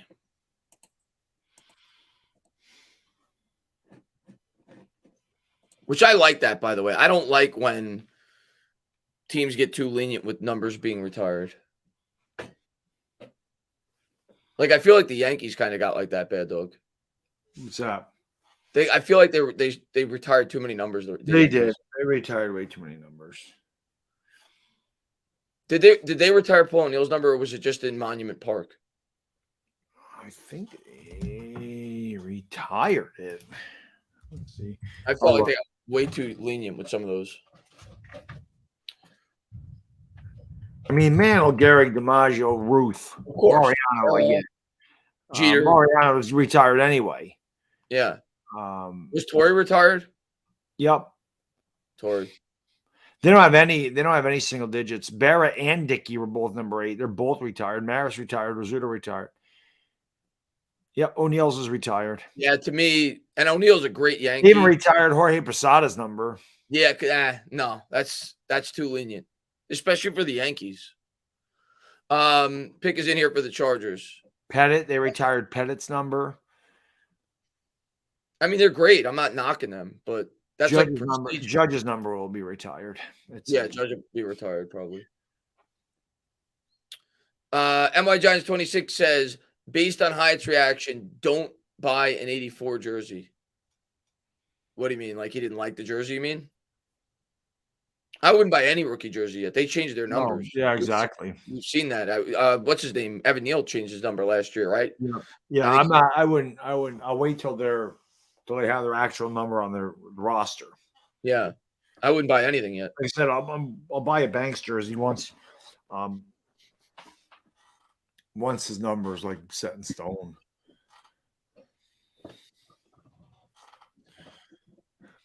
Yeah, Hyatt will be a single digit. I think he will. And I say that with great respect to Paul O'Neill. He's probably my favorite. I'm a Met fan, but he's probably my favorite Yankee ever. But I agree. I don't think they should have retired. I don't think he should have his number retired. The Yankees retire all the numbers from dynasties. That's really what. Yeah. Posada, Bernie's numbers retired. The only guy in that list that I looked at that wasn't part of a dynasty was Mattingly. Mattingly's number should be retired. Yeah, Mattingly. Yes, I agree with that. Like Guidry, not that the Yankees had a dynasty in the 70s, but they went to 3 straight World Series and, 75 through 77, and they went again in 81. He was part of all those. But all those single digits I just mentioned. I mean, Torrey won 4 World Series as a manager, went to 6. Rizzuto won a ton in the 50. All those guys did. Barra, Mantle, like DiMaggio and Gehrig, and I mean that makes all the sense in the world. The Mets have finally started retiring numbers, but I don't agree with it. Maris won in 61 and 62 with the Yankees, set the all-time home run record. He wasn't a Yankee for very long. He should be. Reggie, same thing. Reggie was there for 4.5 years, won 2 World Series. That's really what happens. You win a World Series, your number is going to get. Reggie also has like one of the most iconic moments in baseball history. With the 3 home runs. Aaron Boone, we're not going to retire his number. That's true. That's fair. My old my jersey says pineapple pizza banned in the UK. As well it should. They retired pineapple on pizza in the UK. The Mets were really strict with retired numbers because the only player that had a retired number before Piazza was Seaver.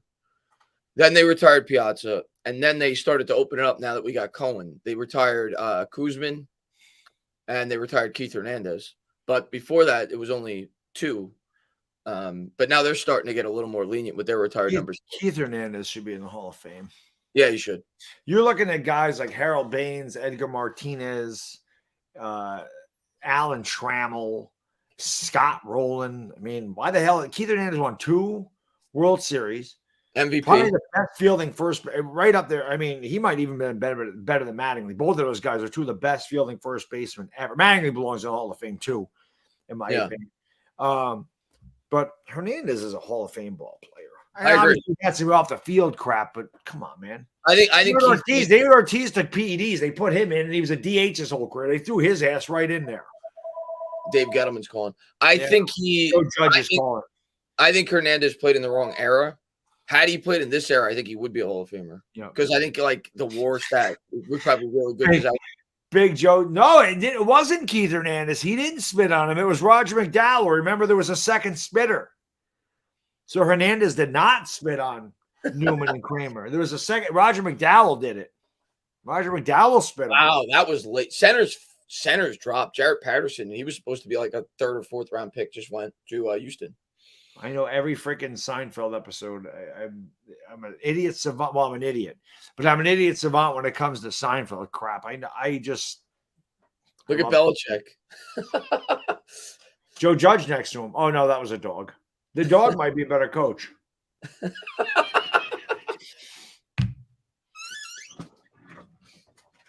All right, so what do we? That was a great comment, Chris. They drafted a kicker and a punter because that's the best dog. Like, listen, whenever I get a new house, because my backyard's not fenced in, that's the dog I'm getting. When we were in Cooperstown and I went into a store to buy something, some woman was rolling around a cart of like brand new yellow lab puppies, and my son just loved it. I don't know if I still have the picture. And I want a yellow lab. And my wife was like, "Oh, I'm outnumbered." I'm like, "Yep, you are outnumbered. Where's the picture?" You like is that your preference with the labs? You like the yellow lab? I like the yellow lab. I love labs in general. I think they're really good dogs, especially for kids. Like, they're very friendly. They're smart, obedient. Yeah, really. My ex-girlfriend had a lab that was very playful. Would always swim in the pool. There it is. Look at my kid's face. All right, that's a yellow lab. Can't go wrong with that. We got to get him. Lou says, "Eat pick till your Giants next pick. Who do you want?" Yeah, Chris has him up there. I think that's who I want. I want a Jomo. I don't know if they're going to do it, but I think that's who I want. Max says yellow lab. I love yellow labs. And I want Coons too. I like Coons. Let me look in the offense. Look at Darcy, linebacker, school sticks, off the charts, natural bender, quicker than fast. That's Darcy. That's her scouting report up there. She's from the school of sticks. There's a chocolate lab. Yeah, I think I like the chocolate. I love labs. I love them. My mother had labs. I had one growing up, and then there's Tegan. He's from the University of Cuteness. Contagious enthusiasm, fast with the ball in his mouth. I didn't see the rest of them. Look at him. Pace is still there too. Wow. There's Patrick. He's from Fetch University. Tracks the ball easily. Extremely loyal. Lacks focus at times. You know what other dogs are really cool, but I heard they're really tough to deal with. Like, they're stubborn. They can be meaner. Weimaraners. Those are such cool looking dogs, but I heard they're not really good with kids. And not that I'd have another animal, but they says they're not good with other animals. So I don't know. I don't even know what that dog is. The biggest dog I've ever seen when I was in Vermont, it's called a Leonberger. I go to it wasn't a 7-Eleven, but it was a convenience store like a 7-Eleven there. And I'm about, I don't know, 1,000 feet from the store driving up. Mm. And the guy's a pickup truck, and in the back of the pickup truck, he's got a huge cage. And as I'm approaching, I'm like, is that a lion? Like, that's how big the dog was. Like, I didn't think it was a dog. I thought it was a friggin' lion. And the guy comes out of the convenience store and he fed them a whole chicken. He had 2 of them in the back of his pickup truck. He brought out a whole chicken and he fed them the whole chicken. I can see that. Yeah, it's called that's the other thing. Labs, they're like medium-sized dogs, so they're not going to eat you out of house and home. The thing is, I really don't want a dog. I don't want to take care of a dog. They're very needy. I don't like that. So I'm not going to bring it up. Like, when we move, I won't bring it up. But if my kid wanted one, I probably would get one. But I'm not going to bring it up because he was definitely not a dog fan, and now all of a sudden he is. So I'm sitting there going, it's going to be like when I had him. I remember saying I didn't really want kids when I was younger. Well, not another one. But I was like, I really didn't want him. And then I said, oh, all right. And that's the best thing I ever did. And I said the same thing about a dog. I'm like, listen, I've said I'm never going to have a kid. That happened. Never going to get married. That happened. Never going to have a dog. That's probably going to happen. Rob's got one. Rob's got one. 6 foot, 220 pounds. Can you play linebacker, Rob? You play linebacker? That's our running back. I'm telling you, those dogs are huge. Huge. That's crazy. Um, I'm gonna look this up. I want to see what one of these things looks like. yeah, I'll pull it up for the chat right now. Damn, Chris, it does look like a lion. It looks like a lion. I'm telling you. I'll pull it up right now. They only live 8 to 9 years. Yeah, I mean, bigger dogs don't look at this. No, that's huge. Holy shit. That's exactly what I'm looking at. Look at that thing. Imagine having one of those in your living room. No, my living room would fit that. Look at the size of that thing. That's got to be doctored. That can't be real. Well, she might be 5 foot tall too. Looks like a lion. I've never heard of that dog in my life. Holy. Wow. That's an offensive lineman of dogs. Yeah, man. I wouldn't want a dog that big. I wouldn't want like a Great Dane. I can't imagine how much that thing eats. That's got who said they had one of those? Rob, I think it was. Rob, that has to cost you a fortune. That's like feeding a teenager. No, probably more because they're bigger than a teenager. The dog's bigger than I am, 6 foot 220. Earl says that's a horse. Where else are you going to get draft coverage like this, people? Come on. Hit that thumbs up if you haven't. Make sure you subscribe to the channel. Let's go. We're giving you dog, I don't even know what I'm saying. Dog scouting report. Actually, Look at this scouting report. 70 pounds of dog food every 3 weeks. That's 20.3 pounds a week in dog food. That is insane. No, thank you. It's like feeding an adult. Yeah. It's the Andy Reid of dogs. What are we doing here, Bad Dog? What are we doing? Hopefully drafting a Leon burger or whatever that thing is called. God, I like a Jomo. I could see it happening. Is Kuntz still available? I could see that.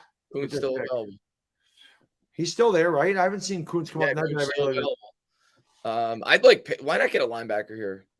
Get Pace. Why not? Yeah, I mean, my guy Toto's gone. Who are the best linebackers? Trice still. Wow, that might not be a bad pick. Holy shit! Double up on the corner. Why is he dropping like that, dude? I know we could definitely use some depth, like on the line, but if they could get a Corey Trice at this point. We got Pace, you got Kuntz, you got Ojomo. I'm just gonna say it's gonna be Trice, Ojomo, or Kuntz. I'm gonna lean Zach Kuntz. We visited him, so we'll see. We'll see. How about a safety? Who are the safeties? Somebody said, "How about a safety?" Who are the safeties? Such a thin safety class. I think that's why we haven't drafted. Yeah, it really is. I thought Anthony Johnson got drafted.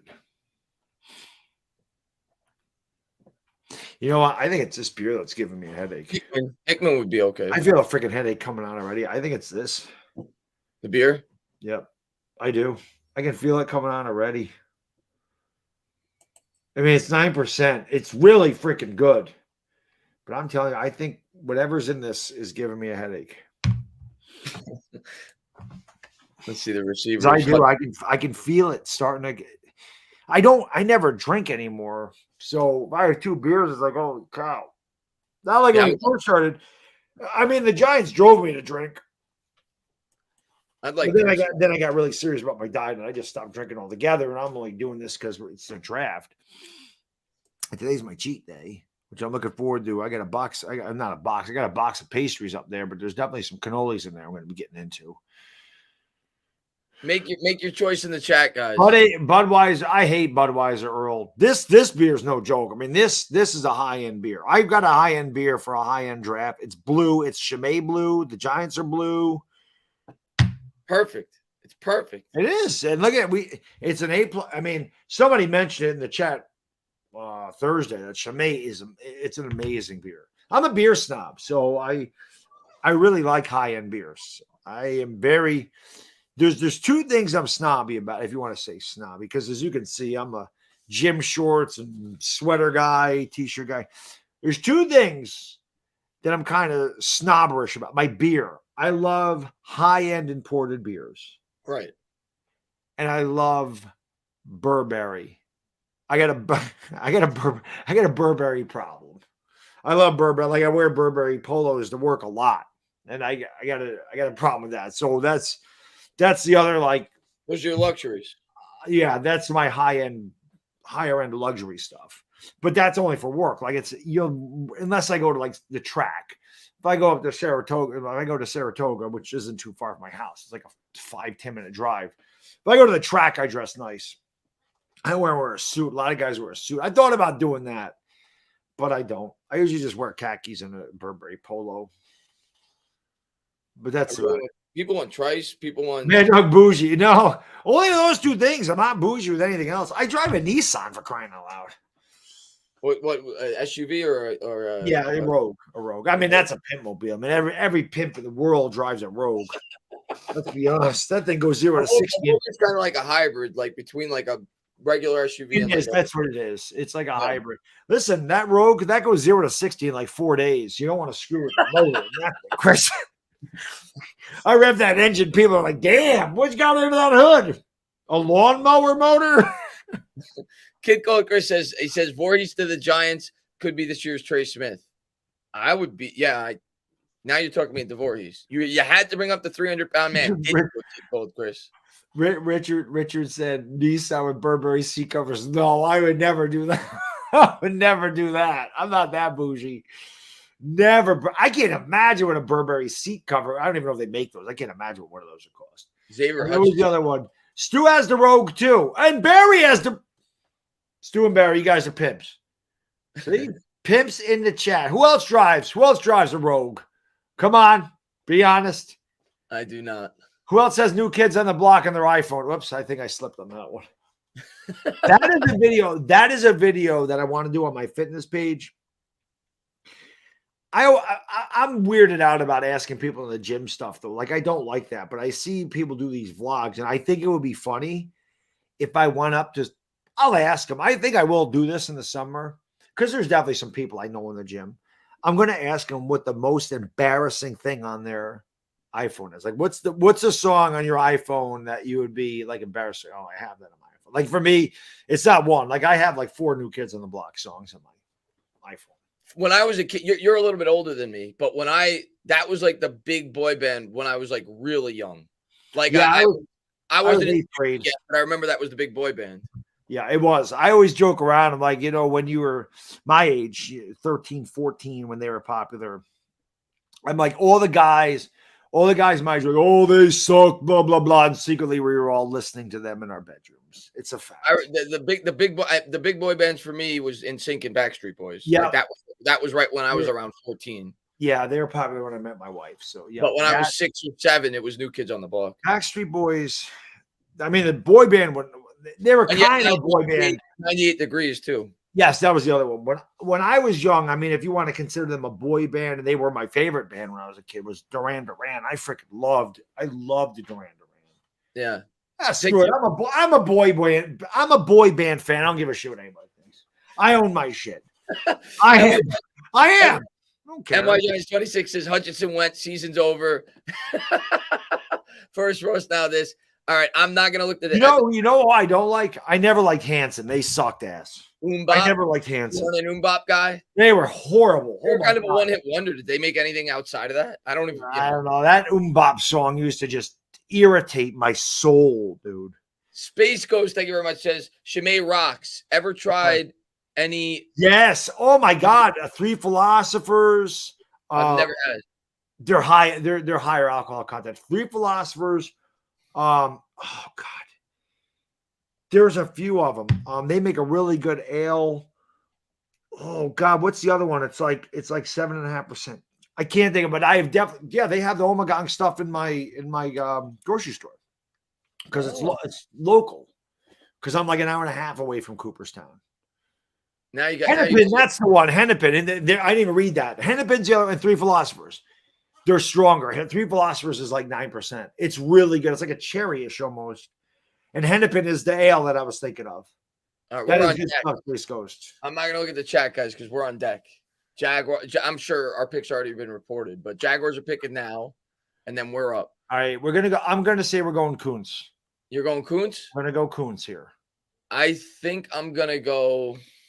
And thank you, Space Ghost. I appreciate it, man. I think I'm gonna go.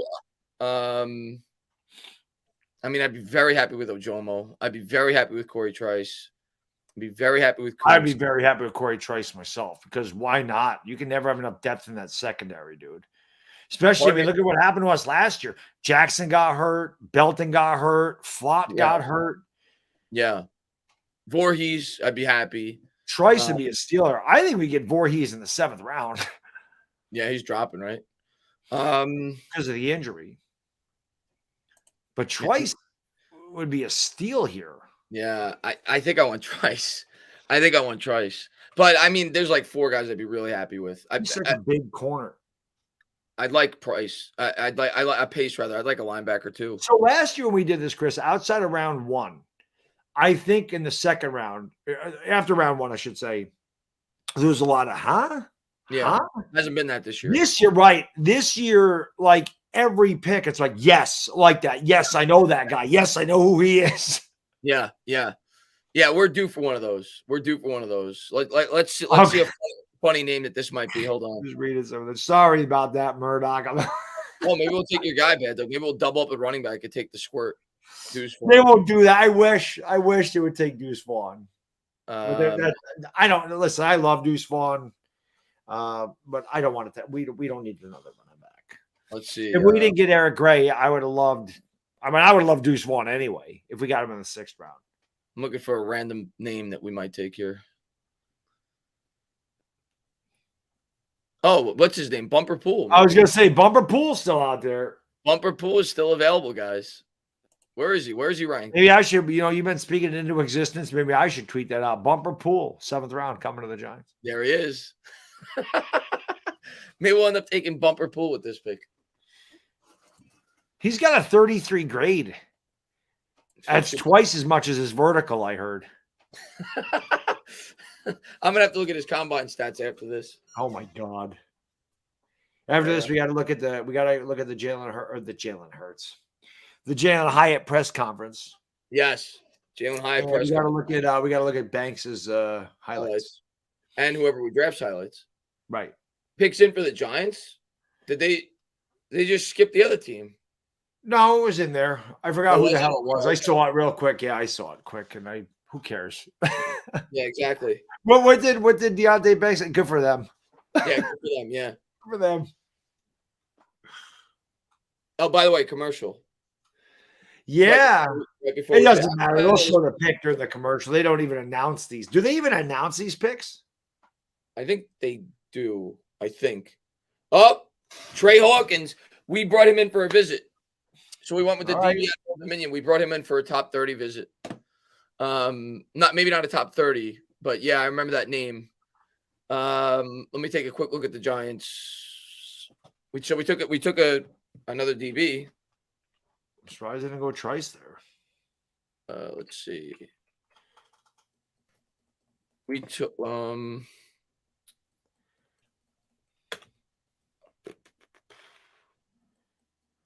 pretty sure he was on the list. Let me just pull it up. And then we'll look into him a little bit. Definitely don't know anything about him at Old Dominion. No, but I remember the name.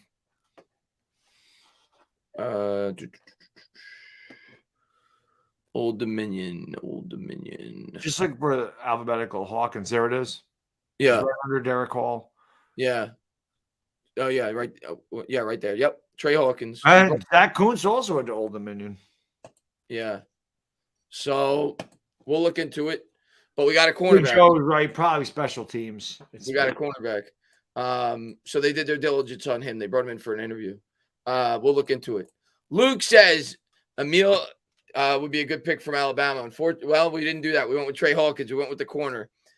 Agent says, why did the Jets look like a college economics classroom?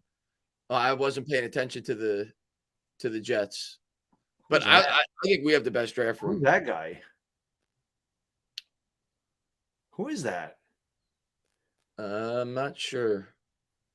He knew he was going. Look at his suitcases. He Oh, already- that's Levis. I think. Levis. Yeah, that's Will Levis. Yeah. Yep, Will Levis. Murdoch says thanks. Don't Now, put some more mayonnaise in your coffee, you joker. Murdoch says thanks. Now my wife is singing Oomba. As I said, I'm sorry, man. Sorry, bro. And Master Grogu says thoughts on Greg. I like Greg. Love him, especially especially late 5th round. It was a great pick, great Yeah, value pick. He was one of the 3 guys I wanted, like that were realistic at the start of the day with our pick. So I was happy with it. MY Giants 26 says could have had Trice or Rush. Still, he has 2 picks. I mean, obviously they like this guy. Like I said, they brought him in for a top 30 visit. We're gonna look into him though, right? So yeah, but I mean, you're not gonna, like Van Doak said, we were due for a pick where you're like, who's this guy? Yeah. But right there, we did bring him in for a visit. Let's take a look at his combine. We'll start there, and then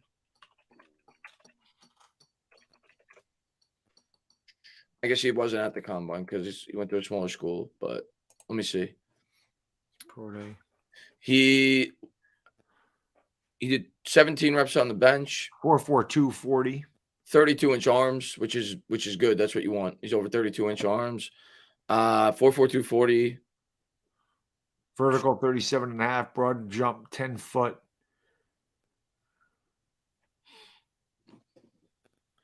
Let's take a look. His stock was on the rise, whatever the hell that means. 6'3". So he's tall. 6'3", long arms.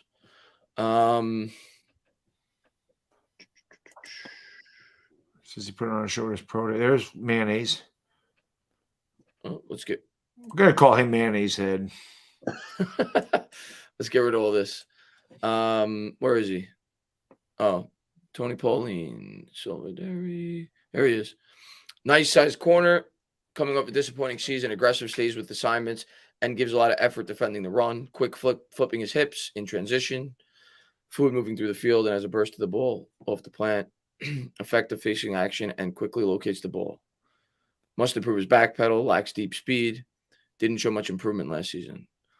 Hawkins possesses next level length and has shown solid ball skills over the past 2 years. Let's take a quick look at his stats and then we'll look at some highlights.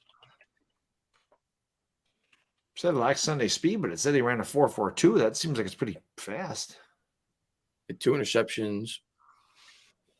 2 years played at the collegiate level.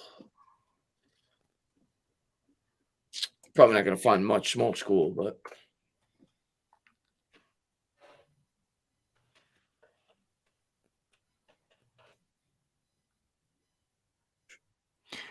Baby Jim, absolutely. I would take Max Duggan with one of our 7th round picks. Absolutely.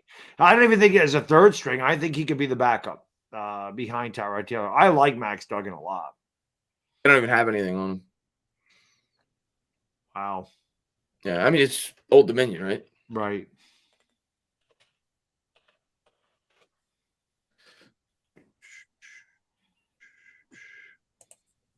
Here's something. It's not on YouTube. It's on Huddle. Huddle. You got to go to Huddle for this guy. It's a long ass. That's a running back. That's not even him. Oh. Wow. Wait. Yeah. So you're not going to find much. Hold on. But I remember that name. Well,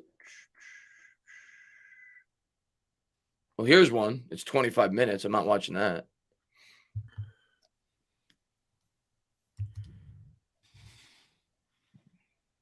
So we got a corner. I mean,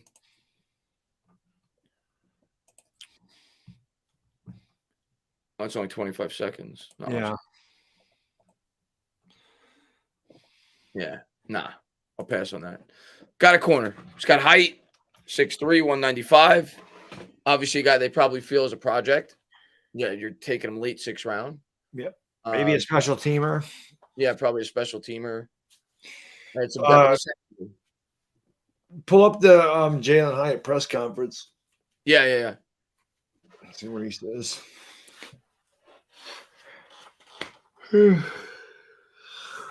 Long day. Yeah. Long No, it's day. fun though, man. What's that? It's fun. It is. Doesn't Um, help that I didn't sleep last night. I was so pumped up about our draft. Jalen Hyatt press conference.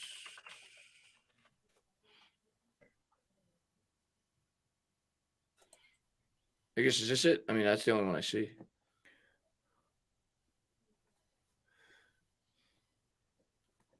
I think that's probably it. He had a conversation with O'Hara.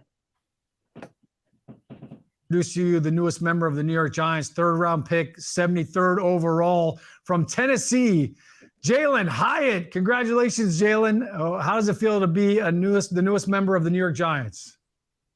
Man, blessed. Man, I'm blessed. I'm blessed to be part of this franchise and this part of the group. The guys that's there already. Just can't wait to go in, do what I have to do, and get wins. That's what we want to do. So that's what I want to do and come in and contribute. Love to hear you talking about the wins. No doubt about it. The Giants are going to be excited to have you on their offense. What are you bringing to this Giants offense? Yes, sir. I'm bringing everything. I'm trying to be dynamic, explosive, somebody who's going to go and take over games, somebody who's going to do what he got to do, and somebody you can depend on. That's what I want to bring to the table for the Giants. So I can't wait. I can't wait for my opportunity. Can't wait to go out there and meet the fans and just be a part of the teammates. That's I like the your thing. hat. I can't wait. Oh, bad though. I know they can't wait to see you in the end zone. 15 touchdowns. No, last year in come Tennessee. on, The no, explosive plays Dallas. all over the field. So I've got to Son ask of you, a do you have some bitch, touchdown not Dallas, celebrations not that you're another saving little for the guy in NFL this stage? division. Yep, Dallas just Yeah, got their I first- got Come I on. got to work on some of them. But just been thinking about some. I'll see what I want to do. Definitely when I get that first. They one always take my in New York, guys. so I can't The wait. guys I in can't this wait. It's division definitely always something that take I'll my think about guys. later. But right now, I'm just going to celebrate my family. Yeah, as you should. And no doubt, it's a great moment. I'm just curious, throughout this whole process, what were your interactions Anywhere but like with the Dallas. Giants? Did you have any idea that they were kind of looking for a way to draft you? And did you have any idea that you'd be available at this point in time? Yeah, we wanted to go earlier, but it is what it is. Sometimes you can't put, you can't control it. But I met with the Giants plenty of times. Went out to eat with them, had breakfast with them, with the coaching staff, and went on a visit up there in New York and met most of them when I went up there. So, like I said, I'm just blessed. I'm blessed to be a part of this organization. I'm blessed to be a part of New York Giants, and man, I can't wait to just go and prove to everybody, who I am and what I can do and what I can bring to this team. All right, so I'm curious, what did Brian Dable and Mike Kafka say they were looking forward to seeing out of you most? Yes, sir. The explosiveness, they want me to be dynamic, explosive. That's what they can't wait, and that's what they got. That's the player they got. So I can't wait to do what I have to do. Can't wait to show the world, who I am. And like I said, this is just the first step. I have so many dreams and goals that I have set, in my life that I hadn't reached yet. So, the first one's already out the way, but now we have more we have to reach. All right, amen to that, Jalen. Well, listen, I'll let you get back to your family. Congratulations, celebrate, enjoy this moment. You earned it. It's a special time in your life, no doubt about it. And I know the Giants can't wait to have you here in the building. Congratulations. Yes, sir. Yes, sir. I can't wait to be up there. Thank you for having me. All right, so there's a quick interview with Jalen Hyatt with Sean O'Hara. I'm not happy, dude. They got your guy. It's just now we got another guy in this division that's 5'5" that's going to get 10 touchdowns against us. Why Dallas? Another Boston Scott. And I hate it. No, he's better than Boston Scott. I hate it. I hate it. Boston Scott sucks. Just good against us. Deuce Vaughn's good. I hate that. I hate that Dallas got him. Why? Dallas always takes Sooners. Philadelphia, well, now Philadelphia got away from it. Dallas takes the Sooners. Philadelphia takes Georgia Bulldogs. Come on, man. Anywhere but Dallas. I wanted to root for him. I wanted to root for him. Now I can't. Now you can't. Now I got to turn my back on you, Deuce. Now you got to hate him. I got to turn my back on you. J-Man J said. It's like when Paulie hands him the money. Still $200. Now I got to turn my back on you. He says maybe they see him as a safety. I mean, maybe. I don't, I to be honest with you, I don't know much about I don't know. I just remember the name when I heard it. I'm like, oh yeah, that's a guy that they brought in for a visit. So I don't know much about him, but he seems like he projects as an outside corner, just his arm length and his height, and good speed too at 4.42. So they obviously see traits in him, and maybe they feel like coaching could, turn him into something. At worst, hopefully he's a guy that could contribute on special teams. I really like the Jalen Hyatt pick though. Having him, Yeah. I really like that freaking pick. NY Giants 26 says trade for Hutchinson. Let's go. Hutchinson already. Oh, he got drafted already, didn't he? Yeah, he got drafted like 5 picks before we did. You talking about the receiver? But yeah, we're caught up. Bye, Deuce. Sorry, doggy. Just the fact he went to Dallas. I mean, I knew we weren't getting him. I just didn't want him to go to Dallas. Trey Hawkins, 4.39 40 time and a 6.7 4.3. Yeah, that's why they drafted him. Physical traits. I mean, this late, you're taking a shot. Why not? Trying to improve your secondary. Another long-term piece in the secondary. I'm all about it. Why not? LA Lou says Bad Dogs draft was going too good. Something like that was bound to happen. Yeah, right. I can't make it as short unless it's on my channel. I can only clip the things from my channel. I don't even know how to do that. I see everybody doing those shorts. I don't even know how to do that. It's just like a quick video, and then it'll let you upload it. Yeah, you go to a video and you just click. You got to do it through your phone. You can't do it through your computer. Oh, okay. You just click remix, and then you just chop it. It's very straightforward. If I can figure that out, anybody can figure it out. Yeah, I just don't use my phone. That's why. Oh yeah. I use once in a while I will, but. Oh, it sucks, man. Anywhere but Dallas, man. So now we got to wait, till 2:40 ish? Yeah. Where are we? Yeah, 2:43. And then 2:56, I think, after that. Yeah, 2:54. 2:54. 2:43 and 2:54. So we got another 29 picks. Yeah. At this point, just make a pick. Let's go. Get to the Giants. Let's go. As soon as I looked up, I'm like, oh, Bad Dog ain't gonna be happy. What's that? As soon as I looked up, I'm like, oh, Bad Dog ain't gonna be happy. That's so Dallas took Deuce Vaughn. Yeah, like you said, it's not like I think Deuce Vaughn's going to be like a great NFL player, but I wanted to root for him. I think he'll be very effective. I think Deuce Vaughn can be. I think he can be effective in his role without a doubt. He's a good player. Let's see what we got. Giants, you package both picks and trade up. I mean, what are you going to trade up for at this point? It's the 7th round. You might as well just keep both and get 2 guys that could contribute. Right? You're not going to get a huge difference maker this late in the draft. I mean, you might, but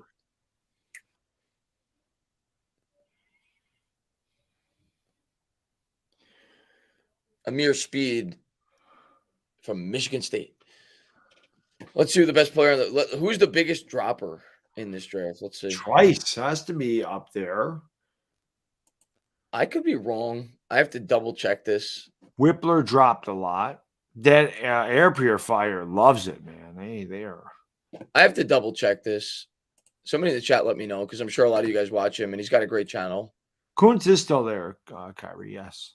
But didn't Brett Coleman? Maybe I'm wrong. Maybe it wasn't him. Maybe I'm confusing it with another player. I don't watch Brett Coleman. But somebody, I'm sure people in the chat do. Wasn't his last mock draft that he did? Didn't he have the Giants taking Trice at 23? And if he did, he's still not drafted. Maybe I'm wrong. Maybe I'm confusing it with another corner. I know he had them taking a random corner. Rams, I picked 215 here in the 6th round. Yeah, he did. He had him taking him at 23. Wow. That's wild. What position is Kuntz? He's a tight end. And John, thank you. He says, Chris, I tagged you on Twitter just now. You think any of those free agents can be signed after the draft that fits our offense, defense? Shocked. These are still free agents. Let me take a look. So 7th round, Kuntz and Duggan. Kuntz and Duggan. I could rock with that. Or Ojamo and Duggan. I'm just looking for a backup because this is Tyrod Taylor's last year. You might as well get a guy that ain't going to cost you any money. Did you private message me, John? Oh, you tagged me. Okay. Let me go. You guys are seeing who I messaged on Twitter now. There's JD, if he's in the chat. Yeah. Let me see. Too many ats. Look at this. At. Like I said, I really only go on Twitter during football season. I'm more Instagram. I'm trying to find. I don't even know your Twitter name, John. Sure mentioned. Oh, you're there. Oh, maybe this one. No. Pace, Voorhees, Kuntz. Oh no, they're talking about draft pick. Somebody said nice job here. Oh, on Eric Gray. Yeah, good one. It's a good pick. Let's see. I don't know. I'm looking. I'm trying. Sorry, John. Let's see. I'll find it though. The Ace says Bad Dog Instagram Reels are just as good as YouTube Shorts. I definitely have Reels on Instagram. It's mostly me working out, but I do have those. And Fabian wants to know. Working out. It's really what my Instagram. That's really what my IG Reels are. It's me working out. Fabian, yeah, we did, Jonathan. We watched it earlier, his introductory press conference. You want me to go to notifications? All.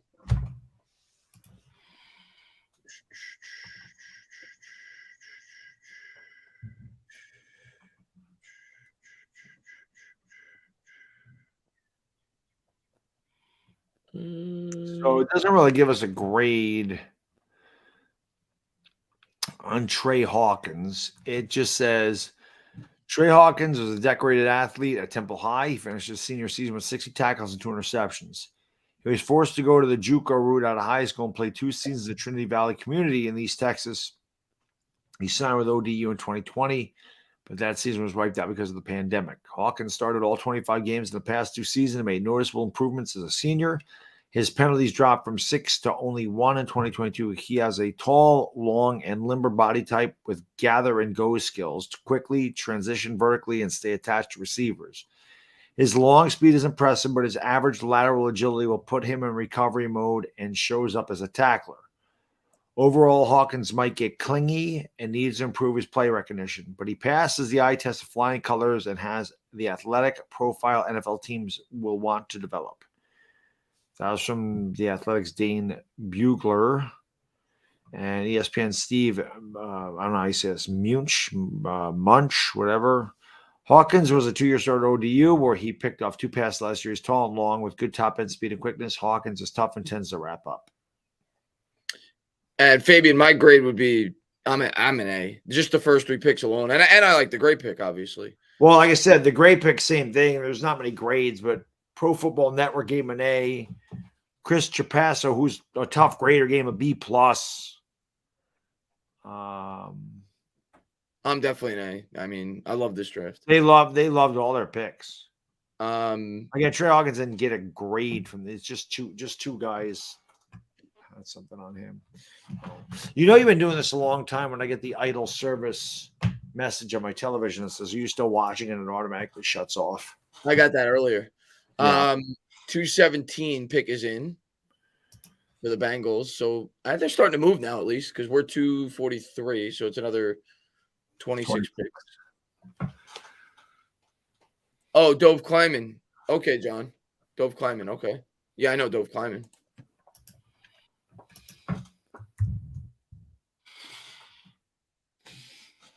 He always posts a lot of stuff on Twitter. All right.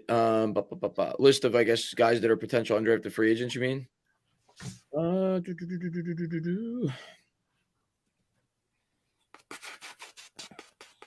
Saints traded. Interesting. Eagles McKee.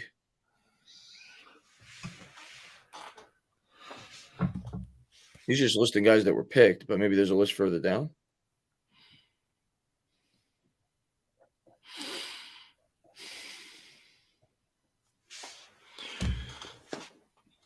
Oh, here we go. Oh, Oh, the no. Evander Freeze interview. Oh, I thought you meant undrafted free agents. You're talking about actual free agents.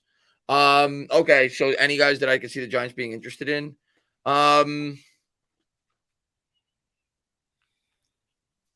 sure that they'll at least kick the tires. I mean, we got to clear up some cap space before we do anything, which I think it'll start with the Dexter Lawrence extension. We still haven't looked at Deontay Banks's highlights. And Yeah. Aaron Gray has interviews out now. Okay, we'll do that next. I think the majority of our team is filled. I mean, maybe a depth player. I don't think any of Anthony these. Barr. He's been around a long time, but Yeah, maybe if anything, it would be a linebacker. I would think Leonard Floyd. I don't know what the hell he would cost, but because we're still pretty thin at the linebacker. maybe So Kenny Galladay. That'd be a good one, Chris. You bring Kenny Galladay in here. Yeah, I think we're pretty set on the line. Watkins didn't. He got dropped quick. Yeah. Possibly a veteran corner. I doubt it though. Out there, huh? I guess Peters maybe. That might be the one that makes the most sense if we were going to bring in one, because he played for Wink, Yeah. and it's kind of a thinner position on our team, even though we just drafted two. Maybe him. Gockway's out there. He always seems like he's out there. I know, right?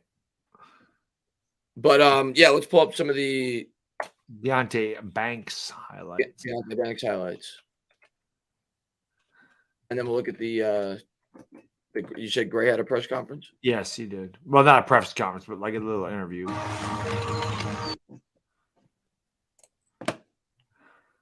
This guy's ridiculous in terms of his athletic ability.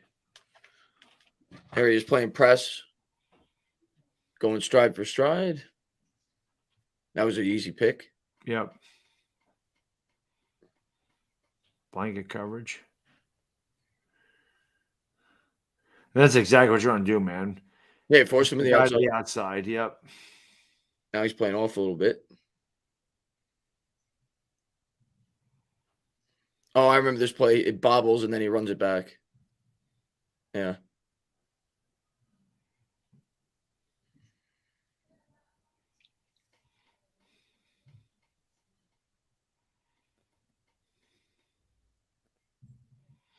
Maryland almost beat Ohio State, didn't they? I don't know what year these are from, so I think it was this year. I think. That's a good pass breakup.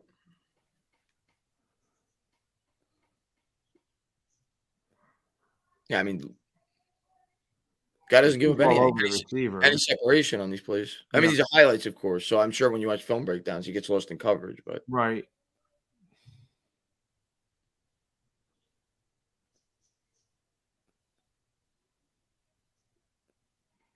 That's a nice recovery.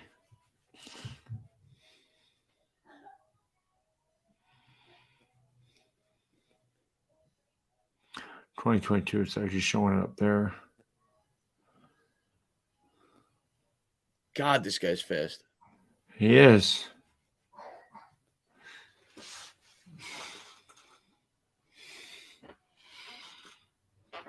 All right, there he's showing a little toughness there against the run. He was actually lined up like almost in like a linebacker set there. I guess it was probably an obvious running down situation. Now he's playing off. Yep. I don't know if that really qualifies as a highlight. That's more of a low light. Yeah, he probably should have picked that off. Yeah.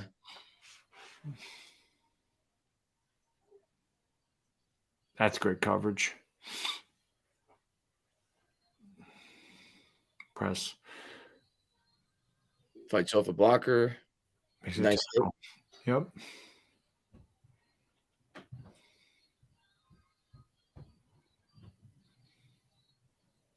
Nice. Yep.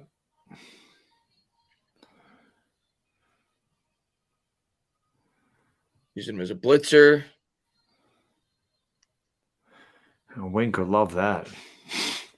Well, that's why Wink was excited when we drafted him. Yep. He looked like he was running the route on that one.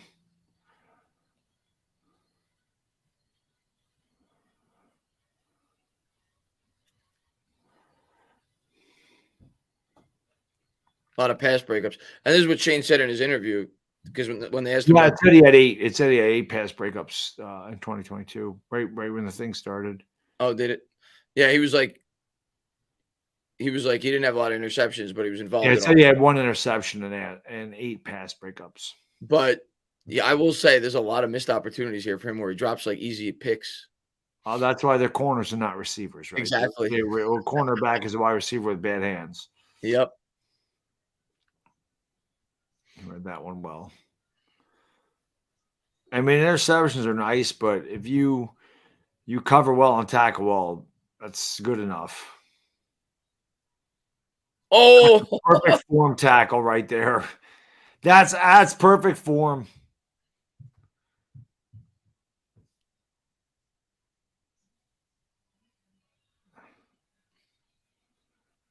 There you go. There's Deonte Banks. Yeah. Unlike Flonase, Aster Pro is steroid free. Yeah, Eric Gray had a little. He also said, well, we looked at the highlights, but this says, yeah, Giants draft running back Eric Gray first interview was the New York Giants. So that's on there. Madeline Burke. Jets took Kuntz. Did I miss that? They might have. Somebody in the chat said it. So Kuntz is gone. Obviously, the Giants didn't care that much. They would have taken him there. But yeah, I don't know if you watch. Do you watch the Chris Sims podcast? No, I don't have time to watch anything. This is him talking about Deonte Banks. I think he had Banks ranked like 4th, maybe. He's pretty good. I like his podcast. Let me see what he says about Banks.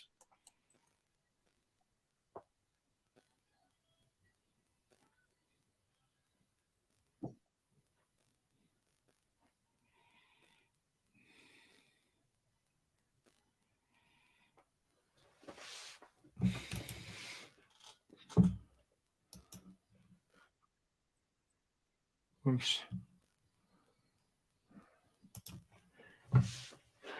Madeline's a pretty good looking woman. Okay.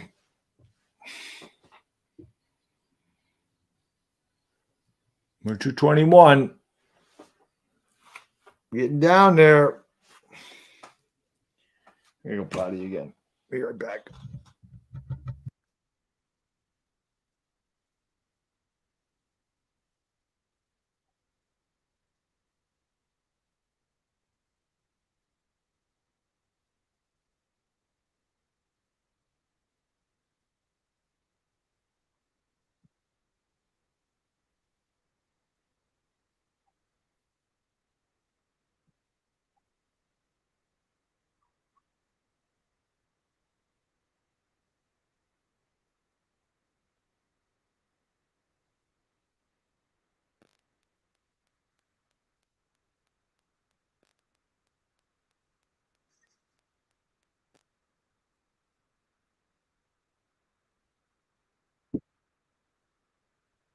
Oh, I'm sorry.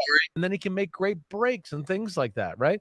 There's a lot of guys like that as we go through. The Dominique Rogers Cromarties of the world. All of those. They all do that. You know, so that's where it does start. Now, this guy, like man-to-man, great legs, runs easy. You know, you can see right away a little bit like the Turners and really the top 3. He's comfortable in his speed, so he's never panicked. He's very comfortable in going.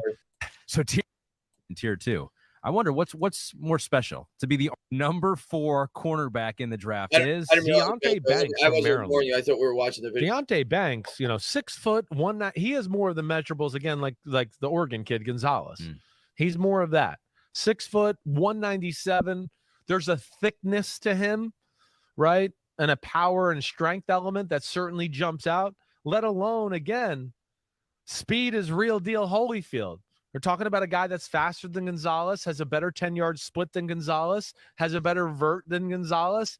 This guy's real. You think speed is as important at the corner position as any position, correct? 100%. I think, again, we've gotten this conversation before. When you look at the top corners in the history of football, you're usually in the 4.3s and the 4.2s.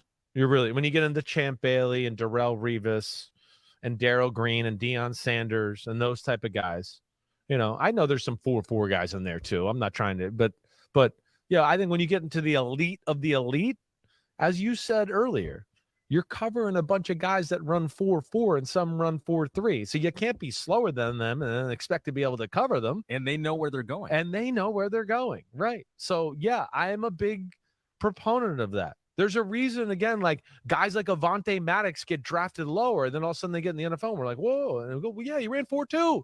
There's nobody, he never has to go, I have to run my absolute fastest to stay with this guy. He can stay in control, and then he can make great breaks and things like that, right? There's a lot of guys like that as we go through. The Dominique Rodgers-Cromarties of the world, all of those, they all do that, So that's where it does start. Now, this guy, like, man-to-man, great legs, runs easy.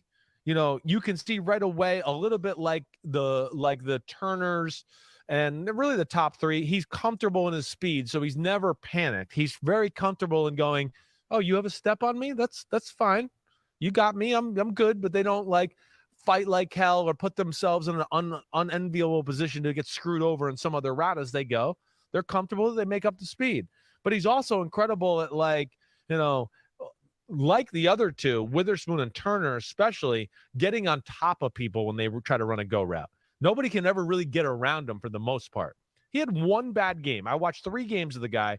The Ohio State game was the one bad game, and it wasn't that bad. He guessed on a few plays. He got a little too, I'm going to show Ohio State and these guys what I'm all about. And they went, oh, no, we're going to double move you and throw a bomb on you. And he got burned a few times because of that. But okay. Again, he was put in positions where it's like, okay, he's covering elite guys here, and it's him and him by himself, but he's sticky as hell. He's got very good feet. He doesn't know how to use his hands at all yet. So he's not really that great at jamming people to the line of scrimmage, but he's never not there, right? And then I thought the other thing that was really good with him is his ability to play the ball. I thought his ability to play the ball and create PBUs was in those 50-50 situations, or the quarterback tries to throw the back shoulder throw or all that. He's got great feel, vision to be able to cover and see the throw at the same time that I was very impressed with there. I saw Rashee Rice from SMU, the receiver I like, who was kind of an honorable mention for us. I mean, he out-physicaled everybody. You watch the whole year. Anytime it was a 50-50 or what's a little bumping and rubbing here to. Let's do it. No, Gray. Gray was the guy. Oh, Gray. Yeah. Because we watched that. I muted my microphone because I don't know if I was listening to that, if it would echo. So I just muted my microphone. Okay. Oh, here it is, right here. Yep. Jomo is still there. Amazing guy, as far as I know. The 172nd pick of the 2023 NFL Draft, the New York Giants selected running back Eric Gray out of Oklahoma. Eric, congratulations. Welcome to the National Football League. First of all, where were you when you got this call? First of all, thank you for congratulating me. It's an honor. I'm blessed to be in this position. But when I got the call, I was actually in the car, me and my friends. It was time for me to get out of the house. I was kind of tired of watching the draft a little bit. Me and my friends got in the car and drove, and that's when I got the call. Me and my friends were going crazy in the car. I pulled up back home, and everybody was running out of the house going crazy. It's a good, you got to change up the scenery every once in a while. I get the waiting game is a tough one, but, you're here. You're a member of the New York Giants now. You've been playing football since you were 4 years old. I love this story. Your mom was the director of your youth league. Your dad was a football coach. Your uncle won a national championship with Ohio State. Football seems like it's in the blood, in the family. At what point did you know that this was a viable career path for you? I say I always knew, but when when I first got to college and I saw that I could play on that college level is when I knew that I could make this a career. Just being here today also tells me that, you know, it's a dream come true, something I've been wishing for my entire life, and it's finally here. Now, coming out of Tennessee, I know you've gotten a lot of comparisons to Alvin Kamara. Is there a player that you would compare yourself to? I know it's a tricky question because you are Eric Gray, but is there one that you would compare yourself to or you'd like to be compared to? For sure. You know, like I said, I try to take something from everybody's game. You look at today's game, you look at Alvin Kamara, of course, you look at Christian McCaffrey and what he can do catching the ball out of the backfield. I would say, you know, taking something from both of those is what I try to be.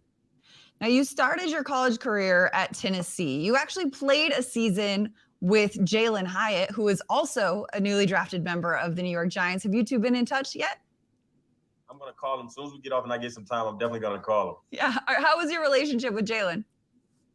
Jalin was really good. You know, he was younger than me. I was kind of wanting to help him as a freshman, kind of teach him the ropes a little bit, you know, teach him about working hard, you know, what it takes to be in college, what it takes to be a great receiver. And you see him bursting on the scene this year. He did a great job. So now you started at Tennessee, but then you transferred to Oklahoma. What went into that decision for you? You know, everybody, I went to Tennessee because I love the program. I love the head coach and what his vision was for the program. You fast forward to 2020 and everybody gets fired. Everybody leaves. Everybody that I went there for gets fired. So it was kind of like me and my family just decided to weigh our options and see what we found, and we ultimately found a home in Oklahoma. I love Oklahoma. They brought me in like I was there all 4 years. It was a great place for me to be. Taught me a lot about playing the position.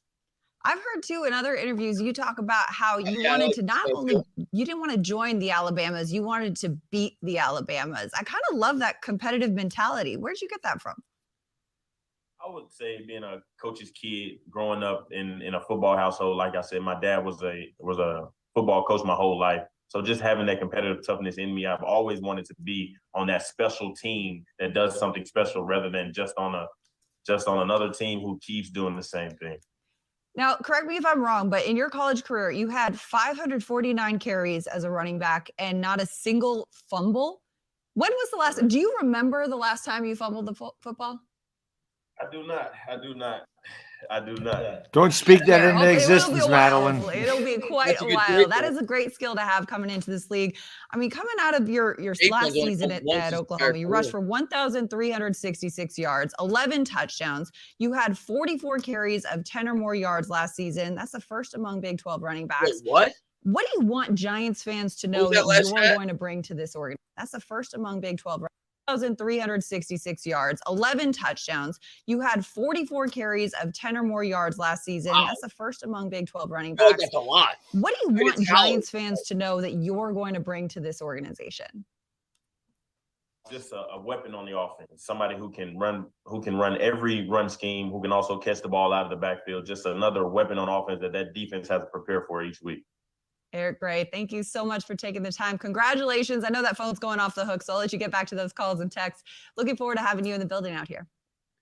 Thank you so much. Everybody's saying Hyatt press conference. I guess you guys don't watch the Hyatt press conference. Madeline's not hard to look at. No, she's not. She's not hard to look at. All right, let's do it. Hyatt. Need e-commerce for your business? It's never been easier. Other than just your speed, like what is it do you think makes you such a big play threat? Like what is it about you that enables so many long touchdowns in your career? Yeah, I feel like I'm just dynamic, explosive. That's correct, Jason. I feel like I get open 24/7. I think that's what you want in a receiver. And I feel like really with those three, attributes, I think that's why I like separate myself from everybody else. Have you done anything during the pre-draft process to specifically try to fine-tune or round out your route tree? So everyone talks about how good of a deep threat you are, but to add more to your game. Yeah, definitely. Just really throughout the whole process of, combine, pro day. That's really what I was working on. Just coming from a different system, getting used to more complex routes. And, I'm very capable of doing what I have to do. So I'm very confident in what I've done in my training and just can't wait to get to work. Jalin, what's your thoughts on becoming a Giant? Oh yeah, life changing. It was a dream to play here. I had a feeling I was going to come here too. I had that feeling. I don't know why. But man, You just said it. I'm just You see blessed to that, be Red here, Dog? blessed to be in this position, and I just can't wait to make the most of it. Where do you think you slotted in terms of the wide receivers in this draft? Yeah, I mean, there's a lot of said that good receivers out there in this draft. A lot of I think that's where he plans that I made over the time, just in the combine prep and pro day prep. But I'm very confident in myself and what my game is. I really believe I'm the best receiver in the draft. It doesn't matter where I was slotted at. But now I'm here. I'm here in New York, and it's time to get to work. What do you think about playing in? What do you think about playing in New York and this kind of media marketing? Yeah. I never, as far as being here today, I never been to New York, just as like visiting or just coming with family. So it's definitely something different. And being here with my family and just experiencing New York and seeing everybody, seeing the coaches and meeting some players here, man, it already feels like a family just already being here. And just like I said, just blessed for the opportunity, blessed to show what I can do and what I'm capable of. Jenna, you ran a lot of routes at UT. What's your favorite position, X or the Z? Really anywhere. I'm not gonna come in here and say I only play slot or I only want to play outside. That's why I say I'm dynamic and explosive. I want to play everywhere. Wherever coach wants me at, that's where I'm gonna play at, and I'm gonna do what I have to do. You were talking last night about you putting on weight. Was that something how did you come to that? Have you been trying to put on weight even during college, or is that something I'm going to the NFL, I need to get bigger? Just curious like that. Just something where I just want to feel comfortable at. I want to feel when I play this season, I want to be at 190, and I'm right there at it. I'm very proud of what I've done in my prep as far as I don't even getting here remember. and as far as my weight gain. Combine weight. But it's just a comfortable thing for me. Just want to be at that 190 want to say spot about when I come into 180? this season. How have you gone about doing that? 'Cause I'm sure it's probably not easy for you necessarily. Yeah. So like, Just for me, it's just consistency. Making sure you're eating the right things, making sure you have good eating habits, and making sure you're just 185. consistent with your He's meal right around preps. there. I think that's the biggest thing for me. What do you feel like you can do better at that weight than maybe a lighter weight? Yeah, I mean, it definitely adds more confidence. Easier to catch the ball and contest the areas. People can't knock you off of routes. People can't knock you off of releases. Just a lot of things that can help you, especially playing in the NFL is going to be a little different. So, knowing some players that's already at this league and just, getting some of their advice and, just trying to learn from, the people here or wherever they're at and, just try to build on that. Best advice you've got? Yeah, I just saw that his combine weight was 176. Yeah, I'll say one of my closest friends, Bayless Jones, plays for the Bears. Just told me make sure you're consistent in your meal prep because he was here when I was playing, at Tennessee. So we're very close friends. Trey Smith, another guy who plays for the Chiefs, O-lineman. Having communications with guys that has production in the league that done something, and just learning from them. How is playing?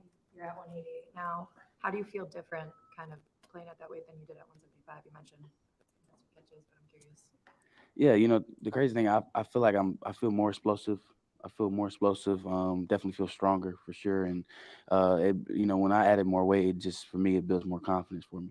So I'll say probably those things, the three things for me. You ever study there's slender receivers who have had a lot of success like Deshaun Jackson, there's Devontae Smith. Mm-hmm. Have you ever studied guys like that, and how do you think you can be successful in the same? Yeah, for sure. I was very big on Devontae Smith, the Eagles. I think he has a lot of capabilities I have, slender build, long arms, explosive, dynamic, gets open 24/7. He's consistent in how he catches the ball. He's a consistent receiver, and a guy that makes plays. And that's what I want to do. That's what I want to do when I come I think he looks about What's the feeling like? MY. I guess we get a better look at it when we see it. What's it like when you know you're fast, you line up? He looks fast, I'll say that. Like what's that feeling like? Jen Oh, said that's the last best night feeling about in him. the world. Yeah, that's the best feeling in the world. Just He looks like knowing you go out there and legitimate. nobody can stop you. And that's He kind of looks how I much felt this faster than season. Slayton. So just building on from this They're season, 40 learning times from slower. my mistakes this season, and being ready for the big leagues. As a vertical threat, which is what people call you. How can you see how that helps the whole offense? This has a team with Saquon Barkley. There'll be somebody on the other end. When you line up outside or even in the slot, the defense knows this guy might be able to run by us. Yeah, exactly. What does it do you think? Yeah, when you have Barkley in the backfield and, a lot of guys that we have on this team that's very, very, very good. They can't really load the box. They can't go down there and just blitz the whole game. They're gonna have to respect. They're gonna have to respect us, and that's really what I want to bring and add to the table. Go ahead. I'm sorry. Did you ever worry as you were gaining this weight that you may have to lose a tick of that speed? No, that speed's gonna stay with me. It's gonna stay with me, man. I was born with it. When you look back and you have an opportunity to think about what that Alabama game did for you, like obviously Joe Shane, the general manager, said he was standing there on the sideline, so it played a part in you being here. The Biletnikoff Trophy, I'm sure that was a big part of it. That game, people noticed.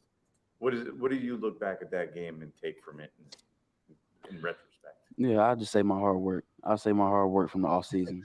They're saying in the chat you want to take for me, I really grinded my off season going into my junior campaign. And I was getting a call from Shane. I was talking about the next I was draft pick. expected to do that in my eyes.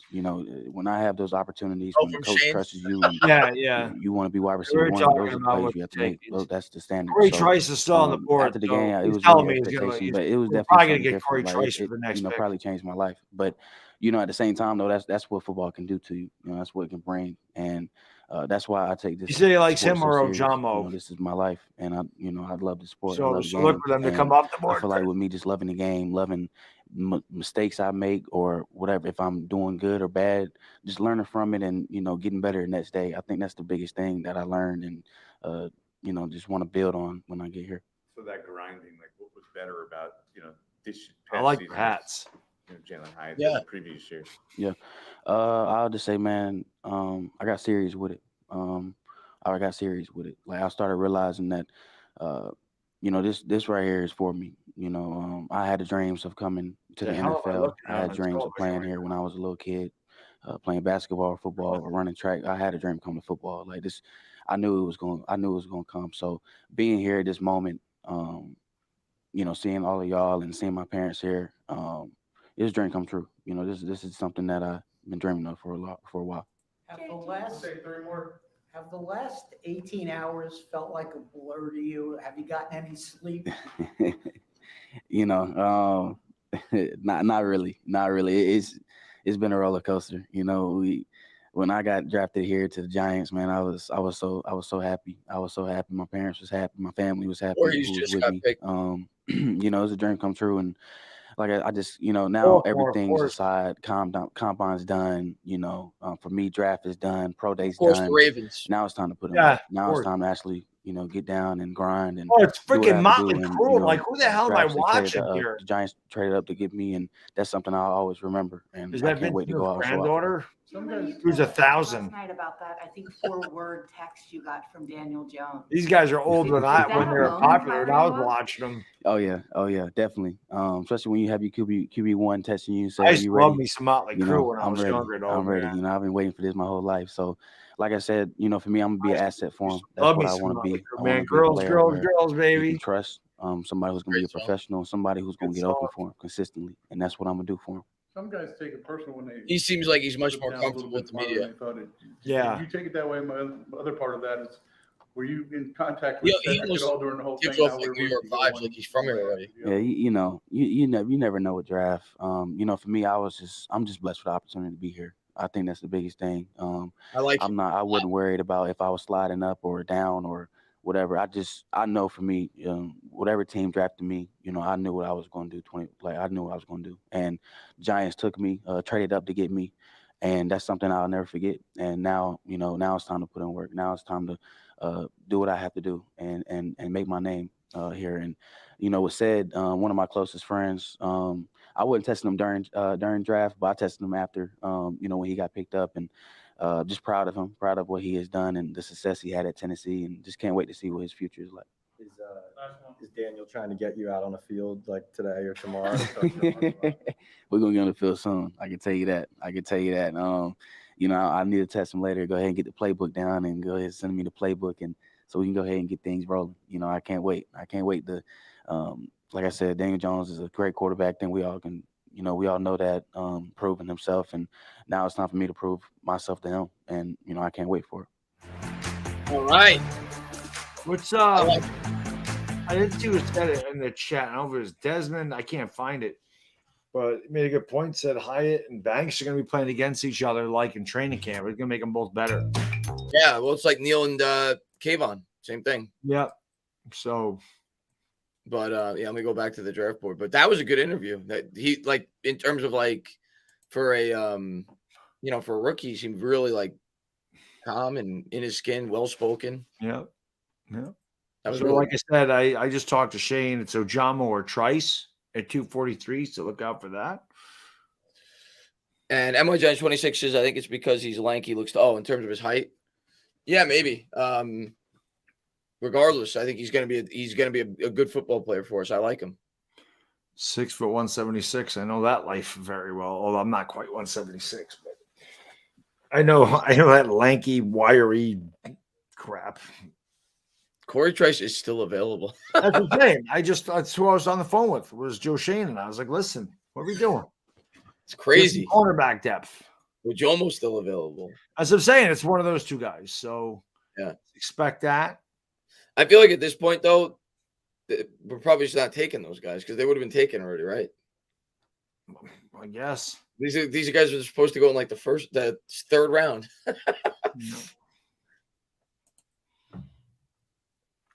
Wow. Maybe the Giants get Duggan as an undrafted free agent. They might. Maybe. How many quarterbacks are left? I know McKee got drafted. Not many. He's like the last one you've heard of. Yeah, that's it. Just 3. Tanner Morgan sucks. Minnesota was so bad. Yeah, there's nothing left, man. Maybe Max Duggan will be Mr. Irrelevant and he'll do what Brock Purdy did last year. I just like Max Duggan, man. I like Max Duggan too, actually. A gamer, dude. He's not the most talented guy, but God, he is a gamer. He was one of my favorite players in college football last year. Yeah, he was a gamer, man. Kid's that, tough. I think it was a playoff. Was it the playoff game or the game to get into the play? I think it was the game to get into the playoffs. They beat Michigan. What is that? When they beat Michigan or the Baylor game? I think it was the Baylor game. He was like limping to the huddle. Yeah, he's tough. He's tough. I like him, but I don't think he's gonna be a starter in the pros. But I like him. I mean, but it's a backup. You know? Yeah. Thanks, guys. The Rams took Stetson Bennett in the 4th round. He's not going to be a starter. X Factor, man. No doubt, man. Thank you guys for watching. Thank you guys for all we should say that more often today. Thank you guys for all the support over the last 3 days watching the streams. Yeah, you guys have been hanging out with us for a long time. Yeah, we appreciate all you guys. Chris and the Bad Dog. We always have a lot of fun doing these, and without you guys, it's it doesn't go. There's no reason to do it. So love doing these with you guys and hanging out with you guys and talking about dogs and trying to kill dead time between picks. Right. Yeah, pizza, whatever else. But we appreciate all you guys, man. All you guys. Yep. Let me see. Shy Guy says, I don't know why, but listening to him, I suddenly got a Will Fuller vibe, a younger, healthier Will Fuller. Be great. Because Will Fuller, when he was healthy, was extremely explosive. Will Fuller's actually a pretty good player comparison.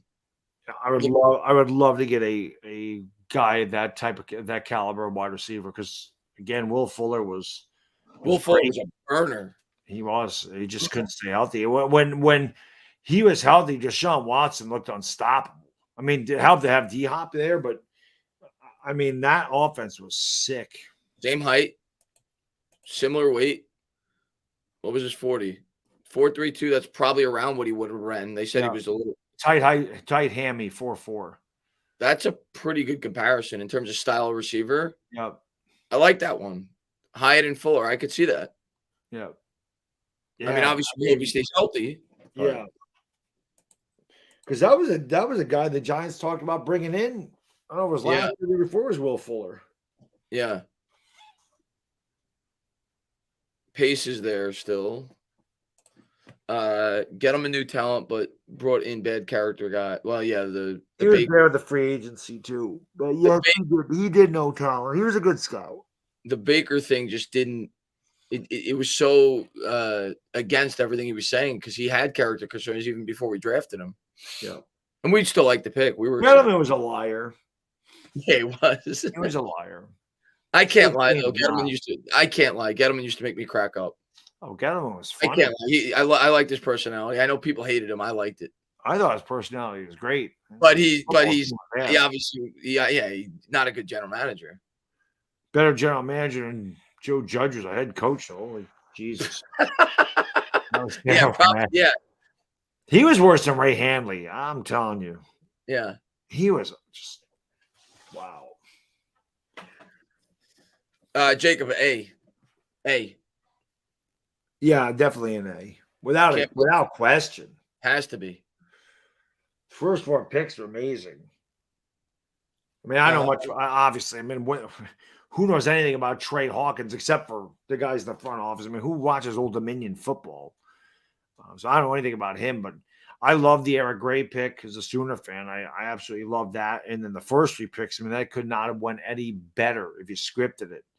To walk out of day 2 with John Michael Schmitz and Jalen Hyatt. Even the guy you just took, like, that's kind of the type of player you want your GM to take. Athletic, like, right? High upside, right? Unless you want to go super safe and for depth purposes. But in the 6th round, you might as well swing for the fences on a project that's 6'3", that runs a 4.4, that's got 32-inch arms. Like, so I see nothing wrong with that pick either.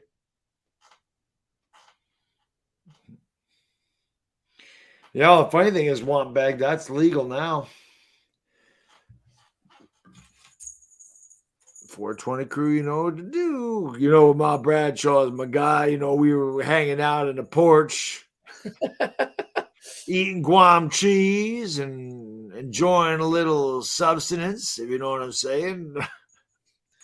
So James watches Old Dominion games, so he knows. Well, there you go. So give us a scouting report, James, on Trey Hawkins, because I know nothing about him. Let's see what Baby Jim said. Bad Dog Tana, if you had to pick one Giants draft bust that you wish worked out, I gotta think. Well, Cedric Jones, didn't he have something with his eyes? So that would, I mean, I was young for that, but I know he had like something wrong with his eye, I think. So he had some kind of physical limitations. That was just bad luck. Oh, David Wilson. If that qualifies as a bust. Yeah. It has to be him, right? That was for me, honestly, David Wilson was so much fun to watch. But for me, it'd probably be Eric Flowers, because I just wish that we would have got the damn left tackle. Well, yeah. I mean, I wish that would have worked out. I wish he was still our left tackle. Like, I wish he was that good. That he was just, Hall of Fame left tackle. I wish that was the guy that didn't bust for us, because I was thinking more along the lines of like liking the player. Yeah, I mean, I didn't like Eric Flowers. Well, I wish that he was good. For the team, Flowers, so important for your team. And we didn't have a left tackle from the time we drafted him until the time we got Andrew Thomas. It was hard to find a left tackle. So, because Solder was a disaster there. So I wish he was the guy that worked out. Him or Evan Ingram. I wish Evan Ingram would have worked out for us too, because you see what he can do in Jacksonville. I think Eric Flowers, he didn't play left tackle in Miami. He was a right tackle. He wasn't projected to be a left tackle. And the Giants were the only ones that projected that. And that was a Reese panic move, because Washington took Sheriff before, and Reese panicked a lot at the end of his tenure. He reached. That's why people call him Jerry Reach. But yeah, Evan Ingram, you see what kind of skill set he has. It didn't work here. But Ingram, obviously, it's why Ingram is we're so frustrated, because you could see the guy was open all the damn time. He's an impossible matchup. He just couldn't catch the ball. Flowers just sucked because he played out of position. Right. And then when he moved to guard, he was a lot better. But that was, if I'm thinking about just recently, I can't think of like the busts from the 90s, because we just never drafted well. No, we didn't. 90s. Like first round picks. Like, I can't think of any really. I don't wish Dave Brown were here. You want to see what won us our Super Bowl? Look at these drafts. Look at these drafts. I want to say starting in 2003, they really started to hit. You hit Osi Umenyiora in the 2nd round, David Deal in the 5th round, David Tyree in the 6th round. Right? Integral parts of those Super Bowls. I remember Vincenti Shenko. I like Shenko. 2004, of course. This is drafted Rivers. This is Eli. Yeah. And then Snee, who was a franchise lineman. Gabriel Wilson was a big part of what we did. Eric Ward.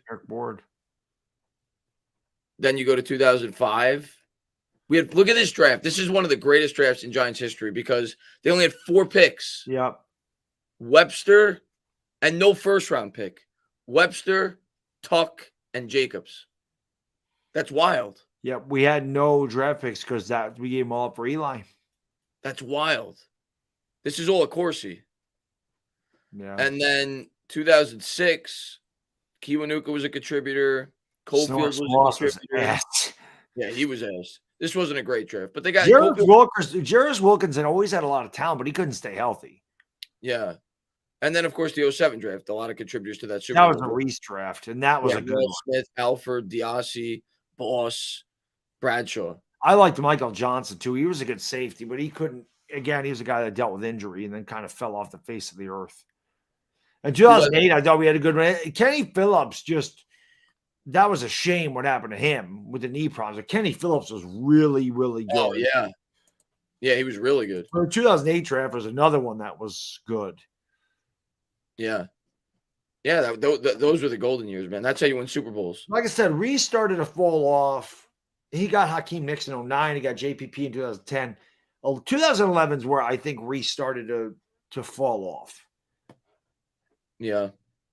Yeah, I would say right around, 2010. That's when the draft started to go to hell. We should have taken Mark Ingram. In 2011, we should have taken Mark Ingram instead of Prince Amukamara. Jacobs was getting near the end of his career. You could have had, not the end of his career, but he was starting to slow down at that point. You could have had Mark Ingram and Ahmad Bradshaw in the backfield. And Mark Ingram ended up being a really, really good running back. We did draft Rivers, DJ. We did draft Rivers. And then we did. And then we traded him for Eli. Right. We did draft Rivers. Yeah. Take IPJ Carter, Trice, or Rush. At this point, don't get your hopes up for any specific player. I think they're going to just single out a player that they like. I told you. I just talked to Shane. I told you. It's either Trice or Jomo. Yeah. We'll see. I mean, I talked to him, not even Trump Dog. I talked to him. So we're good.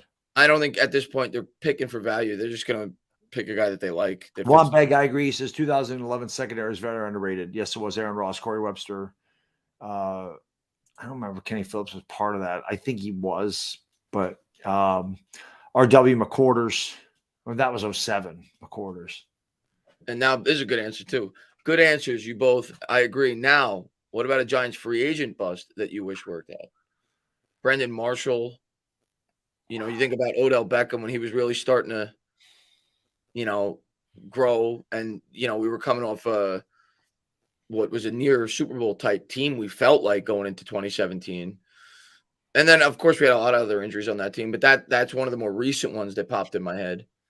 LeVar Arrington, I was really excited when the Giants brought him in. He was a piece that we really needed. Came from Washington, had a lot of talent. He got hurt. That didn't work out. Trying to think of other. I wish Blake Martinez worked out longer. He got hurt. Because I liked him. I thought he had a really good first year with the Giants. For me, it's the last big one that busted, Kenny Golladay. I wish Kenny Golladay was still part of it. I didn't even want to mention Golladay. But we brought him in here to be a red zone target. We brought him in here to be the man. Yeah. And obviously it never worked. But if Kenny Golladay ended up being the Kenny Golladay from Detroit, and I love Jalen High, I love the pick, but we wouldn't have had to make that pick. Yeah. We wouldn't have had to do that. We could have used that for a different position. So I wish the Golladay thing worked out. I was really happy when we got him, but it just sometimes things don't work out. Like he's definitely up there. Obviously, again, we wouldn't have even had Nate Solder, had Eric Flowers panned out. But I wish Solder would have worked out. I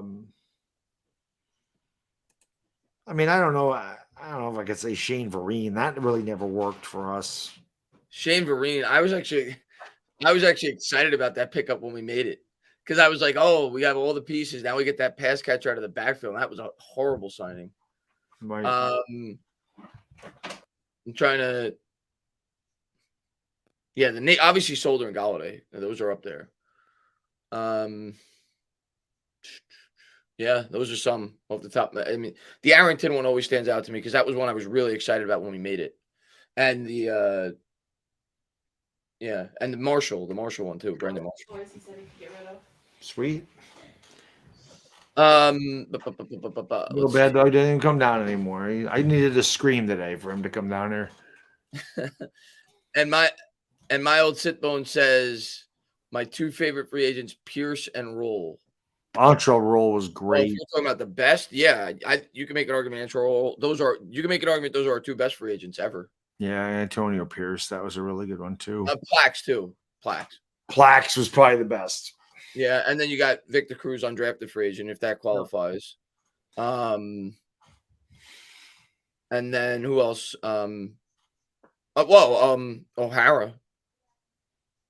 Yeah. McKenzie. We had so many good free agents on that team. Kerry Collins.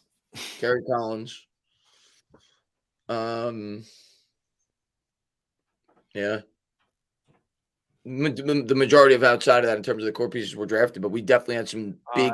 Davey Anonymous. It was Kyle Rudolph was the tight end we brought in with Galladay. Kyle Rudolph. Snacks Harrison was a really good pickup. Yep. It wasn't long lived, but he was. I think of Jonas Jenkins. I mean, that year. Yeah. The first year they were here, Olivier Vernon, Snacks Harrison, and Jonas Jenkins were really good. I mean, Snacks and Jonas Jenkins were all pro that year, I believe. Yeah. If not, they were alternate all pro guys. And that's not pro bowl. Like all pro was like, you're the man. And then Janoris Jenkins turned into shit fondue, which we'll never forget. Shit fondue.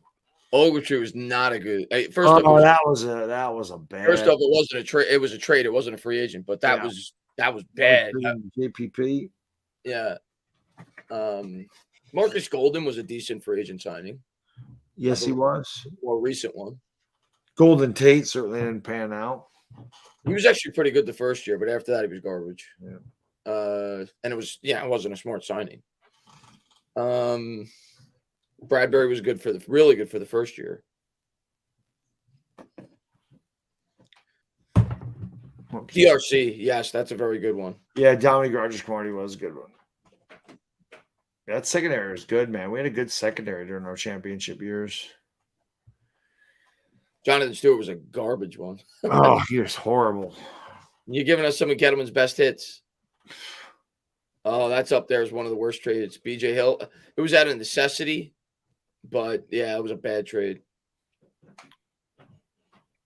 Do we trade them straight up? I thought we just traded BJ Hill to the Packers. We traded him for Billy Price. Straight up. Billy Price was on the Packers at that point. No, we traded him to Cincinnati. We traded BJ Hill to Cincinnati. Why did you're thinking of the line?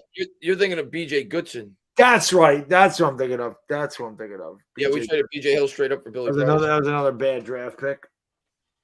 BJ Hill was a good draft pick. Yeah, BJ Goodson's the guy I was thinking of. Yeah, BJ Hill was actually one of Gettleman's better draft picks, but he didn't keep him. Yeah. Baby Jim says, here's another good question, Bad Dog and Tana. Pick one offensive and defensive player from the rest of the league that you wish was a currently. I mean, Pat Mahomes. No disrespect to Daniel Jones. I love him. But Pat Mahomes, you got to go there, right? And then defensively,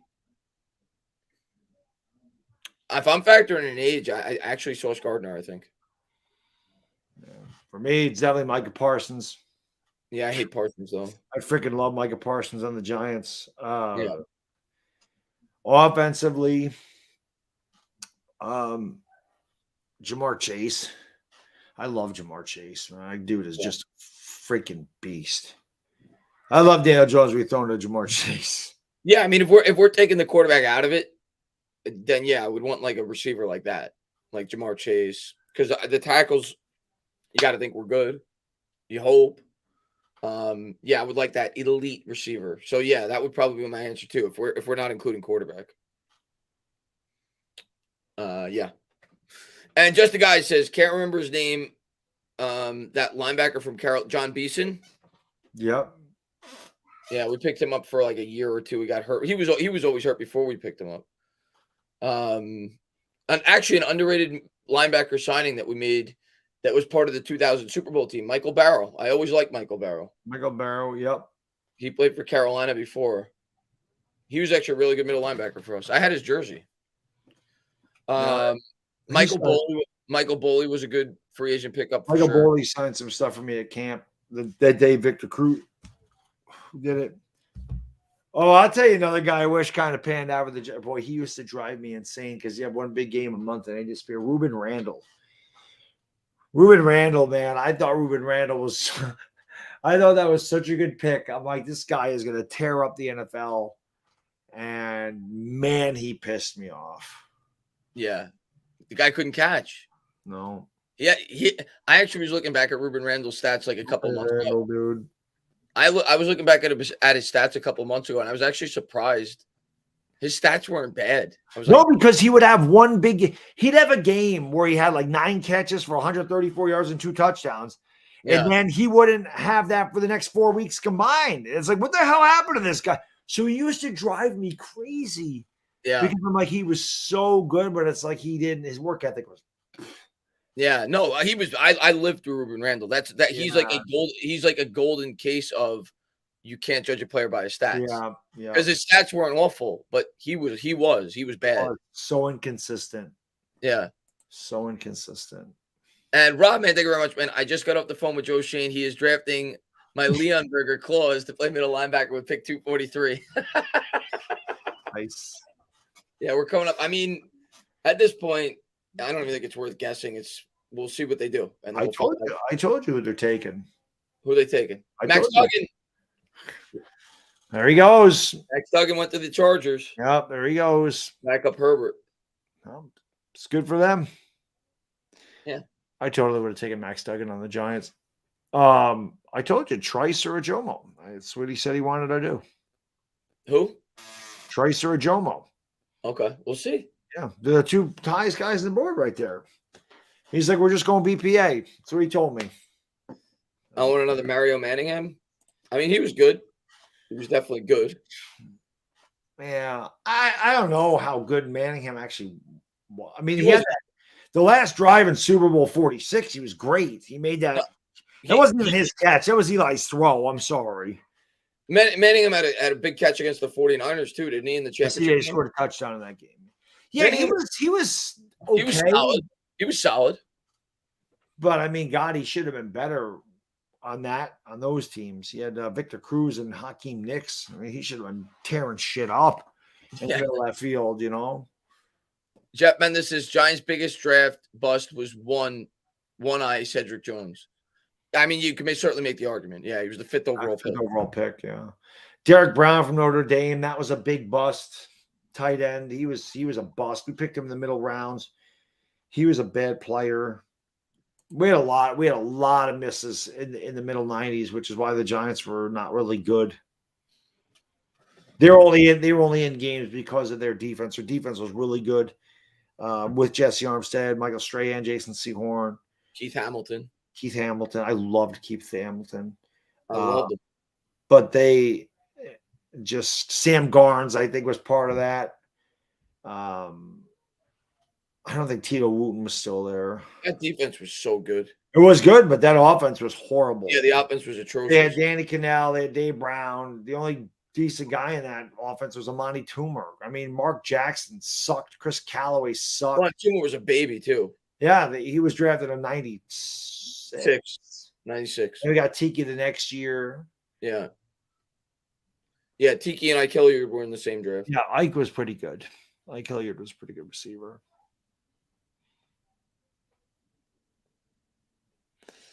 Max Duggan, man. I liked the Duggan pick there. Well, we're 2 picks away. Let's see. Want to know a secret? The whole debacle of 2017 happened because we released Jennings and had Perkins, the same scatterback. Next year, released Marshall and drafted 26. I mean, I guess, yeah. What's funny, Walt? I liked Paul Perkins. I thought Paul Perkins was going to be pretty good. And I remember the last game against Washington because I remember my wife's uncle. I love him. He's a Skins fan. Yeah, that's right. I call them the Skins. That's what they are. They're not the Commanders. They're the Redskins. But I told him because it was Christmas Eve. And I remember I was like taking the broom And I was telling them we're going to sweep you guys, even though the game meant nothing to us. I was thinking, and I said, Paul Perkins is going to run for 100 yards. And he just started cracking up. He's like, what are you high? What are you, blah, blah, blah, blah, blah. And sure enough, Paul Perkins ran for over 100 yards that game. He came out of UCLA. I really liked him. I forgot if he was a 5th or 6th round pick. He was a 4th round pick. I really liked Paul Perkins. I really thought the Giants offense was going to be really good with Jennings. I think Jennings was still there when they drafted Perkins. And then they did get rid of him the next year. But I really liked him. And then he just kind of fell off. And yeah, Ramses Barton is who you're talking about. Richard Rodriguez. He was 6'6" or 6'5", and he was the guy that we thought was going to replace Plax. Yeah, and he did not do that. It was Kenny McIntosh. That's a good pick. Kenny McIntosh. Yep, another Georgia Bulldog. Yep, it's a good pick. Steelers are on the clock. Seattle, man, they're loving their running backs. Yeah, and they already have one. Yeah, Kenneth Walker. Yeah, that's interesting. They got rid of Rashad Penny, right? So, yeah, that's a good pick. I think McIntosh is a good pick right there. I mean, the Seahawks have always been a team that uses a lot of running backs since Marshawn Lynch, but kind of weird, right? Because Walker was really good. Yeah. The Ace Avenue, he says, I like Steve Smith when we had him. Wish he would have been bigger for us, but we had a huge 3rd and 11 conversion. I always say that all the time, Dace. That's the play that gets forgotten. Yeah, because it's in between Tyree's catch and Burst's touchdown. Next play is a touchdown, a Burst, but that 3rd down and 11 where he gets the ball in a little out route and he gets out of bounds after getting the first down. So Steve Smith was my favorite player on that team. I actually have an autographed Steve Smith jersey over there. I love this freaking jersey. But that's the play you forget because it's between Tyree and Plax. Yeah, he was my favorite. He was my favorite guy. Corey Trice just got picked by the Steelers, by the way. Yeah, that sucks because we were going to take him. Yeah. First in the first round. Right. Well, I told you, I talked to Shane. He said he was going to take Trice or Joe. So, yeah, there's the Steve Smith. Oh, that's awesome. Jersey. That's awesome. Yep. So, I've had that for a long freaking time. But he's I love Steve Smith. But then, after we traded him to the Eagles, he fell off. Well, he tore his knee up, and that was the end of him. Yeah. He was injured at USC, too, which is why I think he fell to the 2nd round. But he was such a sure-handed guy. And I remember he had a big catch against Dallas on that drive right before the half when we went down and scored a touchdown in like a minute. He had a big 3rd down conversion against them. He got drilled in the back. He held onto the ball on the sideline. He had a lot of big catches for the Giants. And then 08, he was great. Yeah. And then he left. Yeah, still to this day, the most receptions by a Giant in a single season. Yeah. But yeah, I don't want to look at the chat, guys, because we're on deck. So we're on deck. But I think he still holds that record. Maybe somebody broke it. I think he still holds the record. Beckham might have broke it. Maybe. I'm gonna look it up. If anybody did, it was Beckham. What did Smith have? 109? See.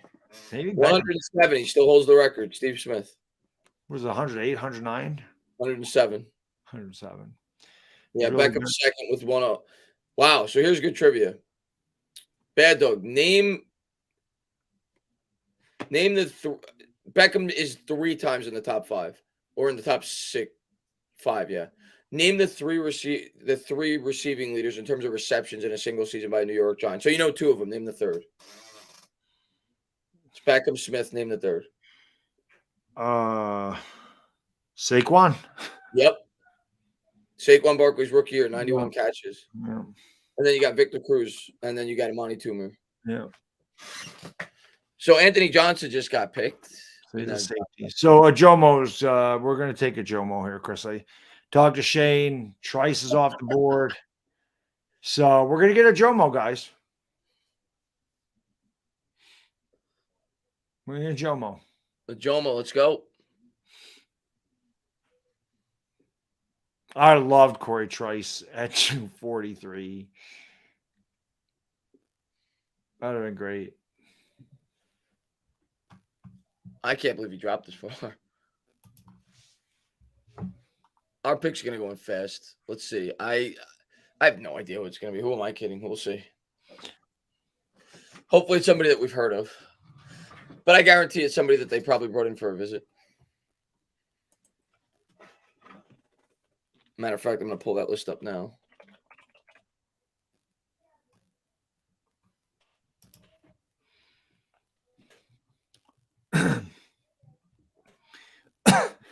Picks in.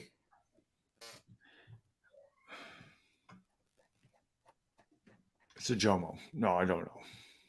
I would like that pick. Yeah, I told you. Shane told me that's who he was taking. Get a defensive lineman. Let's see. There's a lot of Anthony Johnsons in this draft, I noticed. Yeah. It's wild that they still have a full capacity. Like Giants are picking and they show the Eagles. I mean, what the seriously? Yeah. Come on. I hope you spill champagne on your suit. Come on. I hate the Eagles so much. Yeah. That's great. Darius Slay stole my tweet. And they're still showing the Eagles war. I guess that was their last pick. Is that why they're doing it? Did they just pick? Who gives a shit? Yeah, I know. I agree with you. Somebody said they ride. Somebody said in the chat earlier, they love to ride the Eagles meat. They really do. We haven't seen that from the Giants at all. That war room with the picks. Pick is in.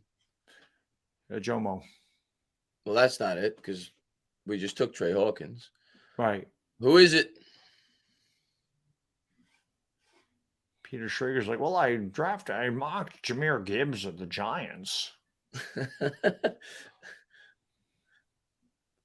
All right. Yeah, they got good players. I get it. Just talking about Georgia guys. Who's the Georgia guys available right now? Are the Giants taking a Georgia guy? This is taking way too long. Come on. There we go. Jordan Riley. We brought him in for a visit. I'm almost positive of that. So we got a defensive tackle out of Oregon. All right. So it wasn't a Jomo. So let's just make sure. But I'm looking into it now. No, we didn't. The names sound familiar, but no, we didn't. Let's take a look. Let's take a look at Jordan Riley. Defensive tackle, Oregon. I like it. We need depth on the line. I'm cool with that. I don't even see him listed here. Yeah, he didn't even partake in the combine. Oh, that's why. Yeah. Hawkins of the Cowboys picked immediately. Wow, he's 338 pounds. Yeah, 6'5". He's a big boy. So I'm assuming he's a nose tackle, like a run stuffer. I'm sure. Yeah, 338. Beef up that freaking defensive line. All right.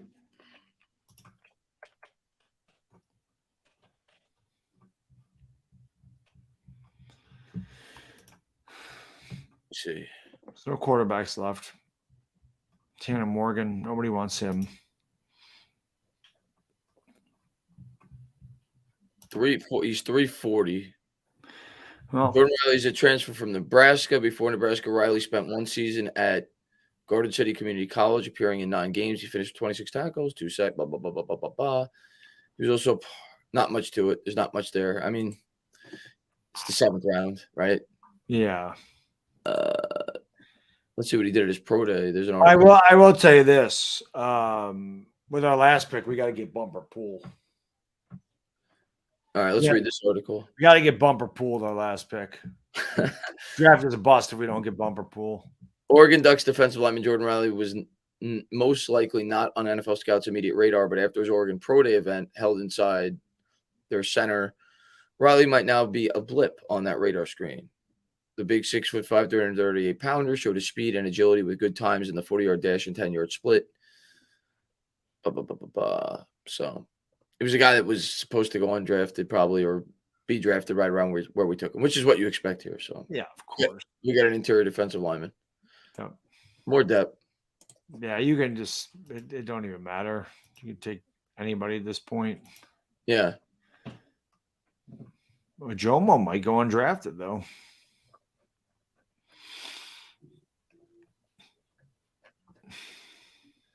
Yeah, it's a big guy. 300. I dream about guys like that. I don't know if you knew that. 340 pounds. That's a big. It's a hog molly. As Dave Gettleman would have said, "Give me a hog molly." We got one more pick. Who's it going to be? I think it's going to be Bumper Pool. Oh yeah, I mean, no. Hold on a second.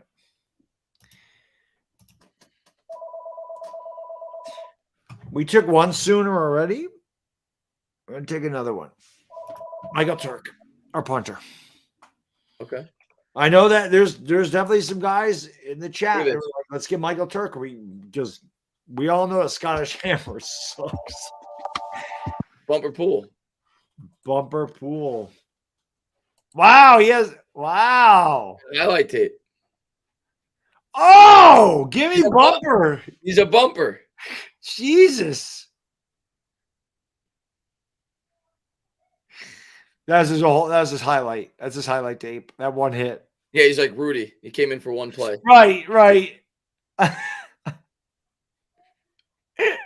It's Rudy. It is. It's one play. They showed the same play 5 different times. Right. 6.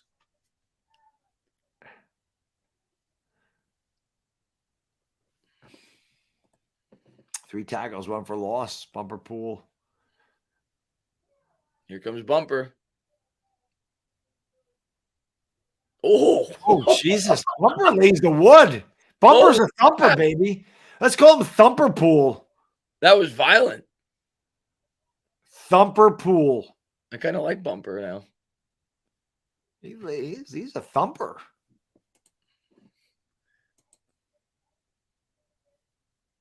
That wasn't a big hit. Yeah, No. That guy wanted no part. He ducked. He saw Bumper coming. He said, I'm getting down right now. I don't know what that was.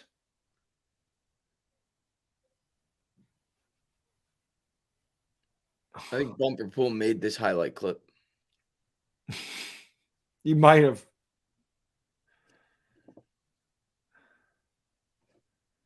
But there you go, guys. That's Bumper Pool. So I figured I'd give you a quick look at him. Being that there's a very good chance he'll be our last pick. Look at it. We're all screaming for these guys in the 4th round, and they're all still here. Ivan Pace. Right. Jomo. That's the draft for you.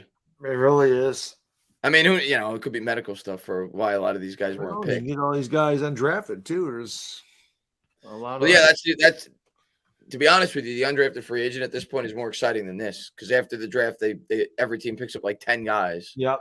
And then you're like, oh, let me do my research on these guys. But we'll see what we take with our last pick. Maybe we'll take Emil Ikior from Alabama. He's big. He's a guard. 6'3", 314. Take the Alabama guard. I'm cool with that. Yeah. Take another lineman. I love it. Pace is still there. Bumper Pool. What do we think about the draft? I loved it. Yeah, it was great draft. There's nothing about this draft that you could be upset about. I mean, I can't. What could you possibly be upset about? Yeah, the fact we didn't take Bumper Pool. Yeah. Well, Michael Turk, man, that's who we're taking. We're gonna take our punter. You think so? Yeah, Michael Turk. Otis the Cow wants Bumper Pool. Everybody wants Bumper Pool. The Eagles might jump us to get Bumper Pool. They didn't even have any picks left. Max, we're up in like 6 picks, and then we're done. Yeah. There's only like 12 more picks left in the draft. Yeah.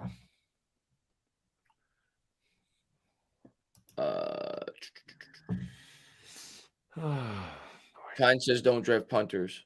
Yeah, I'm not. Unless there's like an otherworldly punter, maybe then it's worth a pick in the 6th round. But outside of that, I mean, the guy who broke the record this year for the highest average per punt in the history of the NFL was an undrafted free agent, rookie. So to me, it's kind of like a waste of a pick. Just pick one up. There's plenty of them. Who's the guy from Georgia last year? I can't remember his name, and he went early, and I was like, I would take him. I forgot who the hell it was now. I forgot who their punter. It wasn't Hot Rod. It wasn't Rodriguez. He's a place kicker. I can't remember the guy's name to save my life. I'll look it up. Raheem Jarrett. It's possible. We did bring him in. Jake Camarda. That was the guy. Jake Camarda. I thought, I was like, if the Giants take Jake Camarda, he's a punter and a kicker. Can I recap the picture? Yeah, sure. I'll pull it up. Giants picks. They went with Gray, the running back. Well, I'll just go over all their picks here. Deonte Banks, loved it. John Michael Smith, loved it. Jalen. And then today you got Eric Gray, who's going to – now, remember, we didn't have a pick until the late 5th, right? But Gray is going to be I think the primary backup for Saquon. Probably not to start the year. It'll probably be Breida to start the year, but I would guess by midseason he probably takes over as the backup. Maybe it's because I have it on ESPN, Chris, but we could have drafted Alex Ward to the Eagles. He's a long snapper. There you go. They have that position on ESPN. Then we took Trey Hawkins, who projects to be, a depth guy with upside. Went to Old Dominion, 6'3", run a 4.4 40. And then we just took a defensive tackle who weighs 340 pounds, Jordan Riley, from Oregon. So those are the 3 picks today. We got one more pick left. But obviously the headliners are going to be, our first 4 picks. 3, yeah.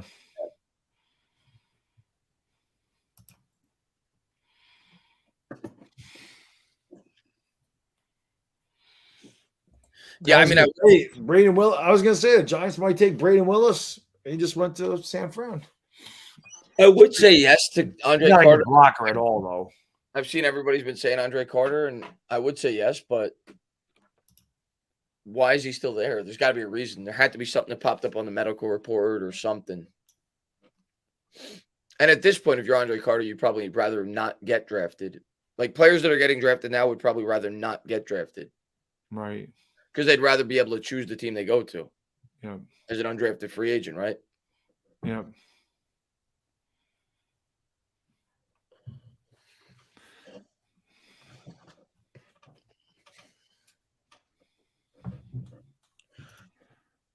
Brandon Hill just got picked by Houston. We're up in 5 picks.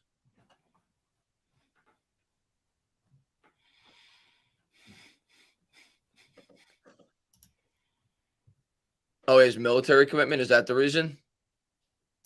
He does go to Army. Yeah.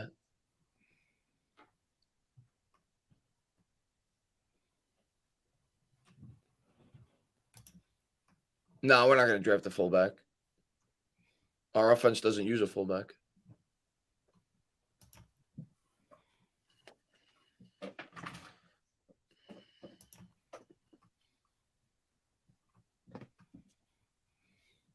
Yeah, just they'll pick somebody you never heard of at this point. Who's the best UDFA of all time? In Giants history, probably Victor Cruz. Victor Cruz has to be. Tony Romo, was he an undrafted free agent or was he drafted? I think he was. I'm gonna look. I know Parcells had something to do with him, but I can't remember if the Cowboys actually drafted him in the draft or if he was an undrafted guy. Top 30 undrafted players in NFL history. Here we go. Wes Welker. He's 30th. Drew Pearson is 28. Chris Harris, Brian Waters, Dave Grayson, Larry Little, Nate Newton. Wow. Nate Newton was undrafted.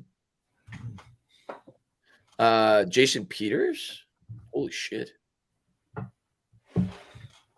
Adam Vinatieri. Priest Holmes. Yeah. Coy Bacon, Donnie Shell, James Harrison, Rod Smith. James Harrison wasn't drafted. Antonio Gates wasn't drafted?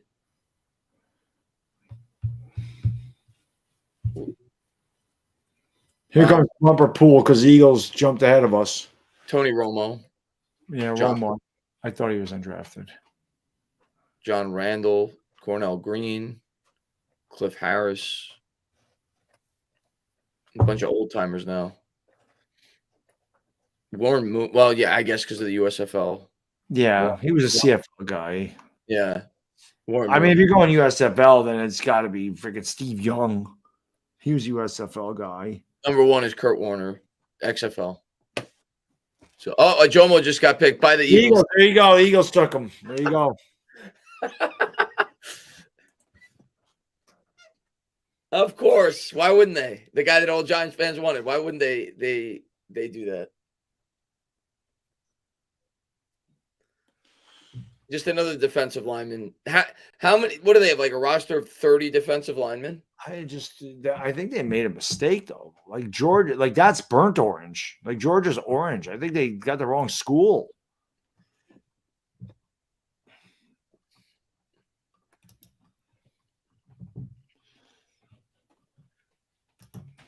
Well, it's okay. Bumper Pool is still available. Yeah, Eagles don't have enough defensive linemen. They needed another one. Andre Carter, 6'7" Beast, couldn't bulk up due to military service. I mean, I'd be for it. Why not? Chiefs pick is in.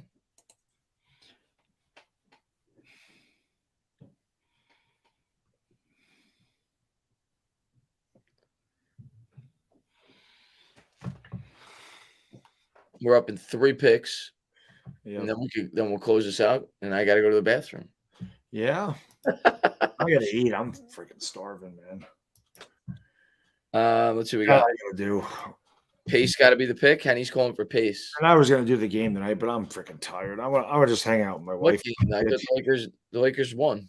No, I was going to do the game 7. The Suns and Nuggets. No, I'm going to do game 7 tomorrow, definitely. But okay. Suns and Nuggets game 1 tonight. I'll just put it on TV. I want to go hang out with my wife because I've been down here all freaking day. So. That's a good series, isn't it? It is, yeah. Yeah. But yeah, I definitely want to go hang out. I think those are the 2 best teams in the West, actually. Maybe go out to dinner. I don't freaking know. Something. See if they want to go somewhere. We haven't been out to dinner in a while. I mean, Disney World, but. What did you guys eat in Disney? We ate at the Beast's Castle, which was pretty awesome. Went to Tony's in Magic Kingdom. Yeah. Went to City Works in Disney Springs. That ended up being pretty good. We went to what is the freaking bakery? Somebody's got to know this. The new bakery. I gotta find it in Disney Springs. Oh my god, dude, the freaking cookies! Like I went off my diet for 3 days. I remember the last time I did that. This bakery. What the hell was it called? Gideon's. Oh my god, dude. The cookies, the coffee, it was ridiculous how good that was. Animal Kingdom, we just ate a little I forgot the name of the place. It's a little barbecue place. We eat there all the time. I always get a pulled pork sandwich at that place.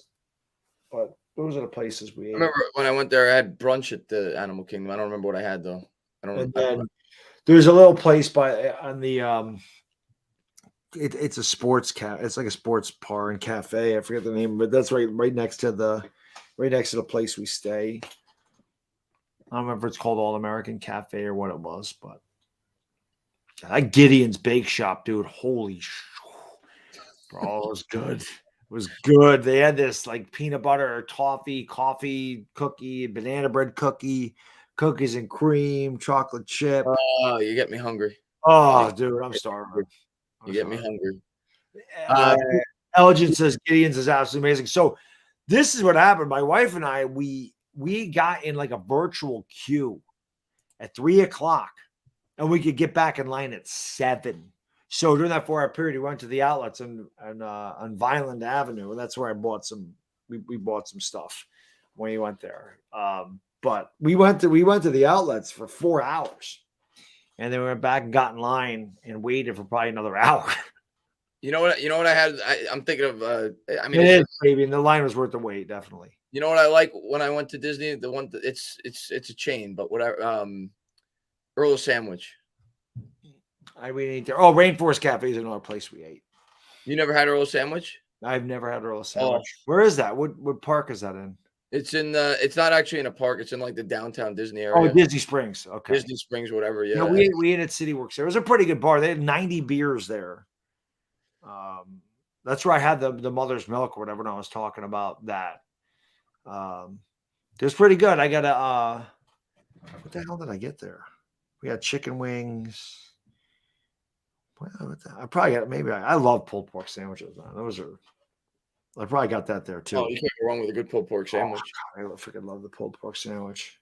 So good. Happy Humble says you're gonna take a break for Giants content. I'll probably do some content directly after the draft, probably for at least a few weeks, because there's gonna be not today because my voice is dead, as you can tell, and I'm exhausted. Yeah, like I said, But I'll definitely do a video recapping the entire draft. Then I'll probably do a video on the undrafted free agents.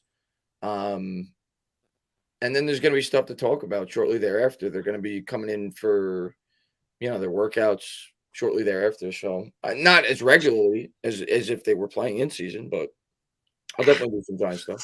Just laughing at Bryce's comment. I'm sure Philly's known for that, Bryce. And Peter, yes, let's go Rangers. Actually, that's what I'm going to watch tonight. I'm not watching a basketball game. Jacob says, am I doing the Knicks game tomorrow? If I have a voice, I will do the Knicks game tomorrow. We'll see.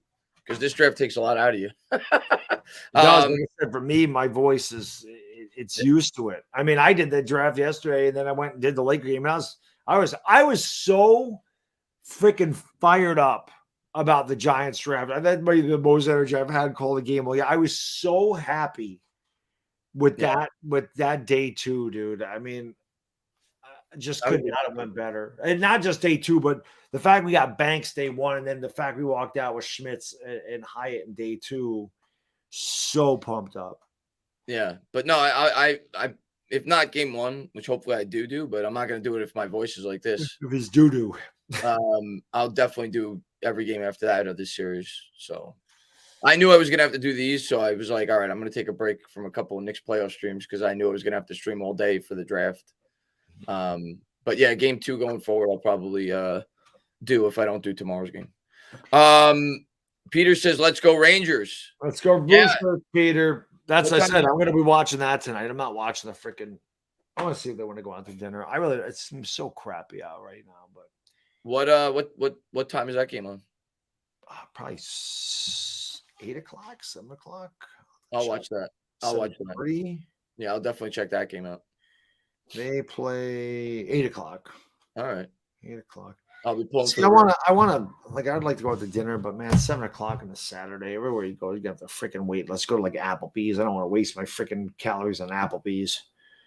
And MFN says, Bad Dog and Tana, great coverage. Matter of fact, I'll just take this off now. Great coverage on this draft. Much appreciated. Bad Dog, you the man. Thank you, buddy. Appreciate it. But how can I be the man when you're the man? We appreciate it, MFN, man. Thank you for being here, man. Yeah. So 8 p.m. tonight. Benjamin, yes, I will definitely be live for Game 7 between the Kings and. I'm just tired, man. I didn't sleep at all last night. This is a long day. Chris and I've been live for 6 hours. We started an hour late today. That's wild. But yeah, Benjamin, definitely be live for Game 7 tomorrow between the Warriors and the Kings. There's no way I'm missing that one.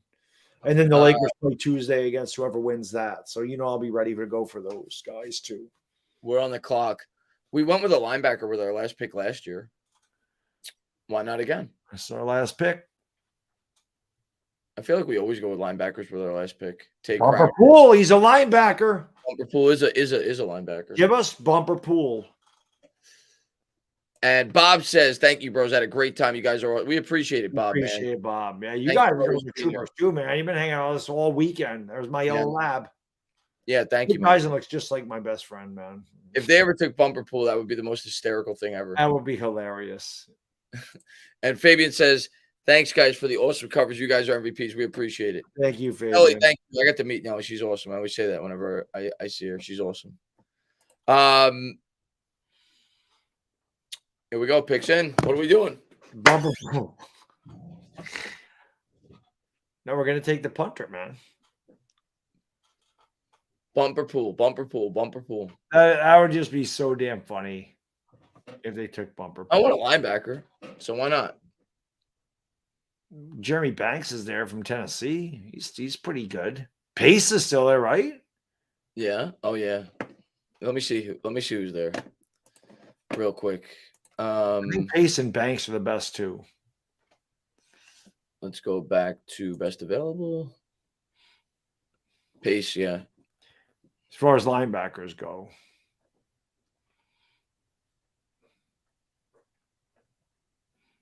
Hickman, people wanted him earlier. Andre Carter, that's who people want from Army. Bumper pool. Bumper pool. He's somewhere. Is that Bumper? No. No, I know. What are they showing there? It's the Jets. They just don't show the Giants, do they? ESPN and NFL Network, they're like, oh shit, the Giants like actually had a good draft, and they're like actually good. Now we got to talk about the Giants. We're showing the Jets draft picks. Why would you show the Jets draft picks? The Giants on the clock. Yeah, you got to talk about the Jets and the Eagles when the Giants are on the clock. Here we go. We got Gervarius Owens. We got a safety, and there you go. I think we brought him in for a visit. I think. Let me see. I think. And we'll do a quick breakdown of him. Let's see.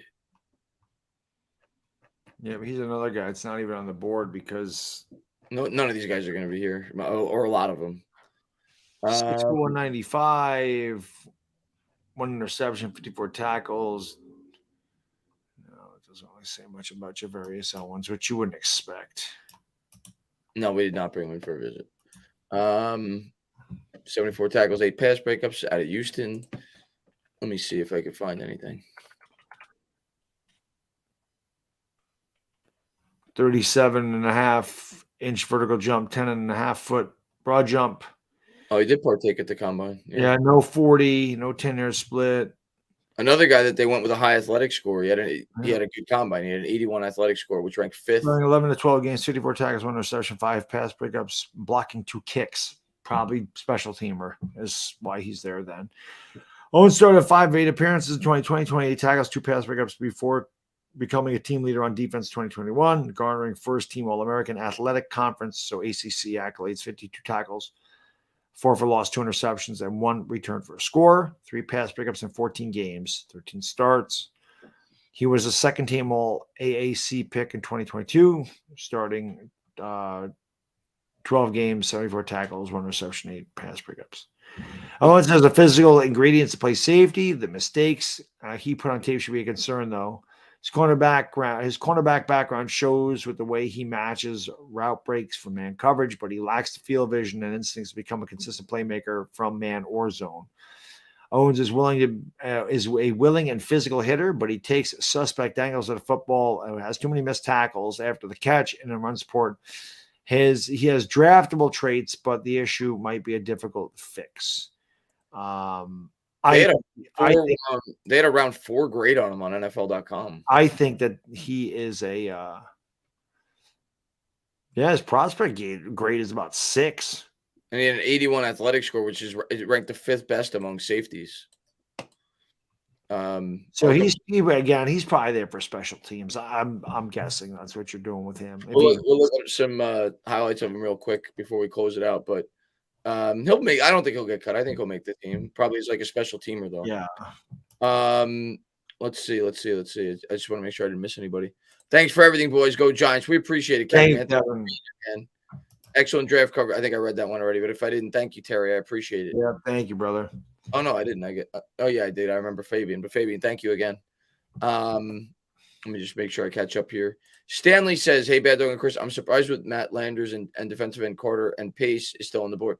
Yeah, they're probably hoping at this point, like I was saying earlier, they don't get drafted because they'd rather at this point get to pick the team that they go to that they feel they have the best opportunity to make. So, yeah, this happens every year though. There's always guys that drop further than people expect.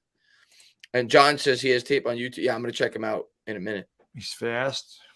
And Charles says, let's take a minute and think about how far we've come from back-to-back quarterback sneaks. You animals been live for 8 hours, 6 hours. Like, we appreciate it. Yeah, dude, it's 40s 4.57. He ran a 4.57 40. Yeah.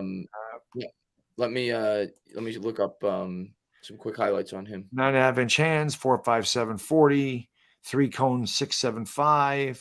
I put him like at the top half. He's another guy. It's a pattern. He's another guy that had a really good athletic profile. Good in the shuttle. There's at least highlights on him. Not Oh, it's just him catching up on a tackle. Oh wow, let's go back. Hold on. It's good hustle. He's over here. Yeah. Look at that hustle. Yep. Holy crap. Holy That's crap. closing speed. It's him again? Oh, it's the same play. That's his highlight. Yeah. A dropped interception. You don't even know where he is. They don't even put the arrow on him. There's a nice pick. Yeah. Or that's the one he returned. They said he returned one. Oh, it wasn't that one. That was a nice snag. Yeah.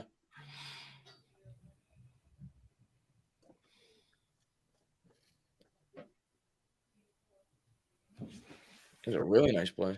Yeah.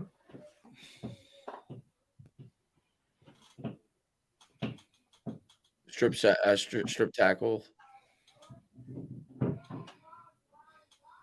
Forced fumble.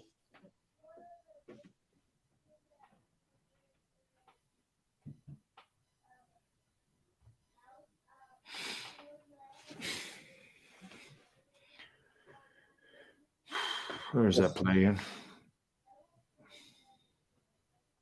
Where is he? I wish they put like the circle on him. That's what I'm saying. It's probably there. Well, you can't see where I'm pointing on the screen. Oh, yeah, because I'm looking at it, yeah.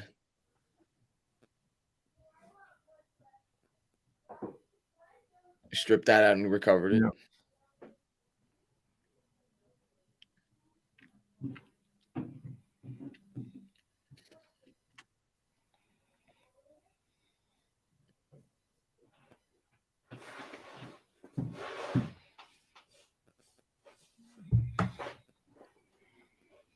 It seems like he at least has some potential for a guy that you take this late. Right. Probably a special teamer, though. Yeah, that's my guess. You want to have a lot of guys in special teams. Yeah. Good center field interception there. This is probably the one he brings back. No.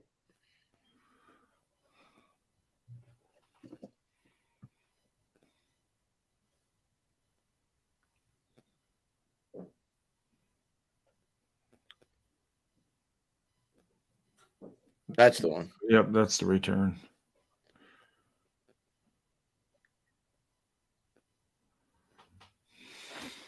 Hey, we got a safety.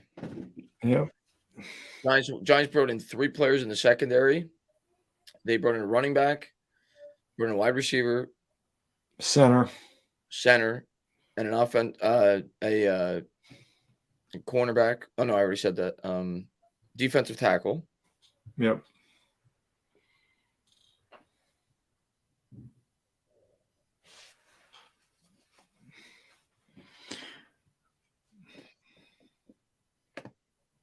Three players in the secondary. All right. So we got our guys. Yepers. Got our draft. Now the exciting part is we wait to see the all the UDFAs. We'll see what comes out with that. Yep.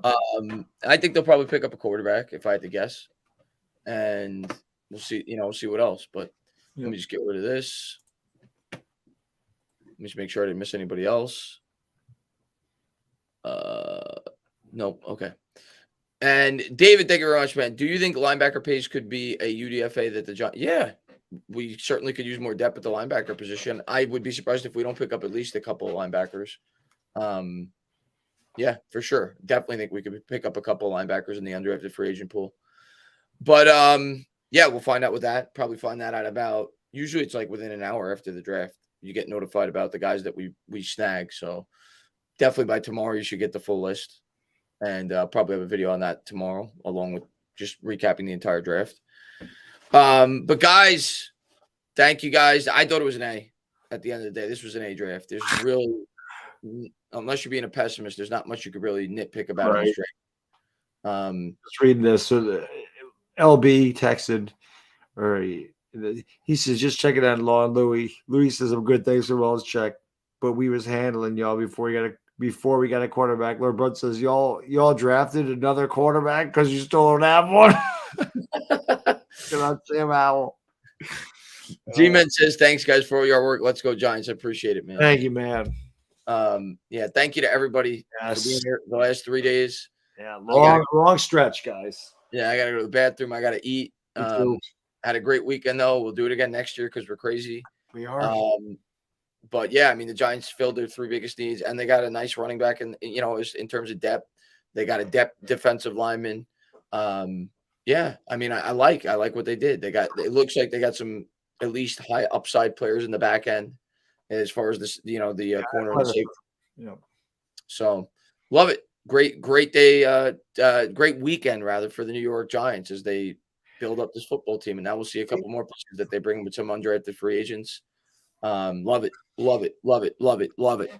Bando, close it out, man. But thank you again to everybody. You guys are the best. Yeah, you guys are amazing. Thank you for hanging out with us all weekend and most of the week because we did that show all week too, except for Friday. So thank you guys again for the amazing support. And NFL Christmas is over. I think we had a great Christmas. I think we got a lot of toys that we were hoping for. And now we'll see how they perform in the field. Next thing is like voluntary OTAs or rookie camp or whatever's next. But we're going to, be off for a little bit. And before you know it, football will be back. Summer always flies by. So looking forward to it. So thank you guys and girls again. Get out of here. Enjoy your families. Enjoy the rest of your weekend. Do your thing.